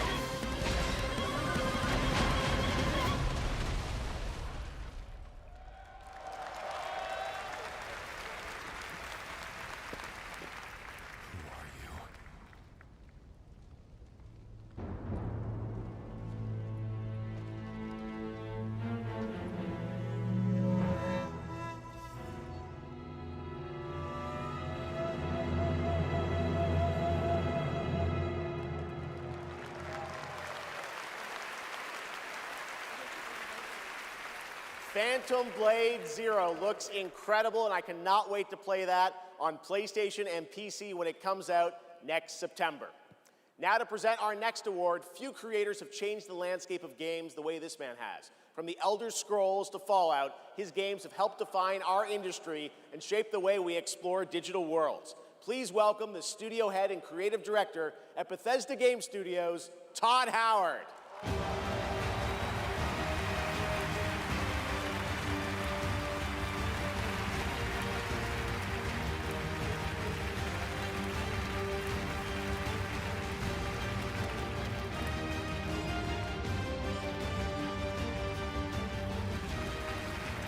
Game development is the ultimate team sport.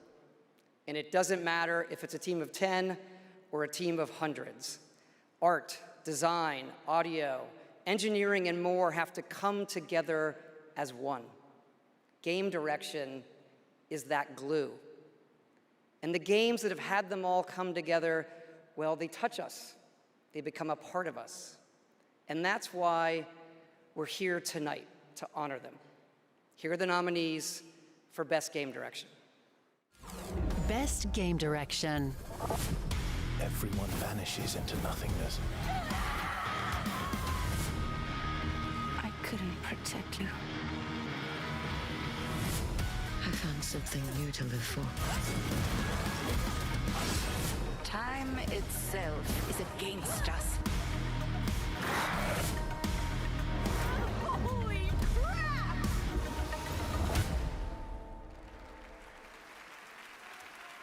And the Game Award goes to Expedition 33.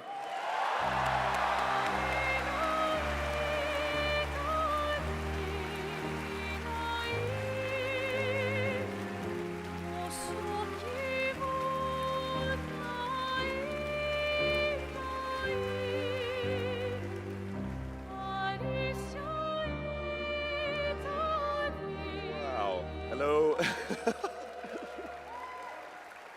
Yeah, this is quite intimidating. Wow. Yeah, well, let's get to it. Yeah, so back in Brussels in 2020, I received a mail, just anonymously. Make a game, they said. It would be fun, they said. Yeah, what's the worst that could happen, right? Yeah. Well, fast forward for a few years. And so to this day, we still look at each other of how crazy this timeline is, for sure. Still don't really understand, but, you know. It's a timeline, however, where we're eternally grateful for the support and love we've received as well. All the ones with us tonight and the ones abroad, friends and family who believed in us and made this dream come true. And yep, I love to thank my wife as well. She couldn't make it here tonight, but I think she's watching it. She's in Brazil, so the time difference is quite, quite huge. But yeah, anyway, thank you all so much. Have a lovely evening. Yeah.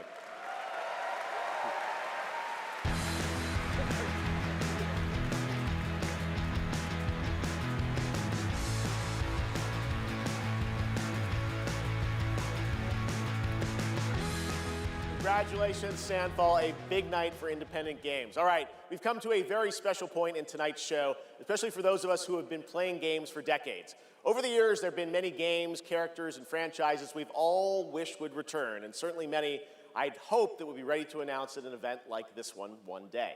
Tonight, I'm excited to share this piece of news with all of you.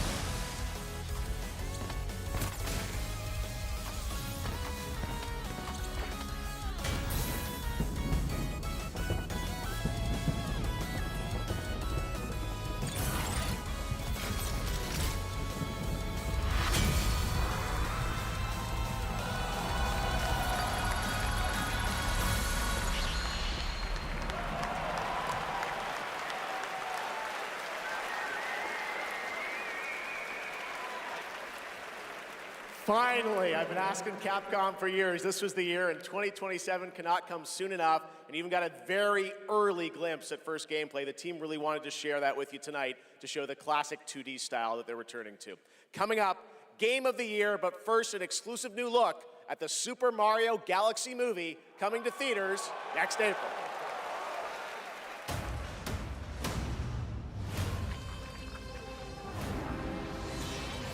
I'm Bowser Jr., and I'm gonna be taking my father now! Hi, I'm Luigi.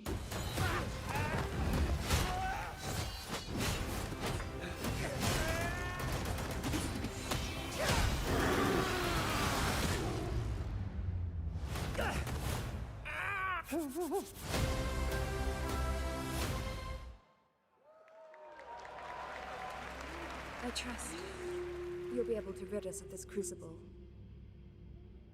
The light, who traverses time.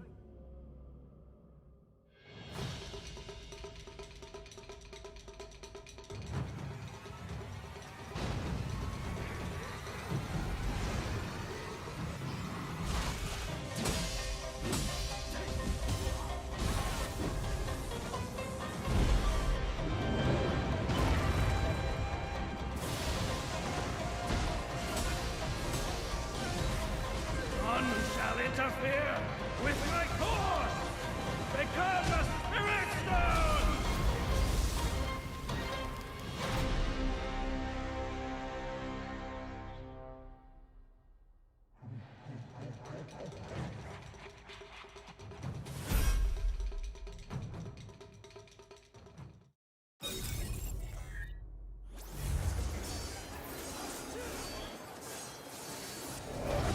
This war has an inevitable conclusion, one that is only a matter of time, and the culmination of my journey.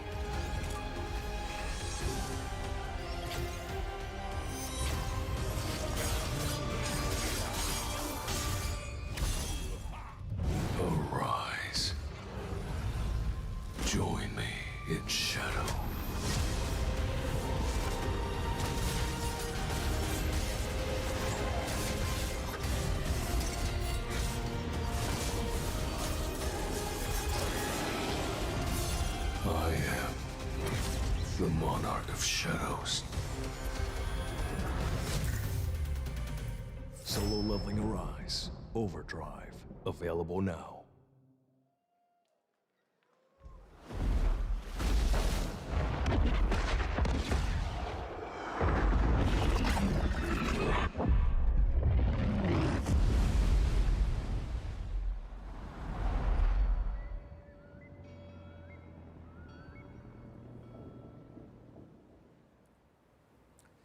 You know, sometimes our last reveal at the Game Awards is a teaser for something years and years away. But not tonight. Our final world premiere comes from 61 members of the team that built Apex Legends and Titanfall. 4 years ago, the principals founded a new independent studio with the hopes of pushing the shooter genre forward with a new original game. They've done it in complete secrecy, which is even more amazing because the game is very deep into development.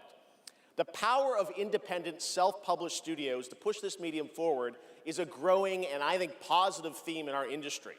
And so tonight, you're not only going to get the announcement of the game, but also your first look at the gameplay. I've played it, and after you see this trailer, I think you're going to want to as well. Welcome to Highguard. Into lands uncharted and dangers untold. I venture without fear and ride without rest. For coin or for cause, I fight to the end.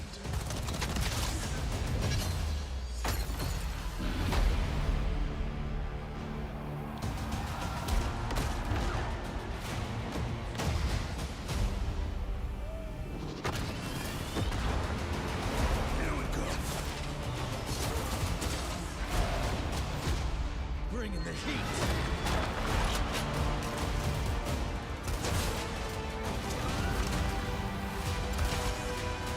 Your light belongs to me.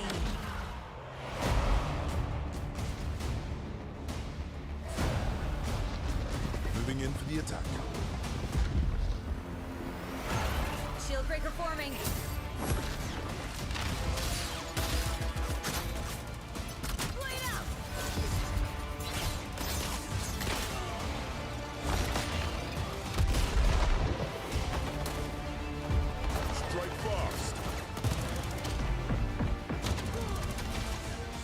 Coming in!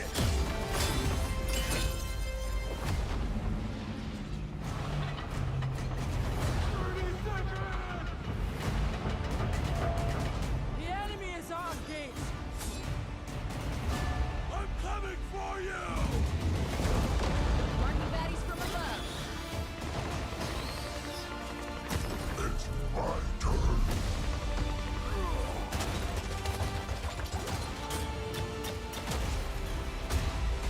I am the coming storm.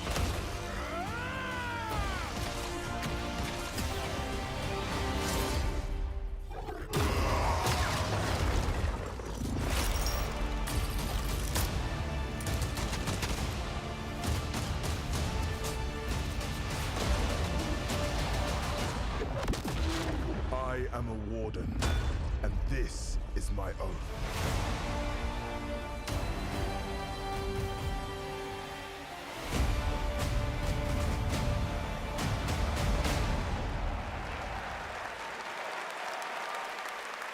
Pretty crazy, that's right. Highguard launches in just 7 weeks on PC, PlayStation, and Xbox. It is insanely fun to see, fun to play, as you saw in that trailer. And now, it's time for our final award. Last year, Astrobot took home Game of the Year, and so the tradition goes, this year we're lucky to have that game's director present Game of the Year this year. From Team Asobi, please welcome Nico Doucet.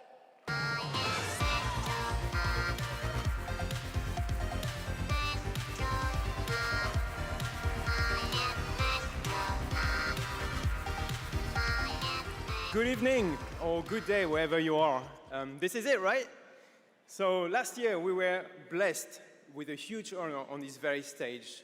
So it is with great joy that we're back today to pass this incredible award on to another team. Congratulations to all nominees tonight. With your games, you made us travel, dream, sweat, laugh, and sometimes, very often, cry, actually. From kids to hardcore gamers, there was truly something for everyone this year. And have you noticed? The games nominated this year were created by teams from all over the world. This is a testament that our industry feeds from various world cultures. And in this day and age, this is something we should really, really appreciate and celebrate.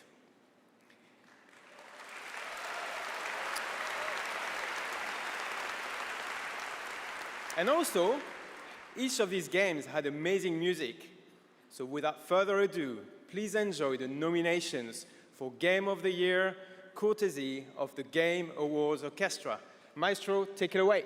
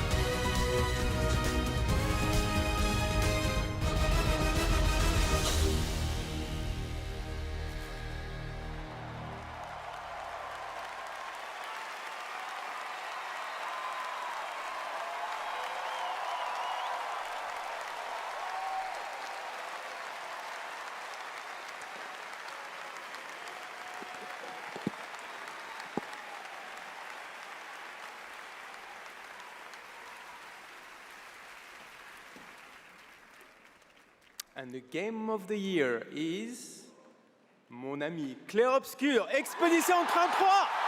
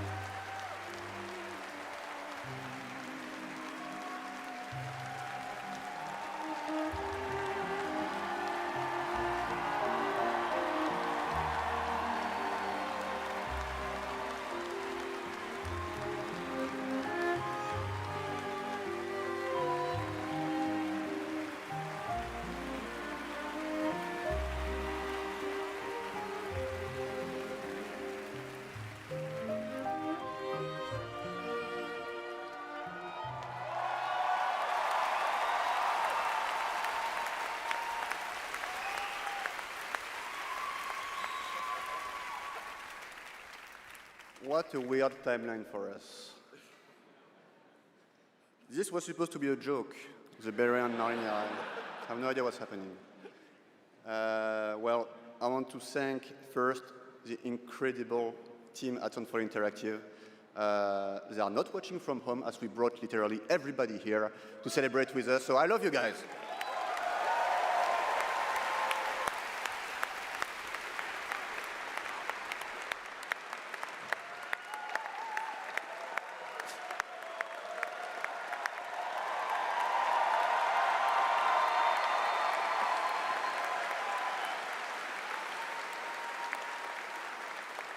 I also want to thank Kepler Interactive, our publisher, but also our localization teams, our playtesters, our wonderful cast for both motion capture and voice, and all the people who worked on this game to make it happen. It's really a teamwork, so just thank you to everybody who contributed.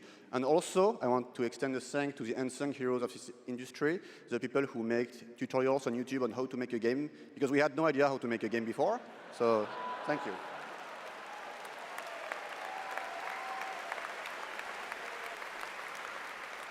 And I'll extend a personal thank you to an important man in my life, Mr. Hironobu Sakaguchi, who made me fall in love with games and inspired me to become a game dev. So thank you, Mr. Sakaguchi.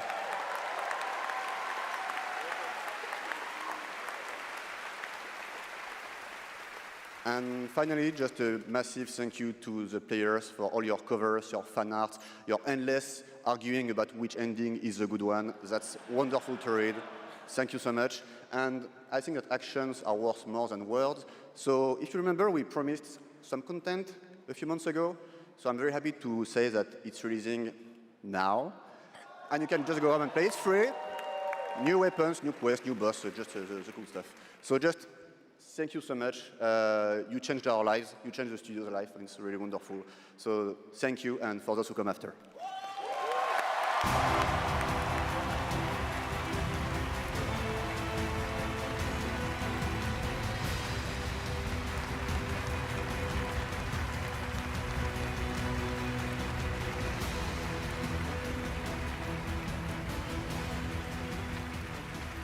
Congratulations to Sandfall, an amazing Game of the Year winner, and that is going to do it for the Game Awards 2025. Thank you all for watching, voting, and being a part of this community. And congratulations to all the nominees, winners, and teams who debuted new games tonight. We'll see you again on Friday, June 5th for our biggest summer game fest ever from the Dolby Theater in LA. And we'll be back right here at Peacock Theater for the Game Awards next December. Thanks to our entire Game Awards team and everyone who helped make this show possible. Happy holidays. Good night, everybody.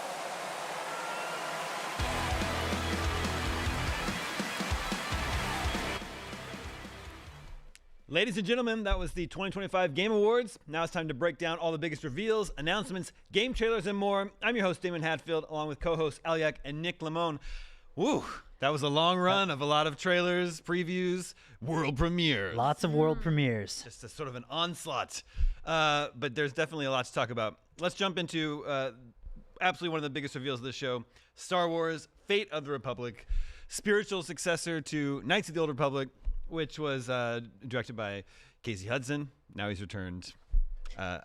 I'm very excited, although we should point out this has got to be in the earliest stages of development because the studio was only founded in July of this year. I mean, they've canceled the whole Knights of the Old Republic remake before we got this, so I could only assume this is at least 3 years away at this point. But it does feel nice to see Casey Hudson back at home, kind of full circle. It's real nice. Mm-hmm. It feels nice to have a Star Wars game back. Double? We'll get to that. Mm-hmm. No, I mean, I love Star Wars. I love Knights of the Old Republic. I'm feeling good about this. I really like this trailer. You know, it's there's so many sci-fi games, so when it's not immediately obvious what it is, you start with, is this going to be intergalactic? Is this Exodus?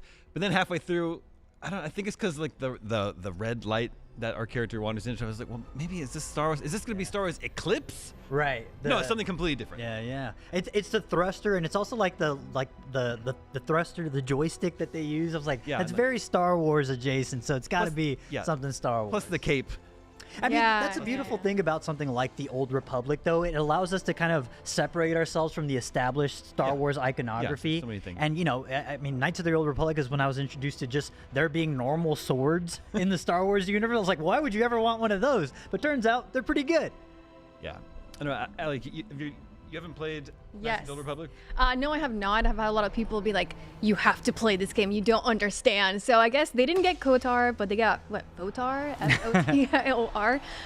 This looks incredibly beautiful. Just looking at the cinematic, it just looks so colorful. It looks like the way I want a Star Wars game to look like. So I can't wait to dive into the Old Republic with this one. But that also means you're not familiar with the story of Knights of the Old Republic then, right? Not like in a nerd-like way. So what you should do is try and play it as soon as humanly possible before the internet spoils an incredible story for you. Okay. Because it truly is like, I didn't see that coming. It's one of the best Star Wars stories, in that game. And there's a remaster of it too. Pretty accessible. But I'm wondering. So it's this new studio. I don't think did they announce a publisher? No. Okay. I don't think so. But that Casey Hudson was just as a new studio was able to get the license from Lucasfilm to make a new Star Wars game. I think that says something. Oh yeah, 100%. I mean, he was the face of Mass Effect for better and worse. Like, I think that he was someone who took a lot of unfair criticism, especially during the Mass Effect 3 era. But honestly, I associate him with some of the greatest RPGs ever made, let alone space RPGs. So this just feels right. Who owns Knights of the who owns KOTOR? Well, I mean, in theory, was it Saber Interactive doing Knights of the Old Republic? Yeah. So aren't they also part of like Embracer Group or something at this point? So they're just this entity that I assume, this giant amorphous entity that owns a lot of things that I don't truly know what they own, but that feels like the right bucket to cast it into. I'm just wondering if there could be any connection to KOTOR. Oh, I mean, it has to be at this point. Think so? I'm just curious if any of the established storylines from KOTOR will come back, if we will see, anything related to Darth Revan or anything of that nature. And I think this is also coming on the heels of them announcing a Star Wars Knights of the Old Republic 2 remake with all of the cut content that, what's the Fallout New Vegas studio name? Oh, Obsidian? Obsidian, yes. The Obsidian Star Wars Knights of the Old Republic 2 with all the cut content that was then fan modded back into the game. Yeah. So that's coming on the tail end of that. That was announced like a week ago, I think. I think it was maybe an announcement that it fell apart or something. I don't. Really? Yeah. I wouldn't hold our breath for that one. Okay, Star Wars: Fate of the Old Republic.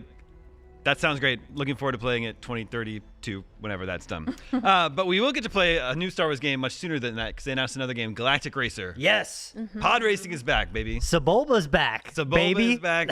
This is so wizard. And it's coming in 2026. And it's from Fuse, which is former Criterion devs. I mean, as soon as they said Criterion and you see a pod racer, you're like, Yes. duh. Yes. Why have they never done a pod racing Burnout before? It all makes so much sense. And, just the high-speed intensity. Yeah. And again, everyone knows that the best part of Phantom Menace is the extended pod racing sequence. So being able to enjoy that in high fidelity. The Darth Maul lights. Okay, that one's pretty good too. That's true. That one's pretty good too. I love the pod racing in Phantom Menace. I was excited to see this in as a new game, but not in Jakku now. So it's like going back into a different planet and doing pod racing. That's really cool. It's working. It's working. I mean, okay, I gotta know though. I know no one's ever really dead in Star Wars, but I feel like Sebulba died a really hard death during the race in Phantom Menace. How does he come back? He survives the end. He walks back. Puta. Yeah. You're right. All right, fair enough. Maybe he learned his lesson. Maybe he's gonna play fair. Yeah. I mean, there was the Star Wars Pod Racer that came out at the time around 2000. Like a GameCube. No, GameCube. PS1? Yeah. Well, 2000 would be. Yeah, around that era. But yeah, they haven't really done. There's so much they could do with it. I think it got a limited run games re-release on like Nintendo Switch 1, but I'm surprised. This all makes sense to me. It's really interesting to see the speeders as an addition to pod racing. Though I think that's a fun thing. It's just called Galactic Racer. Not necessarily just pod racing. That's true. Yeah, there's all sorts of things they do. I'm interested to see pod racing, galactic racing on other planets besides Tatooine. Yes. Yeah. Varied biomes will be very nice. And it looks like it's going to take us through really iconic locations from all of the movies. It looked like we saw the down AT-AT from Force Awakens, right? I want to know what characters are alive during that time so we can go race with them. Like, where's the set in the continuity, Damon? Well, if the world was there. I mean, unless they're just being like Smash Brothers or whatever. They're all just here. throw everybody in. Race as Princess Leia if you want to. Dude, that's that'd fine. be kind of sick, though. Star Wars and Mario Kart. Man, there's got to be the multiplayer possibilities here. Yeah. This is like a no-brainer game that shouldn't have taken this long to get a pod It feels weird that it has taken this long, but I'm glad it's here. Okay. Those are the two Star Wars games. Then we knew something Divinity was coming. This is It was a gnarly trailer. It's a pretty hardcore trailer. This will leave an impression on you, this Divinity trailer. It really was. I feel like another game that made me feel this way was the Diablo 4 trailers, which I was waiting for, and this one had the same effect on me. When I was watching it, I was like, whoa, this is going to be a hardcore story. That was really incredible, and I think it sold me. It was very impressive. It was very, gory, but there's something about it that you convinced me, Nick. I'm going to go play Divinity. You got to check it out. Start with Baldur's Gate 3, I would suggest first, before you jump into this, because I think you only got like one of these games in you a year, and I think starting with their most recent outing is probably the thing that makes sense. But this was a really fun trailer to watch with the rest of IGN in our giant atrium that we have, because everyone was just like, oh my gosh, is this The Witcher 4? Because it looks like they're about to have the conjunction of spheres in the sky, and then it looked like, something like Lords of the Fallen with the guy's crown on his head. But I'm just really digging like the folklore of it all. It feels very Wicker Man in its kind of establishment and setup, and then it just becomes more and more hellish as this progresses. The thing I'm most excited about, though, is just, once again, Larian returning to a world that they fully own, and they have full say over how the course of the history of this world unfolds, because with Baldur's Gate 3, they are tied to kind of an established universe of what Faerun is as a Dungeons & Dragons entity. With this, they just get to have fun, and I'm really excited to see what they do with their origin characters this time around, because Divinity Original Sin 2 had pre-written characters that were incredible to play. Baldur's Gate 3 made those characters incredible companions, so I'm curious to see what the next iteration on that origin character formula is with something like this. Yeah, when we were watching this, I was convinced it was for Diablo 4. Me too. Because Blizzard, always has great cinematics, and the imagery would fit there. But I remembered that Baldur's Gate 3 also had great and very gross cinematics. It's the tadpole through the eye, man. Yeah, does that too. So this is a tone-setting piece. We don't see any gameplay.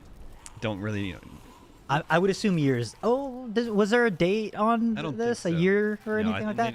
Yeah, I would assume this is at least a couple years out, and I'd be very curious to see if they take an early access route the way they did with Baldur's Gate 3. I would argue that the reason why, oh my goodness, just vomiting directly into the pig pen and having the pigs eat the vomit, just crazy all over. But I'd be very curious to see if they take that early access route, because I would argue that the early access route is why Baldur's Gate 3 was so successful. The game went through numerous iterations from early access all the way through release, and the game changed fundamentally, and for the better, I would argue. Characters just completely changed their arcs and UI and things like that. So I hope they take that route, because it's the Miyamoto quote. I can't remember right now. Delayed game is eventually good, but a bad game is forever bad. But not from Miyamoto. Actually, not the Miyamoto with an asterisk. Yes. Quote. So what do you think this sort of mood piece tells us? Because it seems like all these people that were enacting this ritual sacrifice got what they deserve.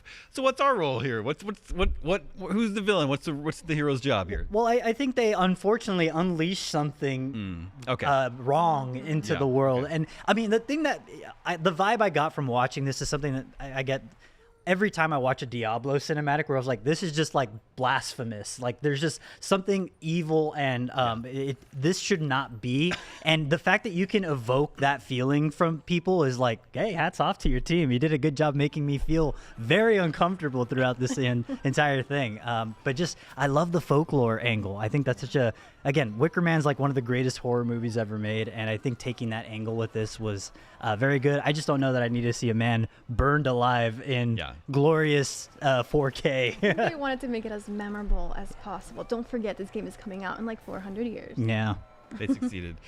Whenever there's a show like this, or a State of Play, or a Nintendo Direct, I always like to show my 6-year-old son a lot of the trailers, but I will not be showing him not the this Divinity one. Trailer. Not yet. The Divinity trailer. Okay, we actually have a few exclusive trailers to show you as a thank you for hanging out with us today. We're going to show you a few throughout the show. Let's take a look at the first one right now.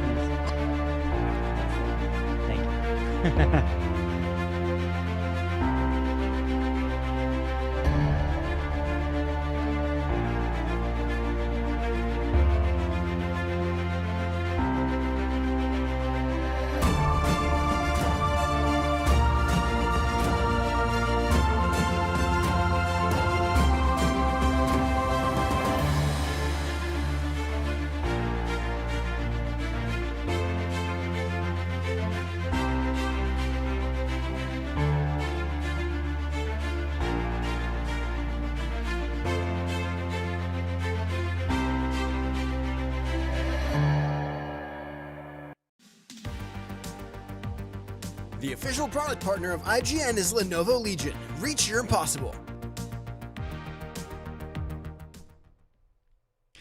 We are back, breaking down all the biggest announcements from the Game Awards.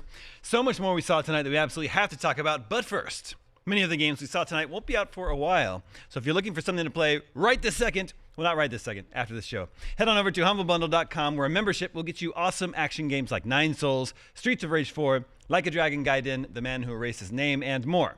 That's humblebundle.com, the same place you'll find the Humble Holiday Rebundles for 2025. 3 bundles launching daily at 9 a.m., so look out for those and get yourself some amazing new games. Let's get back into it. Resident Evil Requiem. Yes. We could stop talking around it. We can say his name now. Let's go. Ready? 1, 2, 3. Leon! He's back, baby! My boy's back, and he's never looked better. Grizzled Leon. How does he age so well?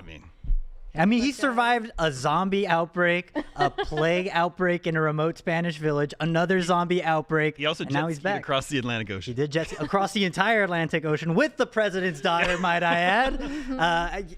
Dude, I think this, it feels...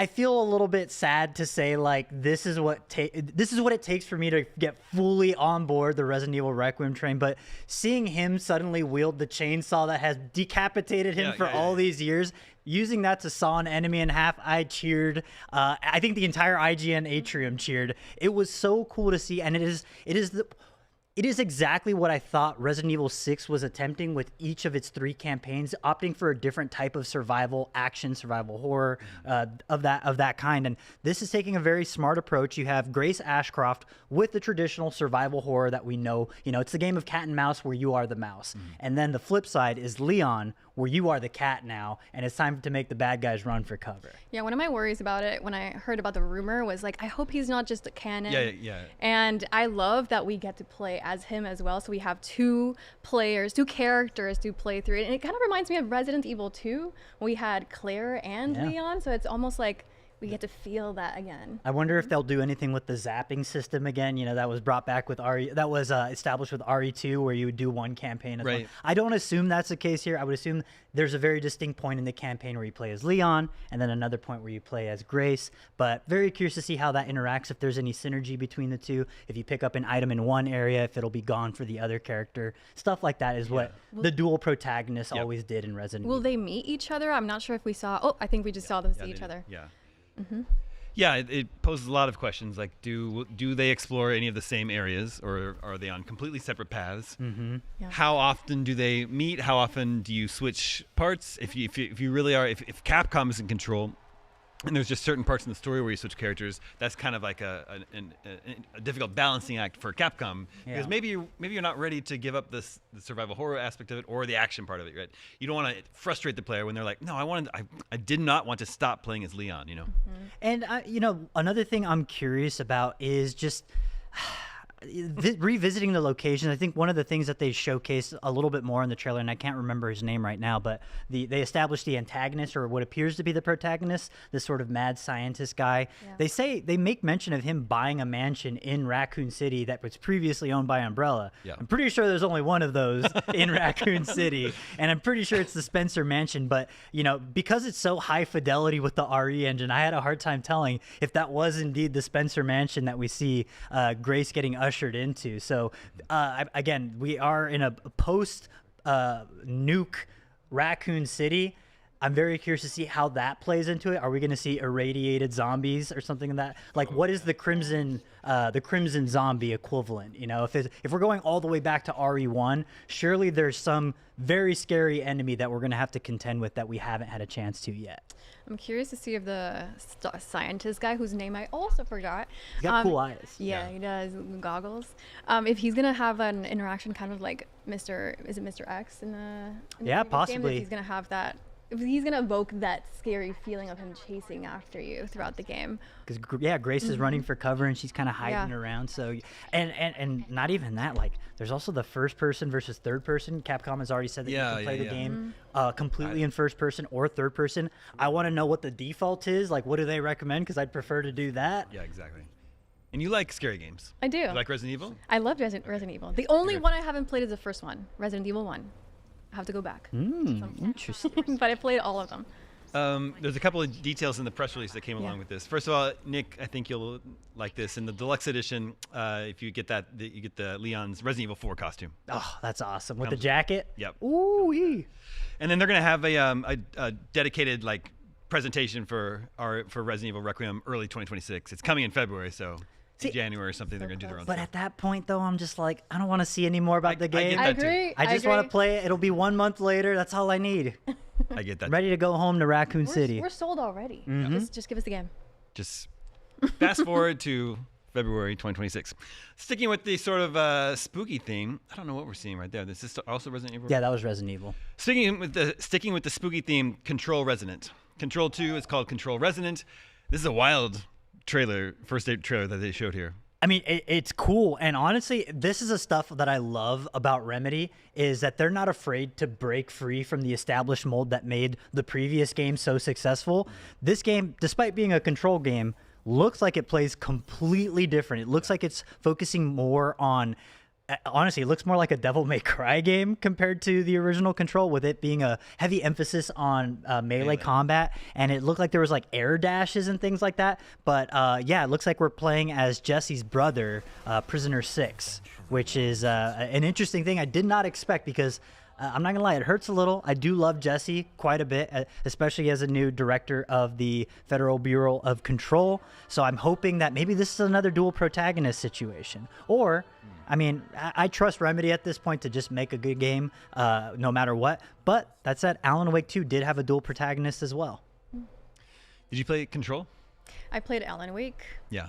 I was really intrigued by the what they said. They said we tried to contain everything. We tried to contain came out, and it looks like we saw multiple types of monsters throughout the entire trailer. And I'm curious about what things we might see.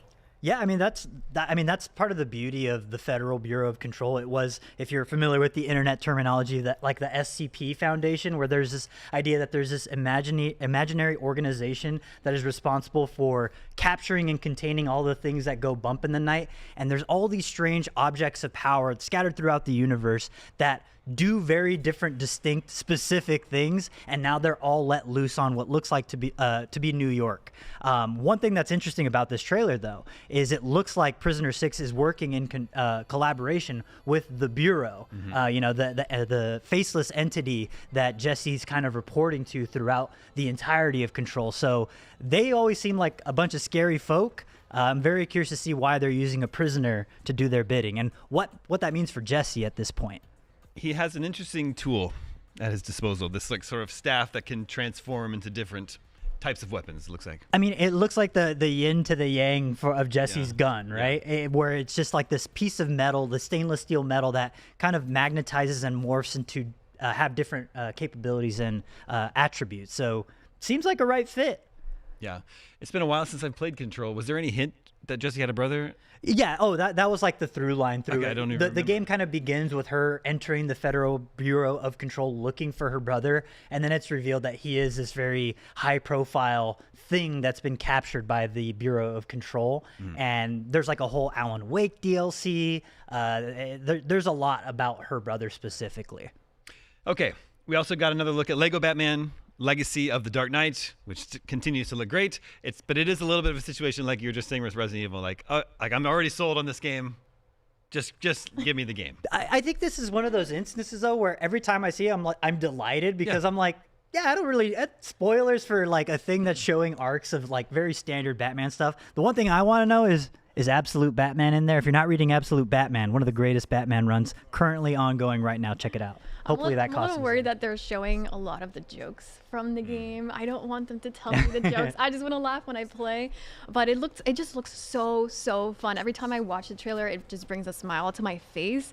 I mean, all of the characters look amazing. And are those the Claire Obscure guys? We saw a lot of villains on the trailer, and I was wondering if you guys spotted any new ones. I saw a lot of the characters that I like. I think we saw Penguin, we saw Two-Face. We saw Robin. Was Robin on the trailer? I don't know if Robin was established actually as being like a playable character. It looks like he's playable at least. Plus the Catwoman playing as a cat. That's very cute. I mean, it should be pretty exhaustive. Like, their last game was Lego Star Wars: The Skywalker Saga. Every single Star Wars movie in the Skywalker Saga, every character imaginable. So I would think it's going to be something similar. Just throw everybody in there. Yeah. And if you haven't already, check out our YouTube, because Max and Brian at Gamescom this year interviewed the developers, and they basically played like a game of yes or no of, is this Batman costume in it? And the developer was very candid. I did not expect them to answer as many of those questions as they did. So if you want a sneak preview of all the different costumes that are going to be in the game, check that out for sure. We also got a release date. That one's coming May 29th, which is hilarious because that is 3 days after when GTA 6 was supposed to arrive. They're just waiting. WB just... Oh, I guess if nobody wants this release date, I'll take it. Okay, we got plenty more to talk about from the Game Awards, but first, some brand new trailers we can't wait to show you. Check these out.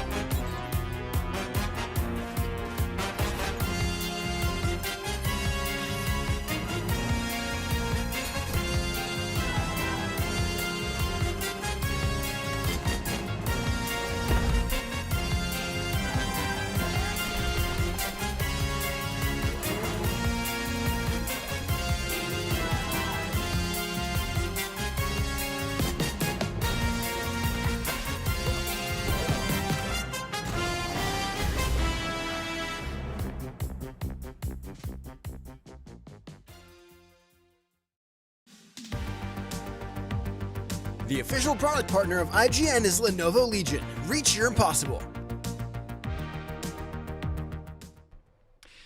You're watching IGN's Game Awards post-show coverage. Now, let's see what the folks online are talking about using our Lenovo Legion 7i, a laptop for everyone. The Lenovo Legion 7i features a GeForce RTX 50 series GPU, latest generation of Intel Core Ultra processor, a sleek glacier white design, thermal innovation for improved performance thanks to the Legion Cold Front Hyper, and Lenovo PureSight OLED display for low latency and breathtaking colors for any task. Our first tweet comes from... This one comes from my boy Hayes Madsen over on Blue Sky, who says, I absolutely cannot wait to get my hands on Phantom Blade Zero. After what I've played and seen, it's easily one of the most fascinating games of next year. Incredibly ambitious. And Hayes, I could not agree even more. Again, every time I see this game, it just, I can't believe it exists. Was this you, Nick? This is my alternate persona. This is my alternate persona. I had to get in the show somehow.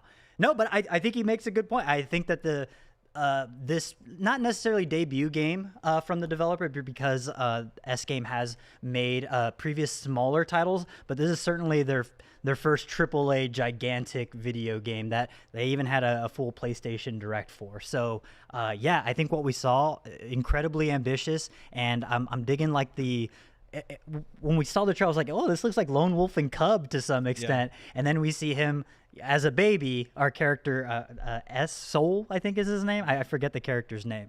But he gets rescued as a baby by this man in a mask. And then later at the end of this trailer, we see him having to face off against this man who saved him, which is always fun synergy. Yeah. It's always good. It's like poetry. It rhymes.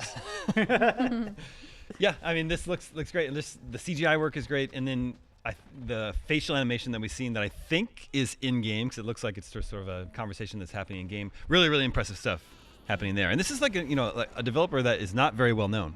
Correct. And again, not especially not for a game of this scale. And the thing that always continues to impress me, The thing I love about video games, especially action games, is when they constantly give you new toys to play with. Because after a while, you get tired of playing with the same old sword, or same old, shield or whatever. There's so much variety in terms of all the different weaponry the character can wield, and I'm pretty pumped for it. I'm very curious to see if I could play with the original dialect, though. That'd be nice. Yeah, that's become more and more common. That's usually a requirement for me. Hopefully. And we got a release date for this too. This is in September. September 9th of 2026. So a little bit a ways away, but it'll be nice. When is GTA again? That's in November. Okay, so that'll give us plenty of time to beat Phantom Blade 0 before GTA 6. Something to tide us over. I'm looking at going to the release count here so we can start. I always like to try and plan your schedules. Around September, I think this has got to be the only game. Also the Halloween game is the day before, September 8th. Okay. So those are 2 games in September right now: Phantom Blade 0 and Halloween. I think I know which one I'm gonna buy. There you go. I think I know which one you're going to play too. Okay, leaked ahead of time before the Game Awards was the Tomb Raider leak, but that was for the Tomb Raider remake. We actually got 2 Tomb Raider games here. So first is the all-new. Well, let's do the remake first. That's coming next year. Tomb Raider: Legacy of Atlantis, a remake/reimagining of the original 1996 game, coming for that game's 30th anniversary next year in 2026. She looked amazing. She looks great. I love her old costume. She just looks incredible. I loved everything that I saw, and I'm excited to jump into the world of Lara Croft in her, original game for the first time, remade for 2026. Certainly easier to play, I would assume, now in 2025. Just jumping across the chasm is going to be a handstand. I think. Did she do all these acrobatics in the first Yes. Oh, game yes. too? So that's the because that was so is different. when she she goes up the thing and then she does like a Backwards. handstand. I loved it so. Flip. Yeah, It's so It's stylish. very iconic from the original. It's so cool, and I'm glad that they did that. And then as soon as you see the dinosaur print in this, Yeah. there, I was like, oh, the dinos are back, let's go. And then she has like a Max Payne move where she can dive backwards, shooting 2 handguns. Looks great. There's the swan dive that looks exactly like as it did in the original game, and then the swimming. When she's swimming, it's just like Yes. I remember these scenes. And now you probably won't get trapped in a weird angle underwater and drown to death. No, and this also means Unreal Engine 5, we can lock the butler in the freezer.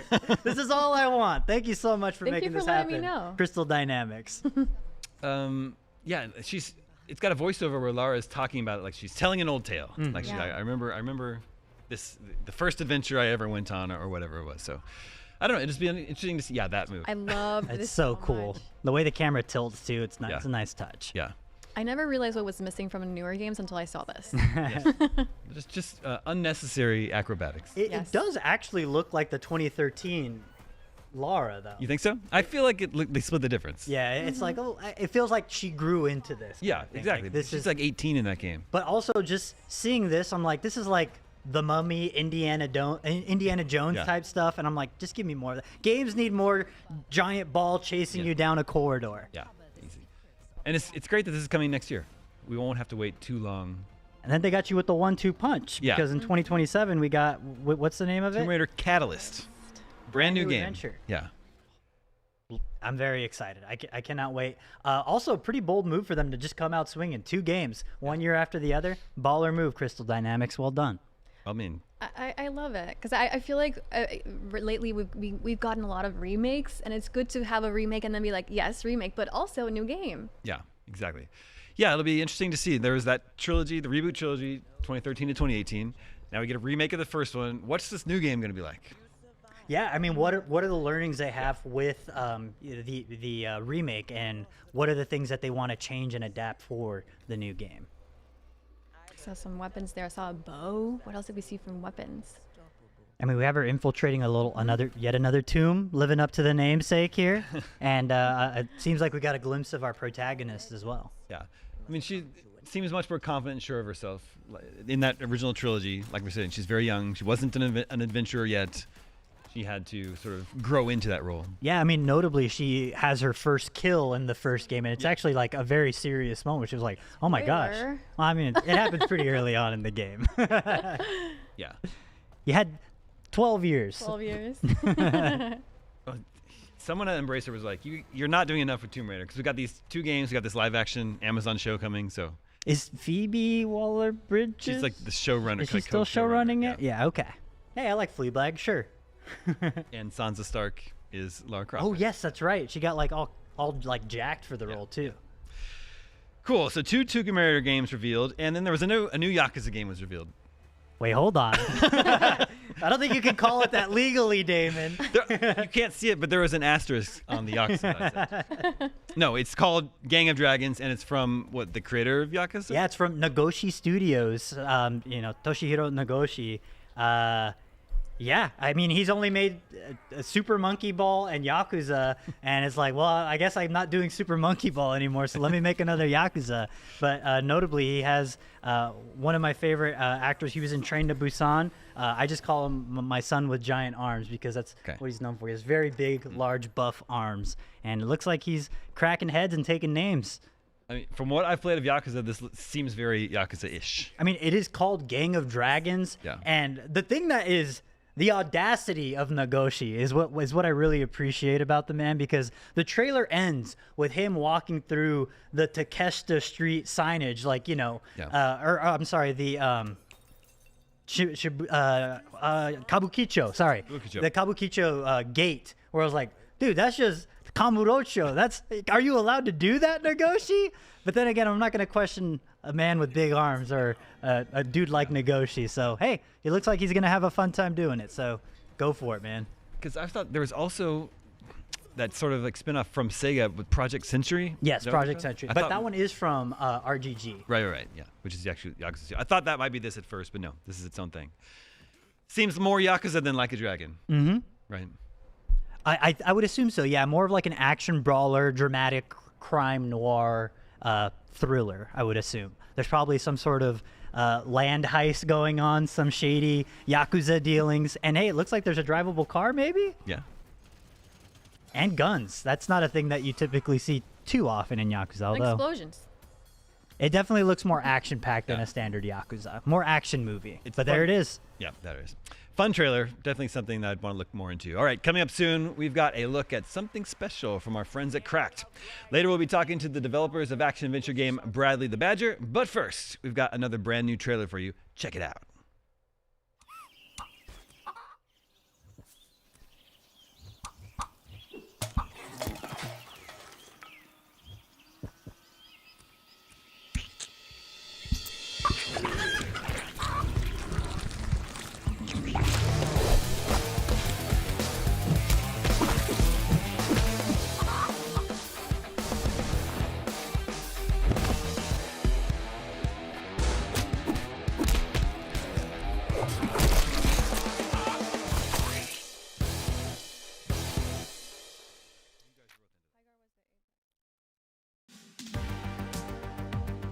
The official product partner of IGN is Lenovo Legion. Reach your impossible. Well, that just about wraps up our 2025 Game Awards coverage here on IGN. Before we go, I want to get some final thoughts from the panel on how the show was. Let's start with you, Aliek. How was the show this year? I loved it this year compared to last year. Although last year I will give it points because of Witcher, because I love Witcher. But I feel like it started strong with Star Wars, and then we ended with some really awesome games. I mean, we'll talk about High Guard later, but I'm excited to see a new first-person shooter come into the world of FPS games. So I loved it. Although I will say though, we didn't get anything from Hideo Kojima, so I was expecting. And he was even there. He wasn't? I thought he was. No, he was there. He was, yeah. So I expected to see something from Fizzent or specifically OD. That's what I really was looking for. But I'm just really happy we got a new Star Wars game. Yeah, I feel off balance. They show Kojima and there's nothing. he didn't even get to the stage. What's going on, Jeff? No, I thought it was a fun show.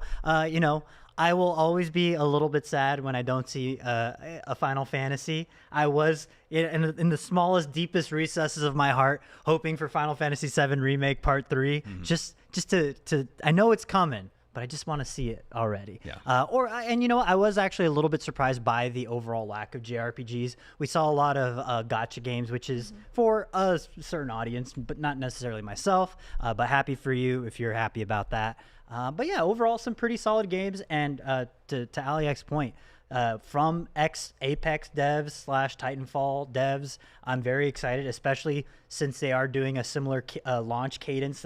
It feels like Apex Legends kind of showed up one day and kind of shadow dropped, and it feels like Highguard's about to do the same thing. It's coming out in like 7 weeks, I think Geoff said. So late January. Very excited to jump into that. Yeah, let's talk briefly about Highguard. So that was his last big reveal this year. It seems to be like a fantasy shooter, fantasy shooter with guns. Yeah. And horses. And rideable horses. It kind of seems like instead of jumping out of a plane, you are riding into battle on the horses as your like initial let's get into position thing. But the one thing that really got my attention was I wouldn't necessarily call it doesn't seem particularly like a hero shooter, although each class or character does have their own distinct ability. It reminds me of something like Apex Legends with their ults, or even something like Valorant. And I think the beauty of something like Valorant is all of the ults have some sort of like area of denial effect to them. So it forces you to think a little more strategically. And based on what we saw in this trailer, it looks like the impression I got is the multiplayer match unfolds in distinct phases where you kind of get wide open space and it gets narrower and narrower into more arena-based combat as you kind of meet in the middle where you have two literal Mortal Engines looking tanks kind of just colliding against one another. So I'm very curious to see what the overall gameplay loop is like. And it certainly looks distinct and like something I've never really seen before. So that's got my attention. Plus, coming from the caliber, Apex Legends, Titanfall, they know how to make a game that feels good to play, and I can't wait to play yet another good feeling first-person shooter because we need it. Yeah, I'm specifically interested in how this theme is going to attract competitive players. I think we talk about Apex, there's a lot of competitive players in there, and also Titanfall too. So seeing a medieval fantasy theme, I think, is something that some people might be shocked at. At least I was a bit taken aback. I didn't realize that this would be something I would be potentially trying out, but I'm intrigued by it. I'm curious about how competitively people will adopt this game, and I know there's some people who love hero shooters and some who absolutely don't, but this looked like a really fun blend of a lot of things we've seen from different shooters. And I mean, they said it, they wanted to create a new breed of shooter, and it looks like they're doing so. They say anything about when this is coming? January 27th, I want to say. It's like, it's 7 weeks out, free to play as well. Yeah. So very exciting. I will for sure be checking it out day one. Hopefully no one's as good as they are at Apex at this game, because now I look at Apex Legends gameplay, I'm like, I'm not doing any of that. That stuff's crazy. It's releasing so soon, January 26th. So. Oh, yeah. A Day of Kings. Soon. All right, that's Highguard. Good show this year. Good show. 2 Star Wars games that are a surprise. 2 Tomb Raider games. Surprise Lenny Kravitz. Lenny Kravitz, villain in 007 First Light. That's great. I love it. Resident Evil Requiem's looking great, and the Divinity trailer was real gross. Mm-hmm. We actually have a few more of our own surprises to show you, so let's get right to it with some brand new looks and deep dives at some amazing things heading your way soon. Roll it.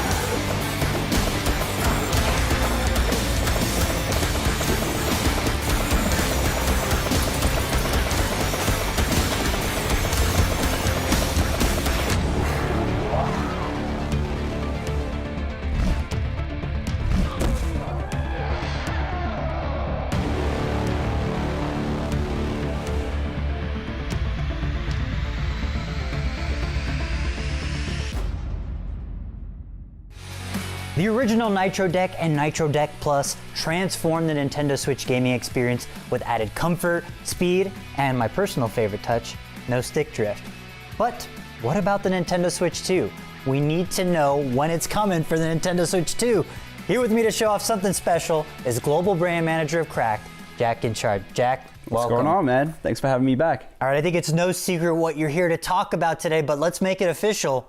What have you got to play with today? So we're here to showcase and launch pre-orders for the official Nitro Deck 2 for Switch 2, and I'm so happy to be back. It's finally here. You finally brought it. You've given the people what they want. And when can people pre-order? It's available right now, right? It's available for pre-order right now at cracked.gg, that's crkd.gg. And yeah, I mean, let's talk more about kind of what makes it different and kind of the improvements we've made from the original Nitro Deck that people loved. So walk me through it. How do you actually get a Nintendo Switch 2 connected to the Nitro Deck 2? Yeah, so unlike the original Nitro Deck or the Nitro Deck Plus, where the console slid down into the deck, with the Nitro Deck 2, you have this new retractable locking mechanism where you pop the lock and it expands and retracts. Okay. So I've got a switch here somewhere. How convenient! I love it. Instead of sliding it down into the deck, you place it now on these rubberized backings. There's a little guide right here to help you line it up. No longer locked to like that kind of cradle that you need to lock it into. Yeah, Very similar to like some handheld phone devices I've seen around. Yeah. So essentially, you place it in and then tighten it on the back so it doesn't fall out. You tighten the dial, and that's it. Yeah, no, this is great. One thing I really appreciate about the Nitro Deck line of products is the added heft that they add to the Nintendo Switch. I know it's going to come down to personal preference, but for me, I like my consoles to feel meaty and have a nice little heft to them. That way it feels, it feels sturdy in your hands sort of thing. And I'm digging the build. Now, you had mentioned previously that what we're seeing here is currently a prototype version of the Nitro Deck 2, and I'm already in love with what I'm seeing and feeling here, and it's only going to get better. Yeah, so another main difference too is kind of it's more sculpted and refined. So it feels even more ergonomic in your hands. I mean, you can really feel the difference when it's in your hands. Also, the placement of that right thumbstick. With the original Nitro Deck, you had it either above or below the action buttons. With the Nitro Deck 2, we've offset it a bit, so your thumb kind of rests more ergonomically for that kind of handheld experience that you would want from a Nitro Deck. It feels a little more sleek and refined. Like, it feels more comfortable to hold. It has a nice little weight to it. And me personally, I'm a huge fan of offset analog sticks. I think that is the superior way of holding a controller. And I couldn't be more thrilled that this is kind of aligning with my sensibilities. Now, you had said that once you lock it in and secure it, it's ready to go. Is it auto pair? Do you need to do any sort of pairing? You said this connects via Bluetooth, correct? Yeah, so that's another great point. Let's talk about connectivity, because with the original Nitro Deck, remember, it was a wired connection. But with the Nitro Deck 2, it's mainly, the main connection type is going to be Bluetooth. So you would connect it as you would with a Pro controller. There's a pairing mode, you pair it. But also, if you want to use it in wired mode, it comes with this U-shape USB-C adapter that plugs into the deck and the Switch at the bottom. That way you get the lowest latency possible. Right, because if you're connected exclusively via Bluetooth, there is the possibility of some latency. Yeah, and depending on the environment too, right? There's interference. So now, tell me a little bit about price point up front. How much is the Nitro Deck 2 available for purchase? So pre-orders go live today at crack.gg, that's crkd.gg, and the price for the Nitro Deck 2 is going to be $99.99, and that comes with the deck, the centerpiece. It comes with, we forgot to mention that it's backwards compatible with the original Switch and the OLED Switch because of that retractable design. So you get this compatibility bar that's built for the OG and OLED Switch. So you kind of reintroduced the cradle for the OG Switch and OLED. So yeah, you get that as well, that U-shape adapter and a charging cable. And also separately, we're launching pre-orders for a hard shell case that you see right here, and that'll be $39.99 as well. I love it. I'm digging the design, and I love the little rubberized tips right here. It's looking clean and looking classy. Over the last couple of years, we've been listening to the community, we've been making improvements. So taking all the feedback that we got from the community and trying to put it into the Nitro Deck 2, trying to think about what people would want in the Nitro Deck 2. I think we've encompassed all of that in this device, and I'm really happy, I'm really proud with this, and I'm super excited to bring it to gamers. Yeah, it's feeling good so far, but would you mind actually walking us through, so you said you guys have been listening to the community quite a bit. Yeah. Could you talk a little bit about how you and the team have iterated on the design of the Nitro Deck and Nitro Deck Plus with 2, based on feedback, guidelines, anything people might have been saying? Yeah, so let's run through it real quick. So, like I said before, it's a little bit more sculpted and refined, so it feels more ergonomic.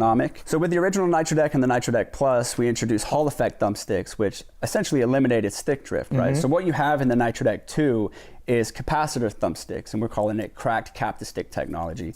So we've opted to use capacitor sticks, which essentially is similar but different. There's no contact point, so you still have that longevity of the stick. There's still no stick drift, but it uses low power, so low battery drainage.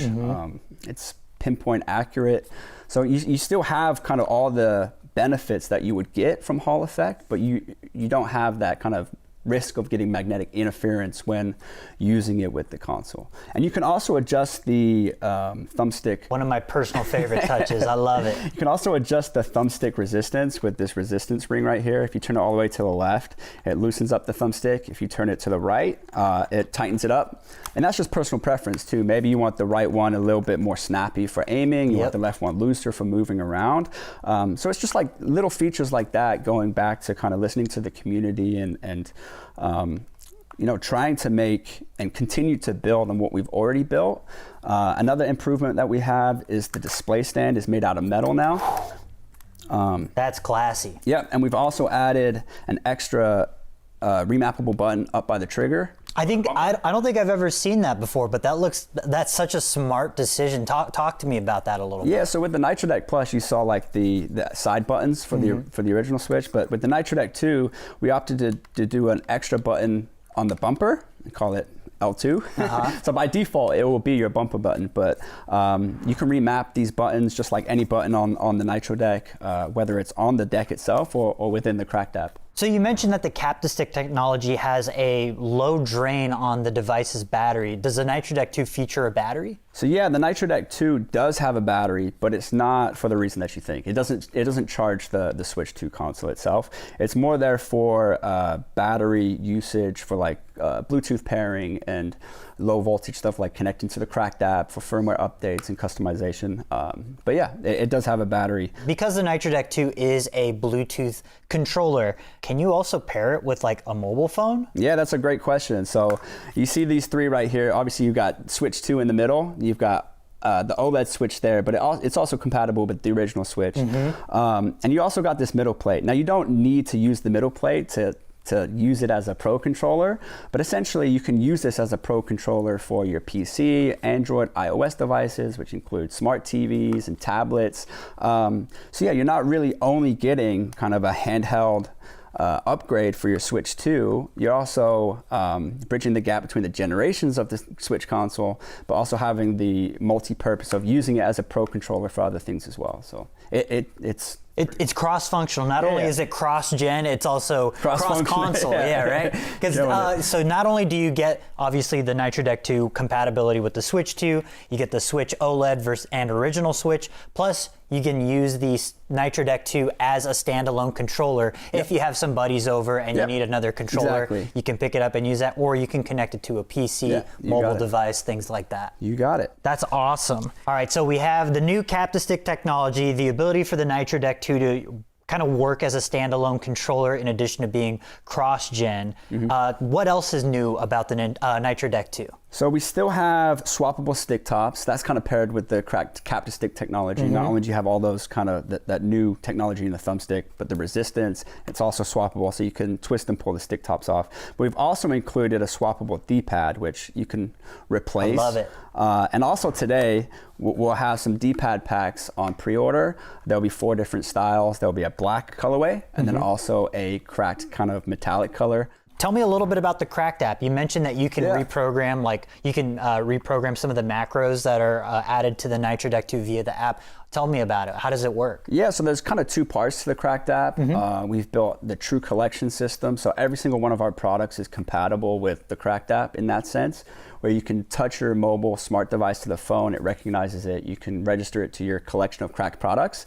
And then from there, you have Cracked Control. So since the Nitro Deck 2 has Bluetooth, you can connect via Bluetooth to Cracked Control to adjust the customizable features like button remapping, firmware updates, and things like that. Now, before we round things out a little bit, I just want to clear up something that might lead to some possible confusion. If you're looking to pre-order the Nitro Deck 2 right now, you might notice a difference between the black here. Could you talk a little bit about what's available via the pre-order versus this? Yeah, so for pre-order today, you're going to have Smoke Black, which is kind of a smoky black translucent front cabinet. And we're also going to have a white edition, which very similar to what you see here. The only difference is that the thumbstick base is going to be like this cracked metallic color. But yeah, you're going to have smoke black and white available for pre-order today. Looking real classy. Now I gotta ask, is there any plans for additional color variants, colorways? Because I know that the purple retro look was super popular with our audience, as well as the kind of gray retro look. Any plans for anything special in that regard? Yeah, so we're launching with smoke black and white as our main SKUs that will be kind of stable SKUs going forward. But I mean, we're looking at maybe collections in the future, but right now, for the foreseeable future, it will just be white and smoke black. So you may see some cool collections maybe halfway towards the end of 26. We'll have to have you back to talk about those as well. But Jack, thank you so much for joining me. Thanks for having me back, man. It's a pleasure. The Nitro Deck 2 is available for pre-order right now in the smoky black and white, so make sure to check it out. Where can people find it again? At cracked.gg, that's crkd.gg. There you go. And for more on all things Cracked, stay tuned to IGN.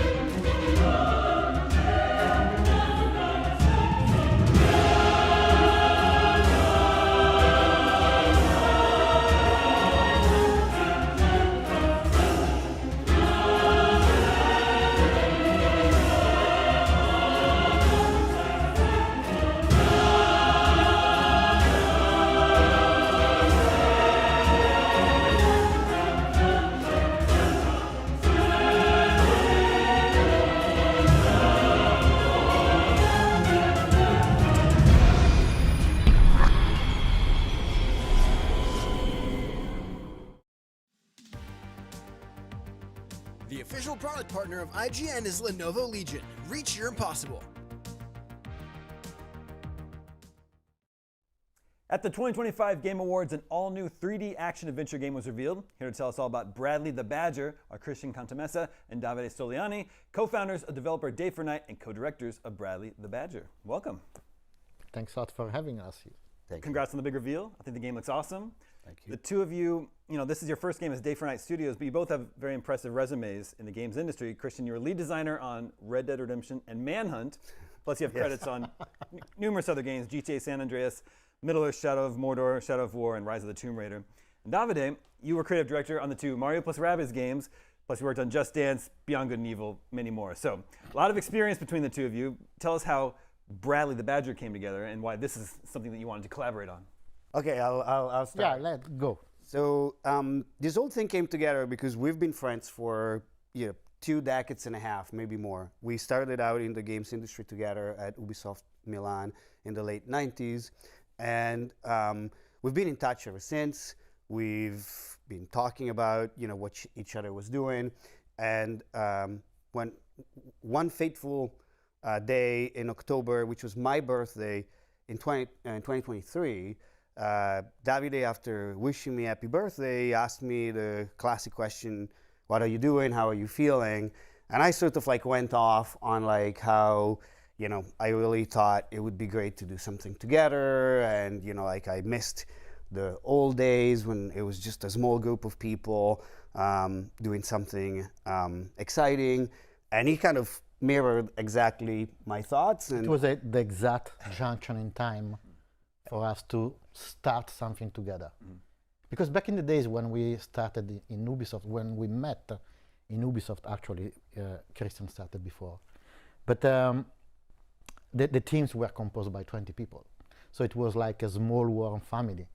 And then everything changed in 27 years. So my last team was 480 people. So it was quite huge, and I'm sure the same for you at Perfect Dark. Yeah, big teams, big responsibilities with big budgets, and so it was the impetus behind it was to kind of go back to the beginning in a way, and it all started from that phone call. Then after that, we we were riffing on ideas at that point already. How did you settle on a animal mascot 3D platformer? I think that the start of it all was sort of like what kind of game we felt like we could do together and what kind of a story we could do together. A big passion for me is storytelling. I've designed games and gameplay mechanics, but for me it's always been a medium to tell a story. And Davide is the master of like player first game mechanics. And so it was always like, what can we do that has what you're a genius in and what I can contribute. There is also a bit of what we loved when we were younger, like games from Rare, games from Nintendo. So I believe that Bradley is that kind of colorful and joyful mascot, but then the mechanics and the story are something completely new and innovative.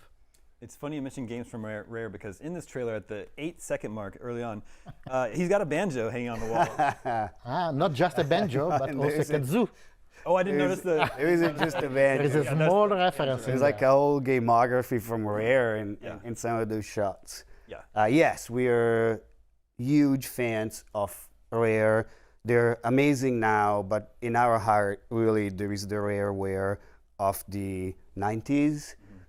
Games that we grew up playing, but also games that were there while we were making games. We were doing Game Boy Color games, and we were playing Banjo-Kazooie and Conquer Bad Fur Day, and we were like, okay, we might as well just call it quits and go home. Made us.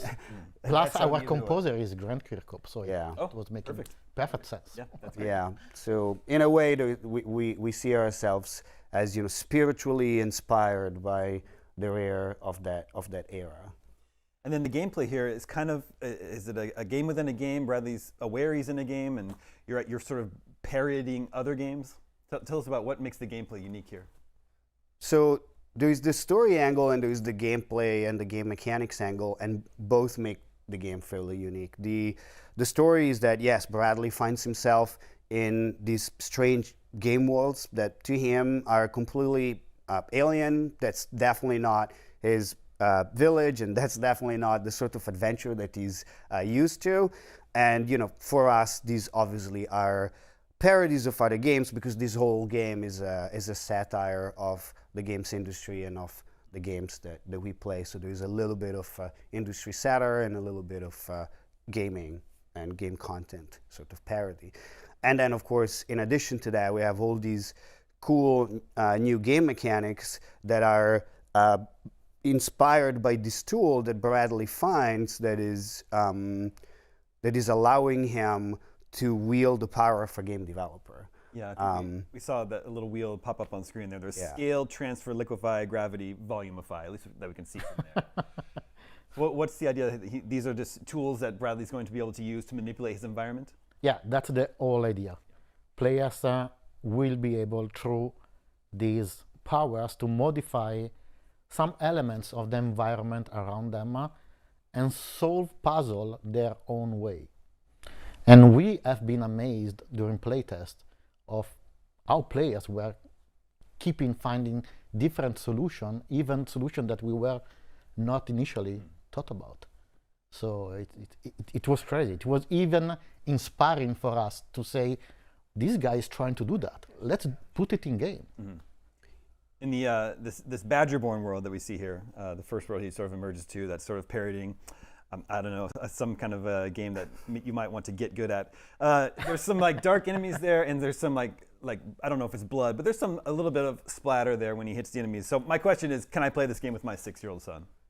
Yes, absolutely. We want to tell a story and make a game for all ages, and we're very much inspired by Pixar films and movies like the Lego Movie, Wreck-It Ralph. So really something that kids and young adults can enjoy for the content, for the mascot, for the gameplay, and then an adult can play it and find deeper meanings, outer layers, inner layers, and sort of like get some of the jokes that maybe a kid would just not immediately understand. Plus, I will say that also our art director, which is Fabio Pochet, it's a great art director. It comes with a huge background from Disney.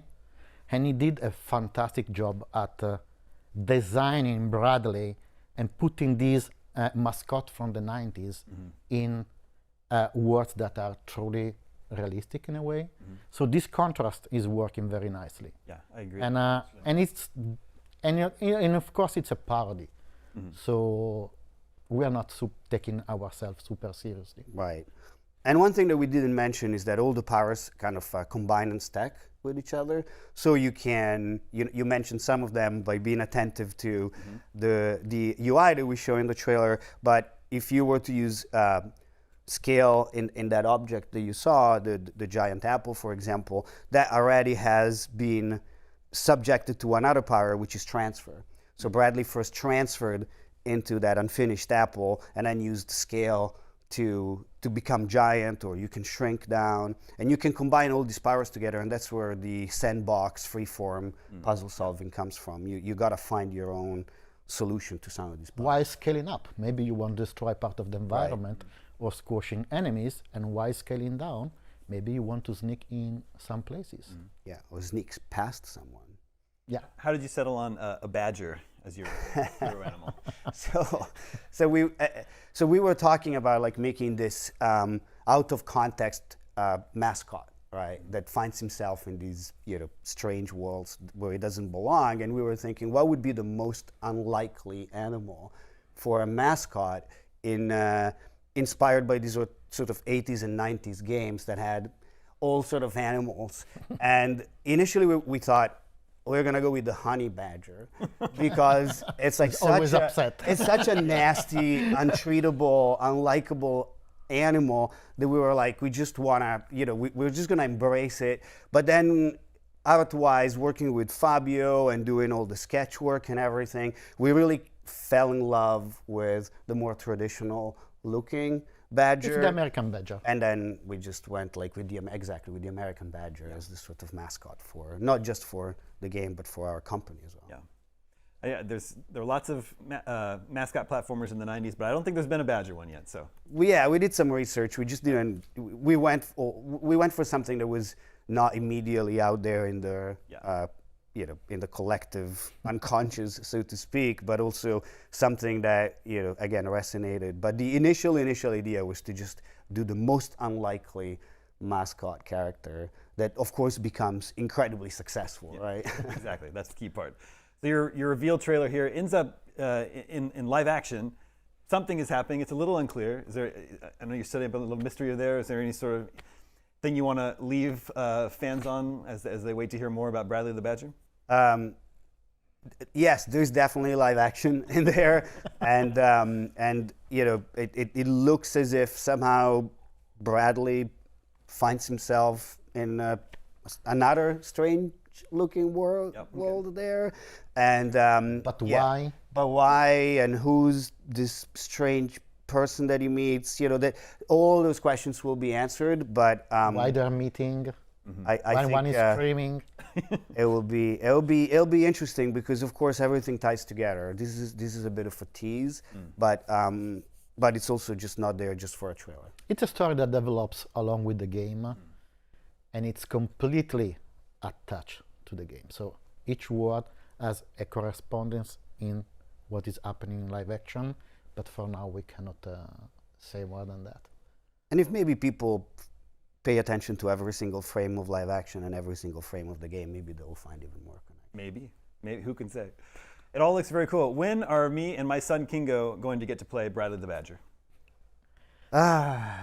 It will be out when it's ready. Okay. So we need to wait a little bit more because we ventured in this journey because we want to do something like we like to do things.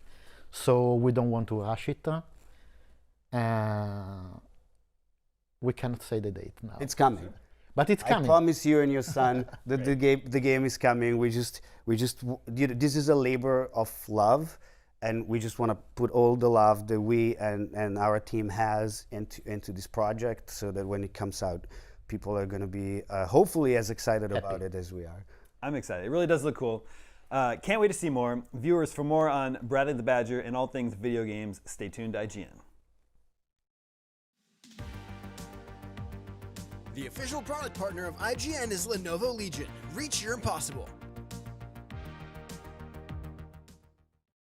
Well, thank you all so much for hanging out and watching the Game Awards with us tonight. And as always, a big thank you to everyone working behind the scenes here at IGN for helping us cover live events all year long. We will see you all real soon. From all of us here at IGN, thank you and good night.